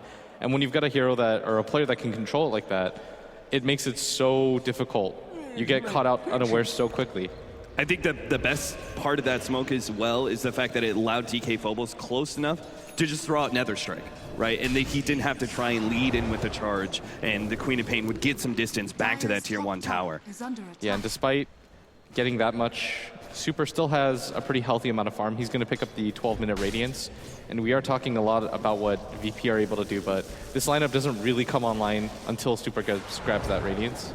Yeah, I was almost expecting Virtus.pro to go for like this rinse and repeat every few minutes, go into the enemy jungle, but I guess they feel like they shut down the Alchemist enough that they can go ahead and focus on their own farm and maybe, you know, shutting down some of those other heroes like Burning. Yeah, and they're going to try to get aggressive into the enemy jungle. This is what you want to do as the Dire. Don't give the 3 utmost right camps up for free. And that's why VP, they're just farming on the left side. And Lil is just completely playing by his tower because everybody's missing on the map.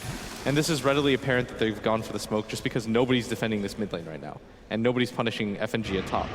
Lil's going to run into him. FY will be able to slow down Lil a bit. Burning comes forward, but with the extra movement speed coming out from that Grave Chill, Lil will be perfectly fine. I'm actually surprised that they didn't just Winter's Curse and blow him up with maybe 1 or 2 abilities. They potentially thought there was more heroes there at bottom, but yeah, it's actually the rotation at top. They've been missing for quite a long time, and maybe that's why they didn't want to use Winter's Curse and Sonic Wave, because what if the Dazzle, right, was behind that Visage, and all of a sudden the Gyrocopter comes in, you've expended everything for a hero you didn't actually kill, and VP could make the turnaround. The truth is, though, VP are actually moving into the enemy jungle once again, as FNG was signaling that for a few minutes now. Yeah, it's easy from our perspective to just say, because we have perfect vision, obviously, that they could have made the rotation down and killed them instantly. But if it was a smoke gank, you might just lose the game right there. Because right after that, they would have the Medallion on the Visage, they probably go for the Roshan, and they take so much map control as a result. But there are a lot of wards in the Radiant jungle, as we see. And you want to try to get aggressive with these as much as possible. Got the charge on Super, as well as the ultimate for the Spirit Breaker. Slowed down by the Gyrocopter ult, and G will take yet another snipe at those kills. And 6-1 in 14 minutes, and he goes for the Shackle a little bit too far, but this should mean the mid tower for VP as they're going to swarm around. And Vici Gaming, I don't even really think they have enough to quickly push down this tower, VP might have enough time to respond. Dire's structures are fortified. G catches 2 Queen of Pains. Radiant's Full of bottom illusions, tower obviously. is under VG attack. Gaming will be able to take that bottom tier 1 tower, looks like, before VP rotate. They did have a glyph, but they're going to pop it now. It doesn't look like they had enough TPs or mana on some of these heroes. DK Phobos doesn't have a TP. Wind Ranger has no mana for once, so they're just going to keep going, pressure the tier 2. Short distance at the middle lane does allow VP to just kind of keep going before VG Gaming can rotate. Yeah, and something pretty interesting is that the Gyrocopter opted not to go for the stacks. And I think it's just because it takes quite a while to do those ancient stacks at this phase of the game when all you have is the Helmet Dominator. He's actually just using it to roam around with him to give him max mobility. And I believe that Aura, yeah, it helps your team out too. And when you've got a team that just essentially wants to continue running, it's sort of like drums in a roundabout way, minus the stats. Yeah, it is a pretty interesting idea. Some of the slows of VG Gaming are going to be counteracted perhaps by this Kobold. And obviously you want to stay ahead of this Alchemist and Slardar as much as you can. Ice does have a Blink Dagger, so that's going to be a bit of a challenge for VP to avoid him. Lays down another aggressive ward. VG Gaming, they're just counteracting aggression with aggression of their own, essentially. Every single time VP make that engagement into the enemy jungle, VG Gaming do something similar and lay out the wards necessary to perhaps find a pickoff later on. Yeah, VP, if you're VP, you've got to clear out your jungle or the wards as much as you possibly can, just to make sure that you're not being scouted out, that one of your heroes don't just get 2 or 3 men smoking, because that can lead to something like an early Roshan for Vici. They still have the Slardar, and this is what they're going to do.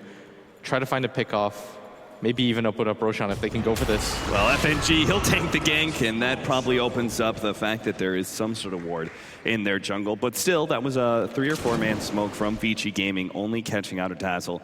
VP are going to be okay with that as long as they don't lose more. DK Phobos charging in, but can't quite go in just yet. The rest of his team not ready to go. Yeah, there's almost no chance that he goes for that at that point. The Dazzle is still dead, and this is a pretty crucial hero for their lineup. But Vici Gaming, they're just playing around this area. Burning's going to now TP to the top lane, push it out a little bit, force some pressure, and maybe if they're fast enough, you can open up the map a little bit more. So Burning goes here at top, you force a TP rotation. Push out in middle lane, DK Phobos charging through, but that does get pinged out by Vici Gaming. So you can already see Burning is quick on the retreat there. Is going to be going for the Orchid build. We'll see how that fares for him because he can just easily be blown up by that Spirit Breaker. But as we were talking about, that silence is still going to be useful against VP, and obviously the physical damage in conjunction with the amp will work out pretty nicely for Burning. Ice jumping forward here, trying to put some pressure onto Illidan. VP do respond with a TP out from DK Phobos, which is revealed thanks to that vision from Amplify damage. Yeah, and this is so important for VP that they were able to take down the enemy mid tower and they were able to save their own because it allows them to continue to protect their jungle. And I've been stressing this a lot in our cast lately, but I just feel like being able to save your Radiant jungle just allows you to continue to get ahead. And it makes it really difficult for Dire to play aggressively like this. They decide to show 3 heroes mid on the side of Vici Gaming, but they can't really do anything because the potential for a 5-man is so fast for VP. Burning? Oh, okay. Misses out on that one. Burning had a free deny in that top tier 1 tower, but doesn't see it in time. And that'll be another tower going to Virtus.pro. Yeah, he probably just kind of was thinking of other things, looking around. Yeah. But VP, they're going to get aggressive here. No reason not to is... Nice. This is where you're going to be the strongest. Some of these laning wards, I think, are sometimes hard to actually find, but Vici Gaming does manage to run into him. Nice blink back there from Ice running into the smoke of VP. It's so hard to go up without vision there, but Vici Gaming, they might just decide to go for a smoke of their own immediately after. And this is such an odd time because VP were actually the ones playing aggressively. Oh, they saw the charge. DK Phobos actually running into the smoke. Now the ultimate goes out from the Gyrocopter. They have the Winter's Curse locking down Illidan. Burning's going to come forward, blows out the Sonic Wave as well. Do they have the heal? Oh no, FNG's not here in time. DK Phobos going to be the next target. Lil comes forward, trying to go for Ice, but a Cold Embrace will help save the Slardar. Nice Shackle Shot, preventing Vici Gaming from keep on going forward. Ice does his Blink Dagger up, and he's going to go for Lil. Locks him inside of the trees. Burning jumps on top of him as well. Shalgrave will be able to buy him some time, and that's why by Super. Throws that stun over to FNG instead. The shackle shot doesn't latch this time around, but Fenrir almost gets blown up. Unfortunately, another good cold embrace from FY does save yet another ally. Virtus.pro stumble into just the wrong team fight as they trade 1 for 4. That was so intelligent by VG Gaming, the way that they set that up. The smoke fails from VP, so they immediately gather up as 4 because FNG has shown himself at top. And that was supposed to be the bait for VP. You show FNG at top, they don't naturally assume that you're going to go for your own gank. So VG Gaming know that at the very least, that's a 4v5 fight. And because FNG had a TP to that top lane, there's almost no way that they're going to win that. Now, unfortunately, VP had kept their middle tier 1 tower healthy enough that VG Gaming wasn't able to push it in one go. With the glyph and the TPs in, they do force VG Gaming back and manage to get the deny. But VG Gaming obviously in a very good place with the Alchemist making a sizable recovery. DK Phobos now going to run into Ice, but didn't have his Nether Strike up just yet. So couldn't really continue for that. Yeah, and you notice that VG Gaming, they continue to try to take control of this jungle right now, and this is helping them so much because every time they're spotting the rotation out of the gyrocopter, and you can't just continue to buy smokes. You have to eventually save 1 or 2 of them for the Roshan attempts or more important objectives. And I think that's what that mid smoke was for. But unfortunately, they ran into the wrong target. VP, luckily, do find one of those wards deep inside their jungle, but there's still this other one by the rune area that VP actually unknowingly copied not so long ago. FNG lays out another ward by the Roshan pit. That's obviously what we're going to be looking at next with the minus armor synergy of the Alchemist and the Slardar. VG Gaming could do it rather easily. But VP do have the Wind Ranger, Ice. Well, his Blink Dagger was being canceled out there by the Urn, but DK Phobos chooses not to go for that kill. Yeah, and their ability to keep up this tier 1 bottom tower for VG Gaming is continuously allowing them to split push cap. Because if they didn't have it, then Burning might have to be there a little bit sooner. Right. But because they've constantly been able to keep it up, he can just continue to play the farm game. Ice. I love the way he's playing this. Just so aggressively in the face of VP, giving them a taste. Hey, look at me, come for me, try and catch me.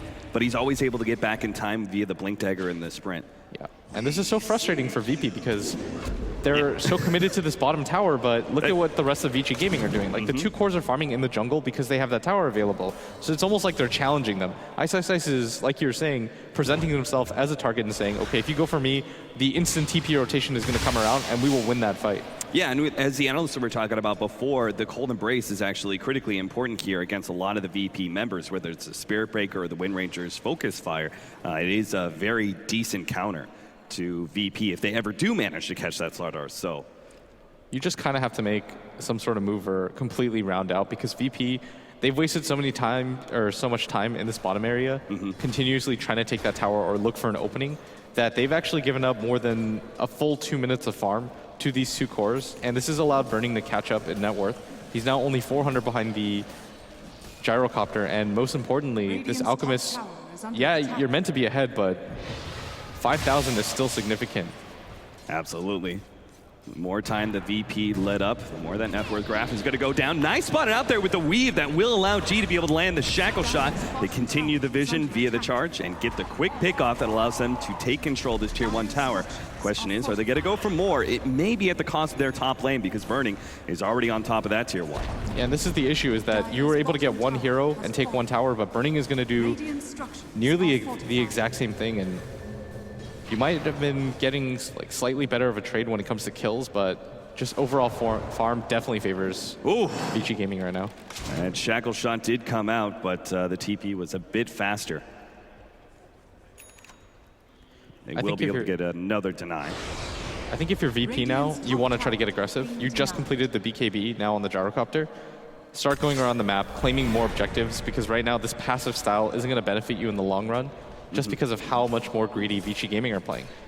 Yeah, Super is about to become the full Naga Siren. He's got the Radiance, Boots of Travel, Manta. Next up is going to be the Octarine Core. And they're actually going to try and take Roshan here, but Virtus.pro, they're going to be able to run into this one, but the initiation comes out from Ice. They're going to try and blow up Illidan first, but he gets off the BKB. Super turns around, two-man stun from that unstable concoction, and they will be able to get out. Winter's Curse now laid onto Lil, trying to pop that hero, but Visage is still alive. Burning comes forward and finishes him off, but farther up, they get a shackle shot onto the Slardar. Now they're going to be able to get FY as well. Vici Gaming coming forward. Nice charge from DK Phobos, pushes a couple back, but VP are actually going to try and make the retreat, and they're splintering off. DK Phobos is going to be the first one to TP out, and Vici Gaming may be happy with this one. Might just look to take Roshan instead. Virtus.pro still hanging around, but they've lost DK Phobos. He will be able to charge in. Oh, that shackle! That shackle shot comes in. Birdie's going to be the target, but unstable concoction buys Burning time. He actually gets away with the blink, and God is going to be stunned up. It goes for Fenrir instead with that minus armor. Will be able to get that one kill. And Illidan, he actually found the Queen of Pain, able to take her out, and Vici Gaming will be the ones to lose for this time. That's constant bird control from Lil too is what's enabling them to win that fight, because he was so instrumental in disrupting the fight as much as possible. And is that how they spotted out the Queen of Pain? Because she was stuck in the trees. Yeah, he was just hitting him with the birds. Nice. He continues to play out that fight, and despite the advantage that it looked like Vici Gaming had for a little bit, they were fighting in a choke point. Oh, Ice, the three-man stun. They're going to go for the minus armor with the unstable concoction, and Super just takes him out in one hit. God, he's going to start backing away, but the shackle shot's onto him. FY, he's going to catch up as well, slowing down G. They're not going to be able to get Roshan in time, or they will. Lil gets the Aegis, but it's a disaster. VP have lost 3, and Lil may not even get out. Unstable concoction going to be able to catch him next, and there just seems to be no hope for Lil in this coming life too. Yeah, he's definitely going to die here, and he was able to snatch the Aegis, which should slow down the aggression of Vici Gaming after this huge fight. Oh, but that's even worse. I didn't even notice that Vici Gaming were the ones who got the kill on Roshan, so they at least get that bounty for themselves, even if the Aegis is negated. Exactly. They were able to grab it with the Acid Cloud, I believe. I think that was the only thing that was in there. And that was pretty unfortunate for Virtus.pro, because for a second there, it looked like they had such a great fight, but everybody begins to respawn. The Alchemist comes in, completely messes up that fight. BKB next up for Burning, so he will be able to play this a bit more aggressively as time goes on. Virtus.pro, what was seemed like a shining moment for them once they beat Vici Gaming in the initial fight. The reinitiation by Ice's Slardar opens things up for Vici Gaming to be able to still hold on to their significant advantage. In fact, the Alchemist is almost looking at double the net worth of both the Gyrocopter and the Wind Ranger. Yeah, and this is the power of both the Dire and the fact that the Slardar was the hero that died first on Vici Gaming, is that they were able to get him out there so quickly right after. And I mean, Virtus.pro definitely didn't expect that. They probably thought that Vici Gaming was going to be on the heels, but continuing to press forward. And Illidan at top, you've got to be careful. You do have the BKB, but they have Winter's Curse. He's gonna try and get away, pops the BKB, just hoping to be able to stay ahead of FY, and smartly just keeps running rather than trying to go for the TPO. Still, I think that was your next BKB charge. That's the 8-second. And most importantly, the Alchemist has become sort of like the Naga Siren. Yeah, full split push build is ready to go. You have every single 22 seconds, illusions to throw out. You've got Chemical Rage, which barely has a downtime now, about 8 seconds. Ice is going to be picked off, it looks like, by DK Phobos. Good bird control once again for Lil, making sure that Ice has no rebuttal. Yeah, but Super is the hero for me to watch continuously. Like, the fact that he's at 20k net worth at just 27 minutes in, even though you are the Alchemist, I stress this is still pretty farmed. They will have their completed Aghanims coming in for Lil. He just needs 100 gold. That's a sizable increase in physical damage and control against the Alchemist. If he can complete that Solar Crest, and they have the Weave as well, there is a chance that VP can take out that huge net worth hero early on in a team fight by just focusing him down, but it just seems like for now, Vici Gaming are always going to be able to have the better control of the map via Super. Unstable Concoction coming in, does manage to stun up too. FY, not go for the Winter's Curse, but he will be charged up. Now the Gyrocopter ultimate gets laid out. Now the Winter's Curse laid out onto DK Phobos with Sonic Wave over the top. It looks like Spirit Breaker might be going down. Illusion's chasing him, but Illidan does take out the Tombstone first. Unstable Concoction landing on 2 once again. Super is nailing these ones. Meanwhile, Ice actually just stunning up God, making sure he can't get back into the fight. As Illidan desperately needs the help, but he's not going to get it in time. G comes in, will be able to take out Burning, but Super comes in with yet another Unstable Concoction, slowing down G, does get the kill before DK Phobos can push him back out, and VP are going to fall one by one until Vici Gaming have it all. And that's a 5-man wipe. This is so disastrous for VP as they're just not scaling in items anymore. If you look at the Gyrocopter's farm, he has the BKB, he has the Helmet Dominator, but these are largely defensive items that won't really do anything for you when it comes to the damage department. And you need some damage right now, because if you saw, when they initiated on Super, G tries to use the focus fire on him, they just simply don't do enough damage at this phase. Yeah, and he's going for the Chrysalis build, which is standard for Wind Rangers, but they are going to desperately need an MKB, I think, as the Solar Crest, now completed on the Undying, is just going to make this Alchemist even tougher to deal with. Yeah, the problem right now is that the Gyrocopter is more tanky, but he doesn't do enough damage, and the Wind Ranger has the inverse problem where she does do a lot of damage, but she gets chased back so soon. Things looking very good for Vici Gaming as we stumbling onto that 30-minute marker, over 10K lead in both gold and experience for them right now. When it comes to the XP graph, which is a little bit more reliable for me when you're playing against an Alchemist, this also matches up as they're ahead 10K in that department. And this is just because they've been able to keep up almost all their heroes whenever these team wipes happen. Now, it seems pretty clear to me that Virtus.pro weren't able to take enough control. They're not going to be able to end this game early against the Alchemist. He's reached that full, as we keep saying, Naga Siren build, where he's just going to split push and maintain control. But what about the late game? Can Virtus.pro try and push this game 60 minutes? What do you think their chances are? I think when it comes to the straight late game, it's still sort of okay, but the fact that they've got a hero that almost just one-to-one counters the Wind Ranger in FY with the Cold Embrace makes it so hard for them to kill the Alchemist in the first place. And this is going to be made even more difficult just because he finishes a full Assault Cuirass as soon as this fight ends. And we were talking about the fact that he was double the net worth of the Wind Ranger, but if you add up like nearly the next 3 heroes on the side of Virtus.pro, Super can almost match them. Yeah, very insane.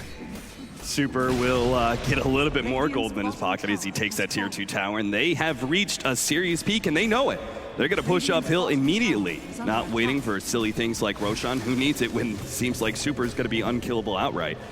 They're going to start TPing now, but it might have been a little bit too late as their tower stuff taking some damage. Vici Gaming, they can kind of force this, but they could also just wait for the Roshan, get the Aegis onto Burning. The BKB is now completed on Burning, and that was such an awkward way for DK Phobos to end that charge. Yeah, I think he realized that if they stuck around this cliff area, he could be found. He doesn't want to get caught here and force his allies to try and come up that staircase. Too dangerous. Vici Gaming are going to back out, as you suggested, waiting on Roshan, just forcing VP back with that push. Yeah, and by forcing them back, this allows Virtus.pro to... It forces them to smoke because Vici Gaming are going to split up and farm out the map a little bit, and I think that VP know that, or they anticipate it, but Vici Gaming have the same idea, as they're completely grouped up on the high ground, and they completely sense this is... Yeah. They're even pinging out as they're moving. If no one's pushing out the bottom lane, and they also have that aggressive vision in between the bottom and middle lane, next to the base of VP, they know that VP have just completely disappeared off the map. Yeah, but if Vici they just Gaming stay on want to take this fight. Absolutely. To stay on the high ground, Shackleton, oh my god, what a long range one. Fenrir will get the save. Oh, the 3-man stun! Initiates with the 3-man stun. Winter's Curse on the DK Phobos, but who cares? Burning's come forward and just hit the biggest sonic wave of his life, taking out 4. DK Phobos to fall as well, and VP just got utterly obliviated. At that point, Virtus.pro were kind of in a desperation area because they knew how far behind they were, so they go for the smoke, but Vici Gaming know that as well. They're thinking to themselves, okay, we're so far ahead at this point that Virtus.pro have to do something desperate. Nobody's showing on that bottom lane, nobody's showing in that mid lane, and this is why it's so important to have a hero that can instantly wave clear so that you can move on from target to target and not make it so obvious. But because VP were a little bit too impatient, Vici Gaming, they take the high ground in that fight. They're able to get that 3-man Slardar crush. And now Vici Gaming going to push into this tier 3. Still another 15 seconds until the Gyrocopter's back up. This is looking like a full lane of racks. And Vici Gaming can actually just back up and wait for Roshan at their leisure. Yeah, they're going to take a free racks. They don't even have to use the Aegis that they don't even have quite yet. And once they grab that, I mean, it's going to be so hard for them to grab. I like how you're already calling it Vici Gaming's Aegis, because they have so much control, it just seems like there's no chance that VP will actually be able to contest for that Roshan kill. They're probably still going to try, because they're not scaling in items anymore, and it's not like things are getting any better for them. So you continue to just hope that maybe you'll have a successful fight. But DK Phobos, for example, has completely just been left behind. He's only at 6.4k net worth. Yeah. No real items on him that are coming out either. Maybe the BKB, but I don't know if that's game-changing enough, because they simply just don't have damage. You know, I was going to call it Virtus.pro. It's a do-or-die smoke for them to go into the Roshan pit, but they don't have a smoke. That already happened. They used their last smoke. The next one isn't up for 7 minutes, which means it's even less likely that VP will be able to contest for that Roshan without the surprise advantage. Yeah, and Burning is probably going to go for the Shivas. He's got the play mail on him just because the Alchemist already has the AC completed, and there's about to be a heart on Super 2 as he's going to be fully 6-slotted. Item after item just racking in for VG Gaming, and they're just going to wait out Roshan. Virtus.pro obviously have to contest, but or they got to be able to find their opening 15 seconds. Now Ice making the jump on Illidan here. Follow up FY, and they just gets blown up. There goes the carry of VP. VP is still going to try and fight it out, but immediately the Dazzle's going to lose his life. The Orchid controls him. DK Phobos not going to make an escape either. 3 down, looking for more. G is going to be the next one caught as Shadow Strike catches him out, tries to go for the TP away. Ice gets the stun in time. That's a 4th down for VP. And now a guaranteed Roshan for VG Gaming, or they may not even go for it. They might as well just push out the bottom lane and try and end this thing.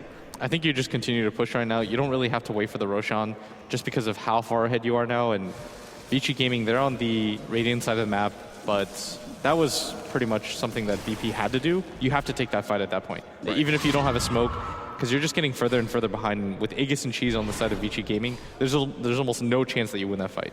Heading on in through the middle lane to go straight to bottom without waiting for that creep wave. Lil, the only one to be able to defend. Force Staffs himself, does make a resummon, tries to go for the kill on Ice, but Cold Embrace stops that one in a heartbeat. And VG Gaming will claim their 2nd lane of racks. Virtus.pro, their 3rd lane of racks will stay intact, but that's only because that tier 2 has yet to be taken in the top lane. And it looks like VP, I mean, they're still staying in the game despite the fact that they're so far behind. If we just look at the difference in net worth, it has to be near 30K. I'd imagine that the experience is in a similar area. And Roshan may just be what puts it over the top for VG Gaming's.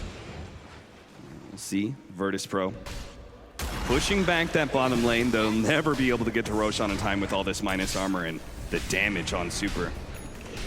Yeah, I think Virtus.pro, they're probably just... they don't really want to GG quite yet because you want to fight for that last racks, but they're probably discussing what's going wrong and what went wrong despite the fact that they had such a good start. It never really felt like they were able to put too much pressure, and that Roche fight was just so disastrous for them, and they're probably just assessing what went wrong. VP, they're going to make a go of this, though. Oh, Shackle Shot on the Burning. That's going to be a good setup. Maybe they could take away that early Aegis. Nether Strike. Oh, what? Burning? No, the power shot snags him. And VP, Illidan actually wants to set this one up onto the ultimate. The ultimate comes out with a Winter Wyvern. DK Phobos immediately going to be the target, though, as he tried to charge in. Does manage to get the charge off. Still has the Nether Strike as well. Bumps back. Does manage to push around Super, but Illidan just doesn't have the damage necessary. And G couldn't even get close with Fenrir intercepting the rest of VP, making sure they cannot get uphill into that fight. FNG gonna try and hide away that gem, but VG Gaming don't have to worry about kills anymore. They can just go straight for the top lane, and I bet they could even backdoor it with the amount of damage they have now. Yeah, they don't really care at this point. They understand how far ahead they are, and these fights, it's not like it gets easier over time, right? They lose 2 fights in a row. The 3rd fight's not gonna be any easier for them. But still willing to stay in, gonna wait for Illidan to respawn. And that BKB just at 6 measly charges now. Radiant's top tower is under attack. Another tier 2 going to fall. Super even eating through that backdoor protection. Finally, they do have the creep wave here. That'll make things a bit easier for them. By the time they get uphill, though, Gyrocopter will be back. And it looks like he will be even able to... No, it's actually all unreliable gold, so he may not even have buyback with this next life if he dies immediately again. But Super, he does have buyback. He's just going to continue to hit this. He's got the boost of travel, too. Lotus Orb coming onto him, too, just in case you could go for the reverse shackle. Yeah. Lotus Orb, Solar Crest. I mean, Super is just a monster right now. 3,200 health. Jump in, Ice, 2-man stun. Illidan's gonna throw out the ultimate as well, but it just does a pittance of damage as VG Gaming just don't seem to be threatened at all by DK Phobos or Lil. They start trying to go for Fenrir, but a good Winter's Curse holds the rest of VP together, and they will fall together as well. 16-32 is the end score as Virtus.pro finally called GG. Just what a dominant performance by VG Gaming. Every single time that VP decided to make a move, VG Gaming were completely there. Remember when they went for the smoke on mid? VP, it fails they instantly group up on Vici Gaming side. They go for the smoke of their own, completely just outplaying them turn to turn. Yeah, absolutely. Virtus.pro, I mean, they had the early start, though, with the gyrocopter and everything else. Do you still feel like this is going to be a close series, or Vici Gaming with this display of game number one just too far ahead? I'm not quite sure, because the game, it looked close when it came to the laning phase, but when it came to the actual rotations and the smoke movements, it just felt like Vici Gaming were on another level. All right, well, we'll see what our panel has to say as Virtus.pro are left with a questionable place to go into game number two. Thank you very much, Cap. And yes, back at the panel, we'll watch the players as they leave the booth for a very quick break. Gives us a chance to discuss the draft and the early laning phase and the late game, because that all seemed to go to plan, Sindarin, in a way. We said about the draft earlier on, it was a very mid to late game heavy kind of draft from VG. Kind of had to stem the tide a little bit. We knew that Virtus.pro would come out shooting, and they did. An early game was all theirs, but it seemed inevitable somehow that VG were just going to soak it all up and then hit them on the counter at the sort of mid to late game period. It was just the kind of draft where I was very impressed with VP's first 15 minutes or so. They took complete control of everything they needed to do. But the moment you lose one team fight to this lineup, you give Alchemist an item and a half, basically. The one moment Blitz came back to a couple of times in the mid lane, their smoke breaks, Vici Gaming counterplay them, get a 4-for-1 fight. They get that. I think they get Roshan as well, because their lineup is super good for that. The Alchemist became too big of a problem, simply. Maybe they should have banned it last. It's so easy to say in hindsight. I think they had tools to deal with an Alch. They did very good at shutting him down super early on, but still, I think it was 12-minute Radiant. Yeah, and the problem was also that Super kept weaving in and out of the fights. Whenever his ultimate wasn't up, he would run, stand in the back, just fire off stuns, making sure that the cloud was on the ground. And generally, Super just played a really good game position-wise. And then the straw that really broke the camel's back was this Roshan fight, where it's a constant back and forth. I think Ice played really well as well. He was a big part of Vici Gaming's fights. He was constantly weaving out, landing stuns on enemy heroes and things like that. And then he allowed the damage of Super as well as Burning to come through and have good team fights. Yeah, Slardar was a really good first pick for them this game. It's very clear that they understand how to play the hero. And just all around, all of Vici, I think, did very well. Of course, it's difficult in a game like this to shine on Undying. He just did what he needed to do. A couple of really great wins, his curses too. The Cold Embrace is always on point.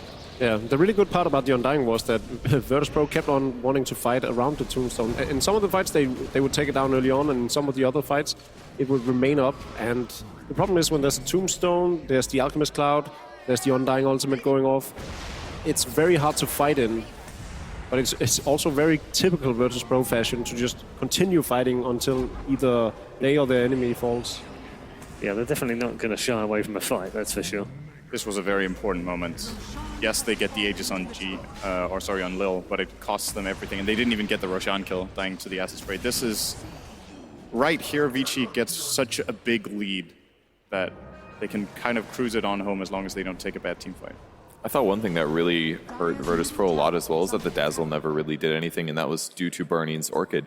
He maybe needed to back off, get some farm, maybe pick up a Guardian Greaves, because he just had no solution. Every fight, they would jump on him, silence him, he's dead. Doesn't get a Grave off, doesn't get a heal off. Grave could have been pretty significant in some of these fights on some important heroes. Even on a hero like Lil on the Visage, for example, give him an extra 5 seconds to throw out 2 Soul Assumptions instead of just 1. Could have made the difference in a fight. Do you think this tournament is possibly the demise of Dazzle? It has a very, very low win percentage. It does. At this point. Unfortunately, it's been a popular pick, and it's down in the 42% region. I think it seems like the hero needs to not get picked as early as it does. You need to wait out and see exactly what's going on in the draft. They did pick it in response to, I think, Slardar, which I feel like is pretty reasonable. But more often than not, he depends on having a carry who really benefits from the Shallow Grave. It's great with Gyro in a way, but it's not good against the heroes they were against in the game plan. Yeah. But it seems like team fights tend to drag out more now. And one of the same reasons why Tidehunter might be a slightly more popular pick is that these team fights drag out longer, so BKBs gets less of a problem for the Tidehunter, and at the same time, that 5-second Shallow Grave isn't nearly as good as it was when it was all about the burst with Lina, for instance, and so forth.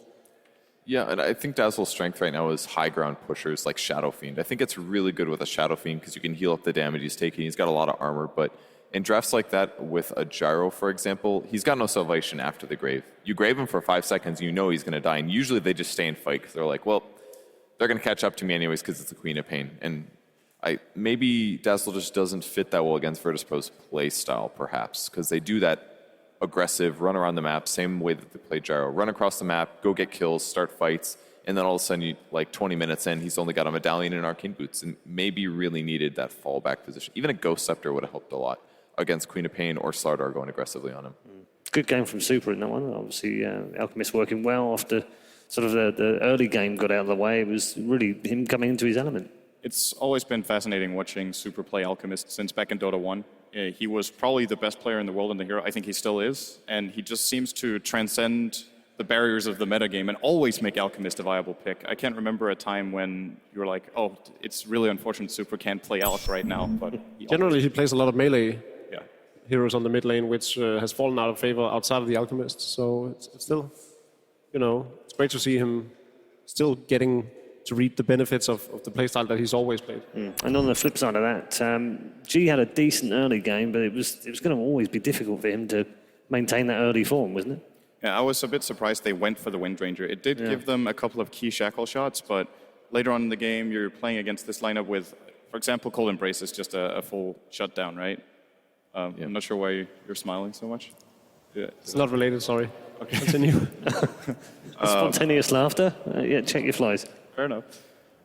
I didn't think Windranger was the solution they needed. Like I mentioned, they need some sort of magical damage. Power Shot is okay for the first 15, 20 minutes, and then it just becomes weak. Yeah. Cold Embrace really shut them down. It looks so good in the early game, though, because at first I was like, is G really that amazing in Windranger? He started off 4-0-0. Like, he played very well in the early mid-game, but when you're relying on shackle shots in the late game, like, there was a couple fights in those late game-ish fights with the smokes where he would throw shackle and it didn't land, and then the fight's over, basically. If he got a shackle and they used that to kill a hero, they would have won the fight, but they didn't get the shackle. They weren't able to focus the Alchemist enough. In his defense, some of those shackles really should have latched. I was watching a few of them and I was like, what? How did that not latch? Normally when you watch a player like Weeha, the most sick latches comes out of the shackle shot, but with G, they could stand next to a tree and there would be none, and I was like, oh, okay.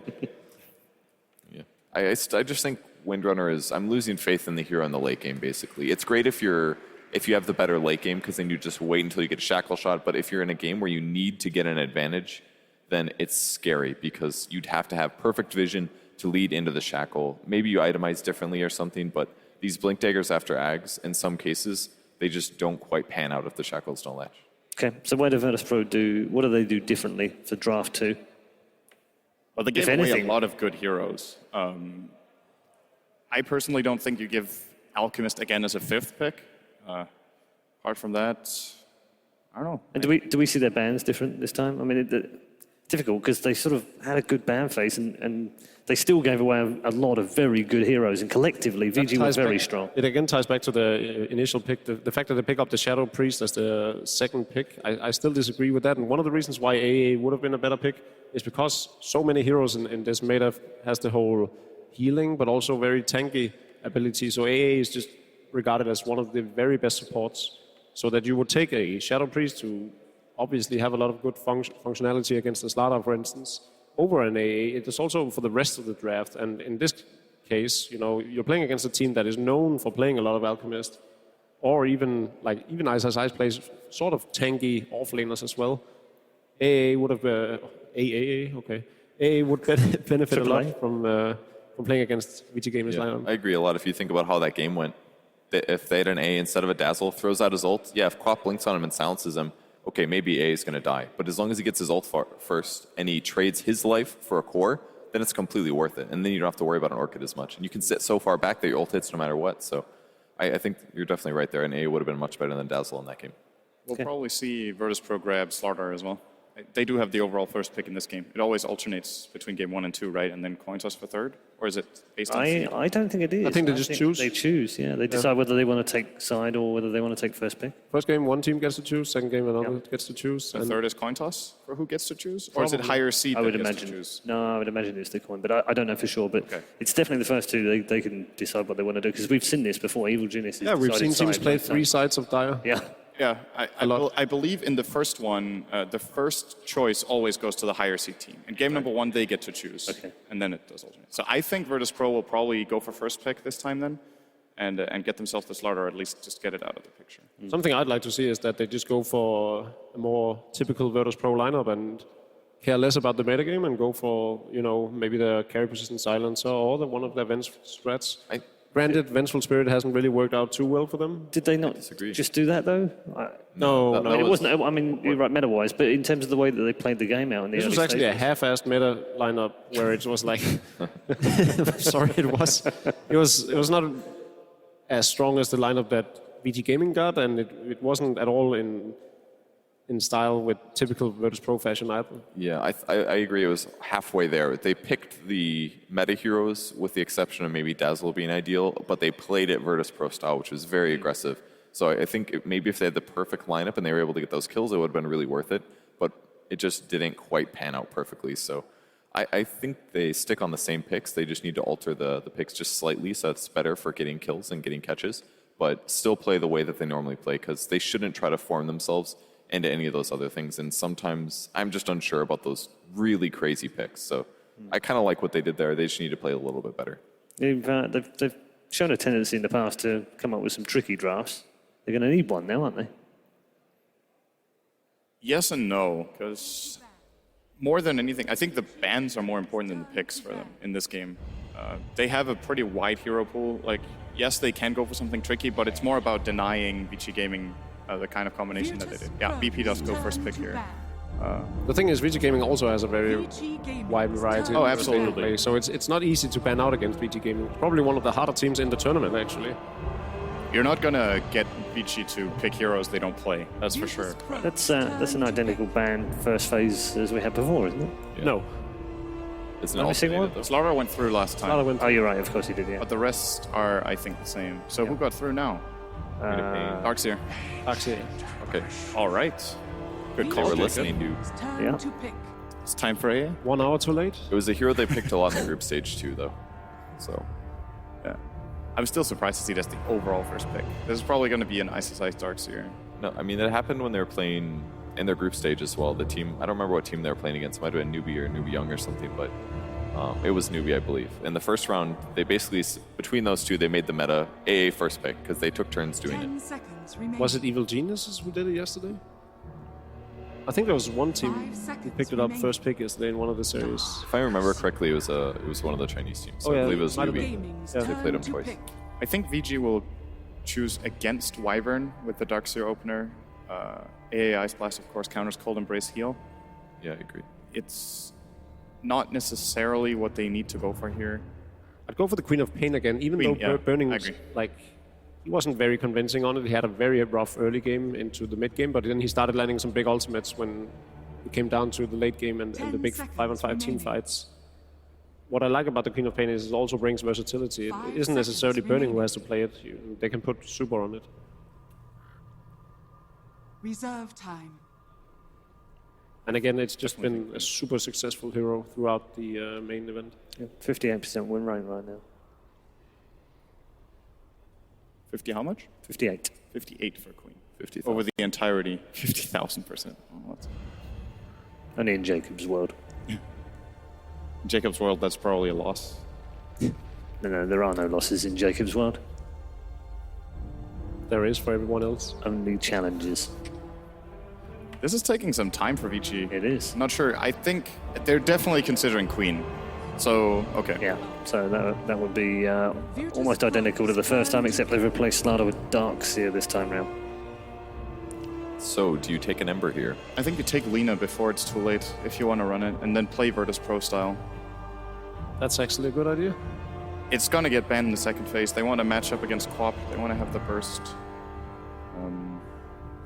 It is a bit restrictive in what you need to pair it up with in terms of the draft, but BP have to know that if they want it, it's now. I agree with Ember being a good choice, but running that mid into Queen of Pain is dangerous, and I don't think Illidan plays Ember at all. I have not seen it. So then G has to play it mid, because G doesn't play safe lane for them. Well, they have done that sometimes, actually. There's a possibility. So if they do pick something like that, the only thing they're missing is catch. Like that's one really good way that it synergizes with A, is that if they stun anybody, they're just dead. And this is their catch, I guess, without forcing them too heavily into a certain path. Yeah, and I mean, this obviously combos very well. Spirit Breaker reaching its target while the AA blast hits. And he does all magic damage except for his basic right clicks. So yeah.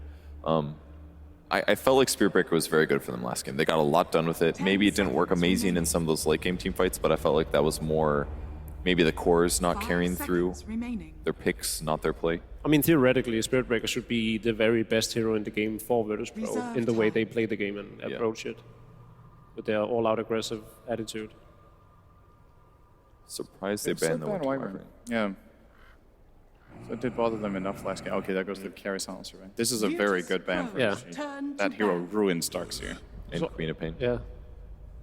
VG Gaming's turn to ban. I don't think they banned it last game when they had Queen of Pain, right? So I think they're doing it because it counters both, not just one. It's less of a problem last time with the Slardine and Alchemist. Yeah, that's a good point. Plus they're on the back foot a little bit. 10 seconds. Maybe more likely to pull out weird picks since they're on the verge of going to lower bracket. 5 seconds remaining.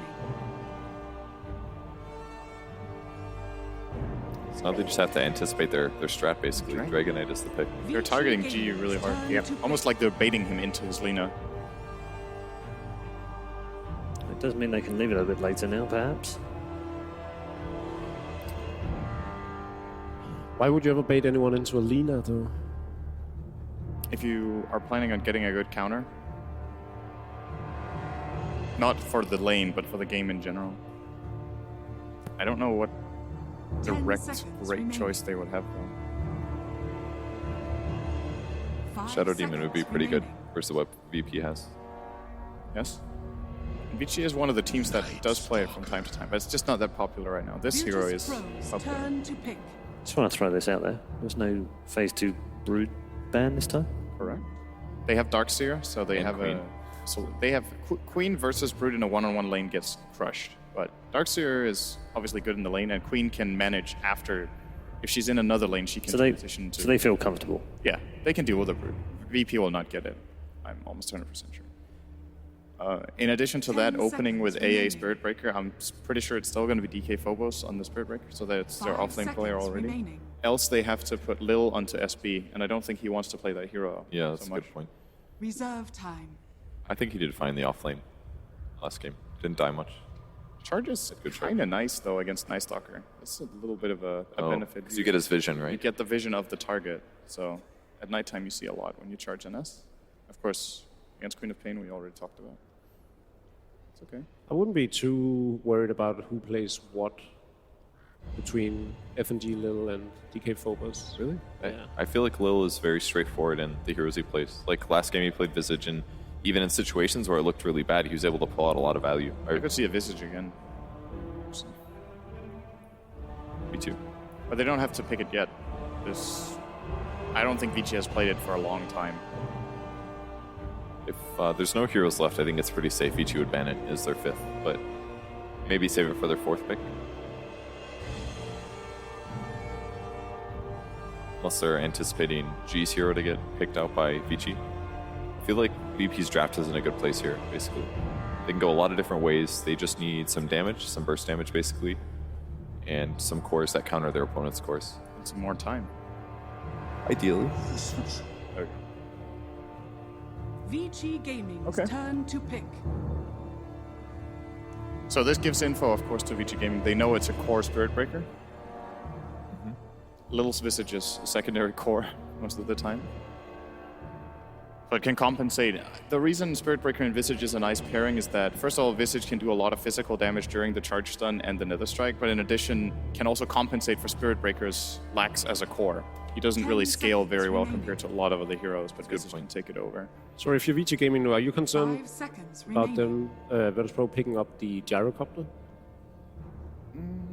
Reserve time. I mean, Gyro's advantages are laning stage, basically. Like, he can lane against Darkseer pretty well. He's a good laning counter to Darkseer. But he doesn't provide as much late game. His win rate's not amazing. Illidan plays more of a roaming style, wasn't able to keep up and farm as much. And especially paired with the Visage, he's going to be getting less kills, so he may not snowball as hard. I'm not sure if it's the best solution. It's pretty good with AA, I guess, because you can call down on whoever gets initiated on. But not to forget, they've played some Drow Ranger as well. They do have the Visage. Yep. That's true. Against Nightstalker, Queen of Pain, though, and Darkseer. Yeah, it's a bit risky. Then again, of all the carries that Illidan likes to play, they're all very susceptible to ganks from the Nightstalker, even the Gyrocopter. They just need an Earth Spirit to keep the Drow safe. He presses a button, and then she has her ulti again. That's a good idea, Told. The Venge pick has been stolen. Oh, wow. That could have been a possible Venge carry out of VP. Yeah, that's got to be half the reasoning here has got to be that they wanted the steal. It's pretty good against SBs. Wow, they do go for it. Damn, they still went and for against even after Avenge. That's like 4 heroes that counter Drow Ranger in some aspect. Just because they can close the gap, they can. It's hard for her to get away from them. Last time we saw Drow, he built Force first, and in reaction to a Clockwork. So he may not have to do that this game, but they're still going to get right on top of him. It's got to be a BKB, right? Like that's his defensive item this game. Yeah. Virtus.pro's turn to I still think Lina is pretty good. Yeah, I'm still sold on her as well. I'm surprised she hasn't been picked. They can swap whoever gets initiated, though. The gyro. One solution gets a sacrifice the Venge instead of the core. But they will have a lot of damage in the early game, that's for sure. Do you think VG can get away with... They can't get away with the Spectre, can they? It's one of the classic cores to Drow Ranger, or counters to Drow. You always just reality and then she loses her aura. This is another hero that can come up close and is very good. Ooh, I like that pick a lot. It's the... This looks bad for VP. The guy that was famous for his Phantom Lancer before aggressive existed. It's true. Back when it was really annoying to play against. Yep. It's not anymore.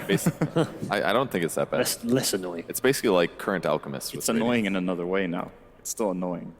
Yes. You just have to be careful with your draft, and VP was not prepared for a Phantom Lancer pick. I guess they can gust and possibly figure out which one's the real one, but... And I guess Ice Blast as well is pretty helpful because it can get his HP fairly low and he won't be able to heal that up. So you can generally, if he's spawning low HP illusions, it's not that big of a deal. You can deal with it. Okay, the Lina is not after a very tricky draft for Virtus.pro. Let's find out how they get on in Game 2 as we head back to our Archon known as Capita Blitz. Thank you, Paul. That's right. We're here with game number 2 between Vici Gaming and Virtus.pro, and it's a bit questionable, at least the draft anyway from Virtus.pro. It's kind of their signature draft, but Vici Gaming have a lot of good counters to it. Can I just ask really quickly if the crowd was cheering because a Vengeful Spirit was picked, or was it the Dro? I'm pretty sure it was the Dro. I don't know what... it's Virtus.pro. They're going to pick the Dro at some point. It's a Dro Visage combination. They've done it time and time again. In fact, we had some time to talk to Illidan about the Dro Ranger specifically. Yeah, he felt like it was a hero that was viable. He wasn't really quite sure how to make it work. And he thought maybe the Force Staff was the direction that you can go so you could play a little bit more aggressively.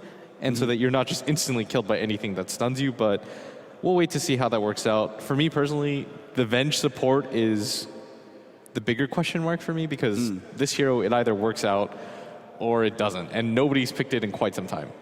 Now, Purge brought up a good point that it is going to be a good way to be able to help out some of the heroes of Vici Gaming when they are targeted by, for example, the Lina combination. You also have the Dro Ranger who's locked down with the silence and keeping on you with those cold arrows. It feels like that is a potentially good saving mechanism, but why haven't we seen more of the Vengeful Spirit? I think the problem is twofold, is that the swap pretty much just gets you killed, and for a purely defensive spell, there are better ones. For example, the Dazzle Grave that you can cast multiple times that doesn't just instantly kill the Dazzle when he uses it. And probably more importantly, I think the stun is actually quite bad. There are so many different things that can dodge it. It's pretty slow, the projectile speed, and you don't really add too much variables as a control hero when it comes to the late game. It's not like some supports that can simply just grab an Aghanim Scepter and continue to scale, or certain supports that can instantly initiate for you. Like, this is a hero that has a slow-moving stun. The auras are pretty good. I know people in the chat are going to complain, like, oh, well, you know, the Wave of Terror and the Vengeance are excellent. Well, there's a reason why this hero doesn't get picked, so. Virtus.pro, they do start out this game number 2 on a decent foot. They did manage to counter out the ward here in this bottom lane that Vici Gaming placed to start with. So the Darkseer will not have that vision to go on. Looks like we're going to have a contest here at the top lane. Virtus.pro are sitting on this high ground, and there's not much way Vici Gaming can really know. But who's your bet on for a first blood? I think when it comes to just a straight-on fight, I think VP might be a little bit stronger. They don't have a straight-up reliable stun, but with the chilling touch, I don't think there's any way that Vici Gaming is going to fight into this. And that's why immediately they back out. Bottom lane, though, they will have a contest. Illidan, unfortunately, he's not able to get that Banner Rune, and now he's stuck close melee range with Ice, and he's taking so much damage from that Ion Shell. Even FY's coming in with his boots. Somebody's got to save him. Lil's going to be able to come in and get the Grave Chill to slow him down, but Illidan, he just took 430 damage from that. Yeah, and he's going to have to rotate all the way around. They're going to walk on this high ground. More awkward. FY is here now with a double Ion Shell ready to go, but the 3 heroes of VP will be able to push him back. But that's a full lane. It looks like that they're going to miss out. The creeps already clashing, and VP not even close to being able to get there in time. Yeah, and I think Ice looks at this situation and says, okay, I'm not actually going to get there in time. FY, though, is going to be able to soak up a lot of this experience, so he's probably just going to go to the jungle, stack it up a few times, and this is how he's going to get farm. Meanwhile, DK Phobos does successfully pull the creep wave, and it looks like he's just going to tank it, so the creep equilibrium does go to his favor, and he'll sit right in front of his tier 1 tower. Our mid matchup is probably going to be one of the most interesting ones. Of course, G, very familiar with Queen of Pain, knows her pretty much in and out. Should be able to find some openings as the Lina against the Queen of Pain, one of the few heroes that can match up against her. When it comes to just the straight CSing, it's a little bit difficult for the Lina because of her slow projectile speed. But when it comes to just flat harassment, like, G is so strong. Being able to use the Dragon Slave and the stun combination, and something that we haven't really talked about is the precision aura is going to be quite good for this hero. Already bumping up over 70 damage a hit. There's almost no way for the Queen of Pain to trade effectively. So you can really abuse that extra almost 100 range advantage that you have over the Queen of Pain. And harassing her down with those steady right clicks. Meanwhile, Virtus.pro, obviously, they've got some greedy cores in both the Visage and the Ancient Apparition, so they're going to need to do some very efficient pulling on the Radiant side jungle. Yeah, what ends up happening in this matchup usually is the Queen of Pain can trade by getting some right clicks in, but she's going to make a pretty aggressive jump forward, but Ice, just threatening. There's not a whole lot that he can do in this position. He will at least establish control over the top rune, does get the bounty for himself, but this does leave Super out in the cold, as he doesn't actually have enough for the bottle yet. The one benefit to all of this for VP, though, is that DK Phobos is more or less getting free farm here at this top lane. He's already up to 8 CS of his own, and he's getting a ton of XP. And this is a hero that, in the last game, we saw almost completely shut out. He wasn't able to scale or get any farm, but in this game, I really feel like he's going to pack on the levels. Yeah, so we may see an early rotation by him once he picks up level 6 and trying to threaten that Queen of Pain. Meanwhile, FNG looks like he's been slowly but surely right-clicking down this medium camp. Kind of odd, but I guess he's got nothing better to do with the Night Stalker roaming around and that bottom lane not holding any hero. Looks like Ice is actually going to rotate out of the jungle now. Yeah, part of the problem is that you can't really harass out as this Ancient Apparition because their lane isn't quite strong enough. If the Night Stalker and the Darkseer are here, they're pretty much just going to kill you if you're an Ancient Apparition. Whereas Lil has a lot more opportunities to get away with the Grave Chill. They're going to go for this mid gank. There's a pretty decent timing as the creep wave is going to come in. G is playing quite aggressively because of how low Super is, but he might just surge FY forward and set this up. This should be an easy setup for the Shadow Strike. They do have Lil Visage. Oh, he's going to get the first blood on the Super first, and now they have the combo body block by Lil. He's going to get the bottle up. Away. They turn around, get Ice. FY comes in. He's not even going to get it. He's trying to get the kill, but God survives. Oh, the Shadow Strike takes him out, but Vici Gaming lose 3 in the process, and no one is there to collect that kill. They don't even get the experience out of that. Well played by G, holding his ground, understanding with the drawer. DK Phobos gets the charge away as well. Virtus.pro making the moves in the early game to establish an early lead. I mean, that was so well played by G. From a mid player's perspective, he just holds his ground. He understands he's got enough damage. Super only has a paltry 3 armor, not going to be able to trade hits. That was so well set up, and what was looking like a free smoke gank just instantly turns into 3 heroes dead. They had the bottle coming in for Super as well, but they didn't want to wait for it. as I believe that smoke was running out. Now, of course, this is the first nighttime. FY only being level 2. If only he was able to collect the experience for that Lina kill, you'd see him be a lot more dangerous. But Illidan is left alone in this bottom lane. I'm sure he's not going to poke his head out, though. He realizes how dangerous this lane could be, the Darkseer Night Stalker duo. The Drow has already paid off for them in the laning phase, just because it was able to set up for so many different kills in that mid lane.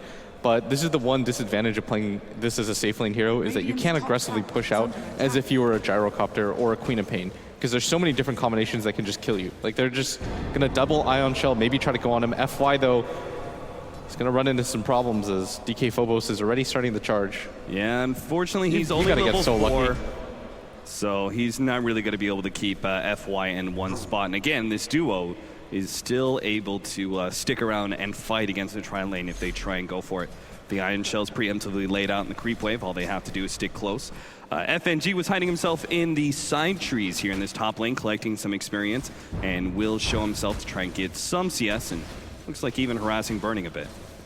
Part of the problem with this tri lane is that there's no real kill potential.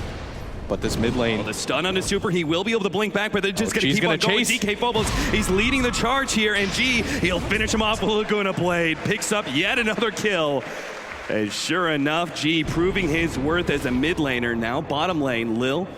Small bit of action as FY goes onto him, but a Grave Chill as the response is good enough. Yeah, and this Darkseer has actually been set pretty far behind now. He's got OK CS, but because of that failed gank attempt mid, he hasn't gotten as much as he should have in the laning phase. And this is a hero that you can't just straight up sack. And this dual lane aggression was meant to work out pretty well, because if you look at VP's lineup, they don't have any stuns at that bottom lane. How are they ever going to set up for a kill? They always have Surge, or the Night Stalker is fast enough to run away at night. And so Vici Gaming, it's hard for them to die, but they expected to get some kills out of this, especially on a hero like Drow Ranger, where you can just double Ion Shell and chase her off. But Illidan's done such a good job of his positioning so far. And G is not going to mess around with the Laguna Blade on cooldown. He'll actually clear through this hard camp stack, and DK Phobos will assume that mid lane for a while, just getting some of that solo experience.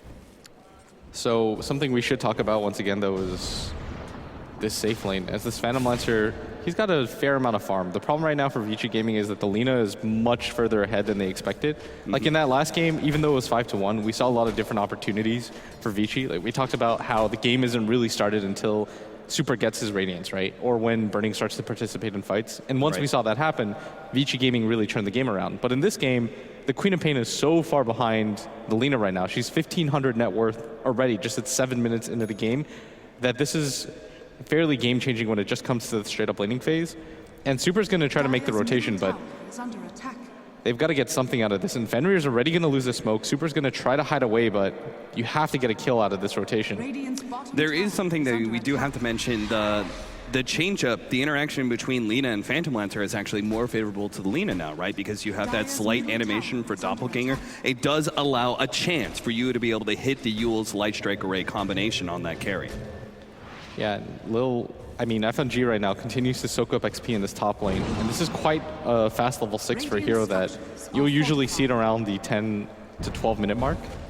But for him to be able to get at the 8 minute mark, 9 minute mark, this is going to mean that the Queen of Pain simply just can't survive. If she gets caught by a stun from G, it's an easy setup opportunity. Same with DK Phobos' charges. He's going to go for it at top.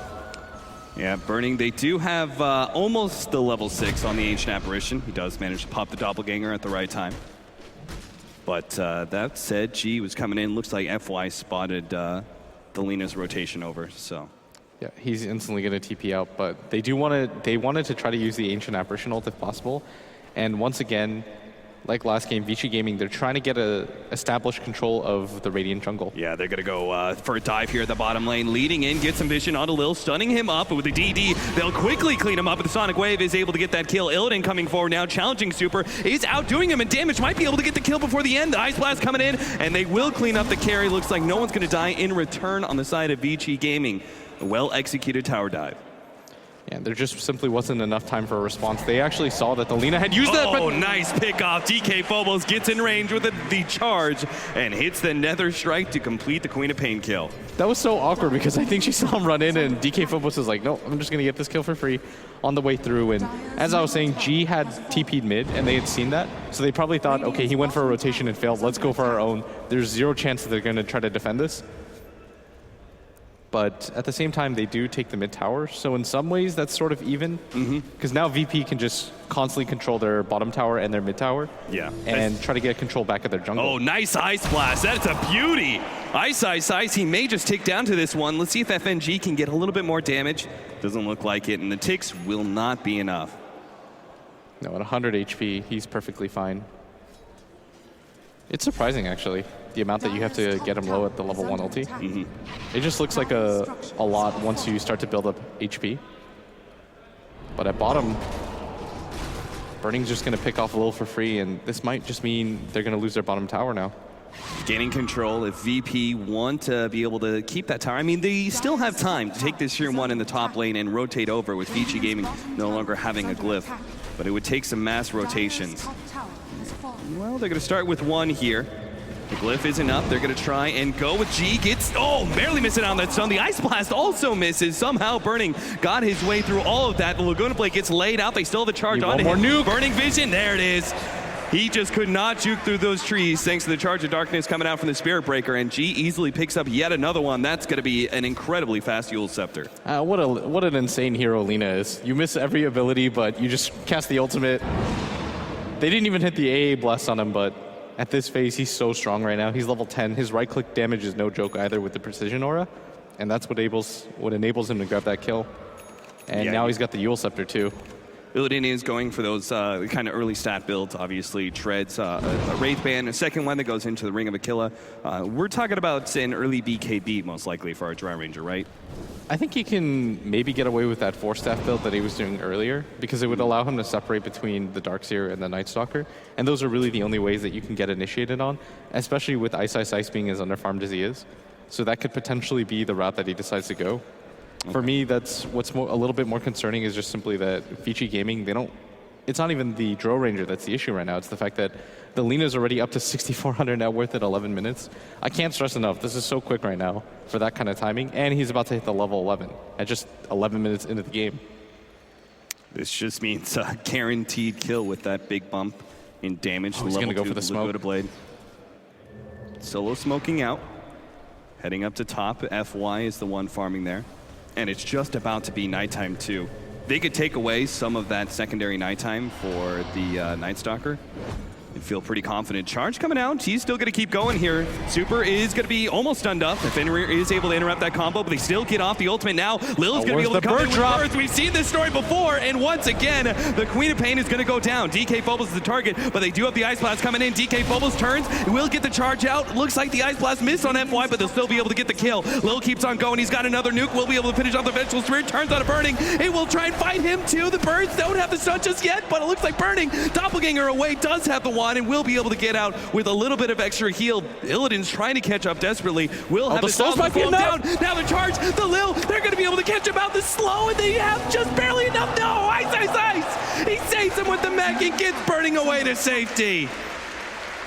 What an insane chase by both teams. FNG understanding that if he can get another Ice Vortex off, maybe that slows enough just to connect with the birds, but the right-click damage just isn't quite there for them. Still, a pretty decent fight for VP as they put a lot of pressure. They kill the Queen of Pain, who continues to lag behind in net worth. And if they were able to get the Phantom Lancer, that would have been the icing on the cake. But just the amount of pressure that they're putting up this game, even if it's not as favorable as their 5-1 start from the last game, it feels like their attack is a little bit more balanced. Vici Gaming going to go for a 4-man smoke now. Once again, trying to maintain control over that Radiant side jungle, but VP, very similar story to game number 1. They've been making a lot of excursions into the Dire jungle. And charge coming out, DK Phobos. Oh dear, he's going for super. Might just be able to get this kill with the Ice Blast over the top. He needs a little bit more damage, but no. Vici Gaming will control DK Phobos, and super will survive this time around. DK Phobos is so unlucky. Every single time he went for a charge in the last game too, he just happened to run into 5 heroes. And he probably just thinks to himself like, damn, I am so dead. Create some space though for Virtus.pro. They're gonna go for a mid lane push, which is exactly why Vici Gaming are quick to push out that bottom lane. They may not want to fight around this tier 2, but if they can make a trade-off, it'll be worth it. But Vici Gaming, they got to make a concerted effort right now to get their mid player involved in some kills right now, because the Queen of Pain is pretty far behind the rest of the field. Just level 8 at 14 minutes into the game. This is actually equal to both the Visage and the Ancient Apparition. That's the worst part of it all. Yeah. Even if your net worth is ahead, what does it really matter when you're at the same experience share of both supports on the enemy team? And it seems like Super is still going for that Orchid build, which, you know, is looked at as being an all-right counter to the Lina. She does the Yules, you respond with a silence, and she's only able to get out the Light Strike array. But a very late Orchid could be utterly meaningless. Yeah, once you have enough HP on G, what does it actually matter? Like, he's going to go for the Aghanim Scepter of his own, or he's just going to blow you up in that way.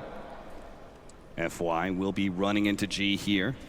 And it is nighttime, so he could get a long duration silence, 5 seconds onto him. He's going to make the circular rotation. Oh no, he's going to be caught. Yule's Scepter. They have both the Son of the Light Strike Array as well as the follow-up from Lil. It's not even necessary. They delete the Night Stalker via Laguna Blade. And now the charge coming up to the top lane as well. Will bump into Burning. DK Phobos keeps on going, turns around, actually pops the ultimate onto Burning, trying to lock him down. Lil birds do drop, and Burning just gets controlled. Once again, Lil's on some serious strike with that Visage. Starts going on a Fenrir, but he's got to back up. Little does he know, Super's actually sitting here invisible. Yeah, and great rotation by VP as they recognize that Burning's an acceptable target too in that situation. And G, even without the ultimate, he puts up so much damage. He's getting a little bit low. He's going to go for the burst on him. You realize what's happening right now. The Ion Shell gets laid out. There it is. The combo comes out. Meanwhile, FY, he's being controlled up by Lil. Once again, they get that kill. Killing spree already. Lil is looking towards the next that's damage! He's control. He doesn't have a Blink Dagger. Illidan rips him a new one, and now Vici Gaming have lost 3. They got the pick off on the Lina, which was a little lucky, but it's still not worth a trade out here. Yeah, and part of the problem too at that top fight was that Ice didn't have the mech, but for a second I think Vici Gaming thought he did, and he didn't have the mana for it. And the Soul Ring was still on cooldown for another 2 seconds. But that top fight, I mean, that really does help out Super, but you saw the issue with how many levels he has right now. Like, maybe if he had the level 4 blink out, he would have had enough time to refresh it. But even with his death, like 8 seconds ago, his blink is still on cooldown right now for another 2 seconds. We're seeing this. I mean, at least he got some reliable gold out of that, but I'm just not sure. I mean, do you think about changing your build? Do you just forget about the Robe of Magi like it never happened and go back for the Aghanim Scepter? I don't think so. I think the Orchid is still really powerful. Okay. I'm trying to think right now, because if you go for the Yule Scepter or an item like that, I feel like your hero just drops off a cliff. Like, you still need the physical damage from the Queen of Pain. Because if you look at Vici Gaming's lineup, the Phantom Lancer is going to take quite a while to get online into this game. So they need a hero that around the mid game can give them some tempo control. And an item like the Orchid allows for that, right? Because you have a lot of solo kill potential with just that item alone. Maybe not on the Lina anymore, but for example, if you catch out the Drow Ranger, you Orchid, pop everything at once, you probably get a kill. The problem right now, though, is that every single time she gets some sort of engagement that's positive for her, she immediately dies right after. Looking at the rest of VP, DK Phobos actually has 600 gold right now. Do you start considering going for that Midas build, or is this just too fast tempo of a strategy for VP to go for that kind of farming item for an Ancient Apparition? Because we oftentimes see it just to increase those levels, get the Aghanim Scepter with a little bit more reliability, or do you think VP have enough control he could just go, maybe even some of the combat builds that we've seen from Ancient Apparitions where they go like the Force Staff? He might decide to go for that because the Aghanim Scepter isn't as necessary in this game. His ultimate alone already counters a lot of what Vici rely on. For example, the mech is so pivotal to their strategy right now because the Queen of Pain doesn't have the amount of farm that she needs. Yeah. And you want to be able to back up Fenrir when he grabs that swap. And I mean, the biggest problem right now is that Vici Gaming, they're just not getting any levels. They're not getting good trades. Their Darkseer, he's really underleveled and really underfarmed right now. Only has 833 gold at 15 minutes into the game. And yeah, you slow down the Lina a little bit, but nobody's really touching her net worth. So as we are kind of approaching the mid game here, let's take a look at some of those metrics. 3,000 gold lead, 4,000 experience, not really much. Looks like we are going to go for the unpause now. See if we can't try things out. But I kind of like the idea of the Force Staff on the Ancient Apparition, just because it would give that extra mobility to help the Drow Ranger get out of the way. As you can see, right now he's just got the Morbid Mask, but I'm sure BKB is going to be on the horizon eventually. Completes the full Helmet Dominator. And this may, is this going to be more about stacking or just bringing in, say, an Alpha Wolf for even more damage? I think you can just bring in a creep, and the lifesteal allows you to trade hits so effectively right now. And you don't really need damage or anything like that. You just need to be able to survive. Like the free armor that you get almost entirely nullifies, for example, the Wave of Terror from the Vengeful Spirit. Yeah. But what is FNG doing right now is he just continues to buy wards. That single null talisman. The completed Solar Crest for Lil means that we've got a very early Roche-taking team, especially they're going to run into each other right now. Is it going to work out for Vici Gaming? G is the first one in. Ice Blast gets laid out. Doesn't really clip anybody, but they've already taken out the Vengeful Spirit. They're going to go for more. Burning is the target, but DK Phobos is actually being rebuffed. There's a good set of wall that's actually dealing a lot of damage to VP as they're actually forced to retreat here. Looks like they're going to be losing the Lily. Just tries to get whatever damage you can on a super, but it's not going to be enough. On the right-hand side, nice two-man Light Strike array, but it doesn't manage to save the Lina as FY gets charged up by DK Phobos. They're committing for this kill. Will be able to just barely get it towards the end, but Vici Gaming are just running away with the game. Illidan is actually taking out super, and he's going to try DP White, but the Lance actually completes it in the end, and doesn't look like our Spirit Breaker gets out either. Ice setting up the wall that wins the fight for Vici Gaming. I mean, VP were in such an awkward position because they were caught on the low ground, but instead of resetting the fight, they still continue to try to fight onto the high ground. They walk multiple times through that wall. There's almost no chance that you're going to win at that point, and you have to stick together because what ends up happening is that the Drow gets isolated, the Visage is isolated on the low ground, and they take that fight so split. I feel like if VP, they take that fight, they reset it, probably able to win that, but Vici Gaming, they just continue to push them up into their own high ground. So we're going to have ourselves another small pause, but I guess that gives us more time to break down that fight and the ramifications. I mean, we're just talking about the fact that VP would be able to take a very quick Roshan, but after a fight like that, Vici Gaming bring that net worth back into their favor, or at least even it out a little bit more, and we'll feel a lot more confident going for some of these fights now. If that fight probably doesn't happen, or if they win that fight, then they immediately go for the Roshan, they get a lot of momentum. You can continue to go take all the tier 2 towers out, and then you probably have enough of a momentum swing that you can just carry it into the late game. But the problem right there is that when you fight onto the high ground like that, like you notice that Vici Gaming, they smoke up, but they wait. Because they know that VP are eventually going to go walk up there.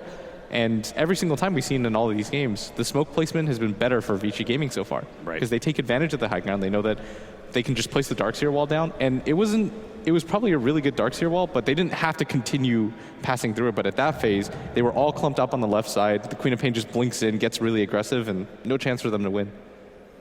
All right, well, it seems like we're going to be heading back on into the game as both teams are ready to go.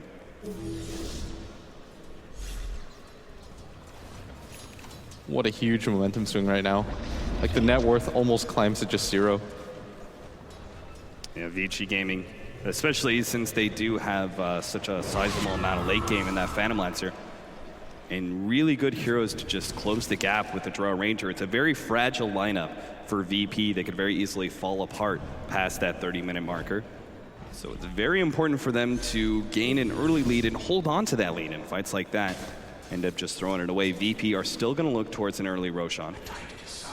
Yeah, now this Lina's, she still has the lead, but it's not as disruptive as it used to be. People are starting to catch up right now with the Phantom Lancer and the Darkseer, surprisingly enough, are starting to close that gap. And now Ice has a really good amount of farm.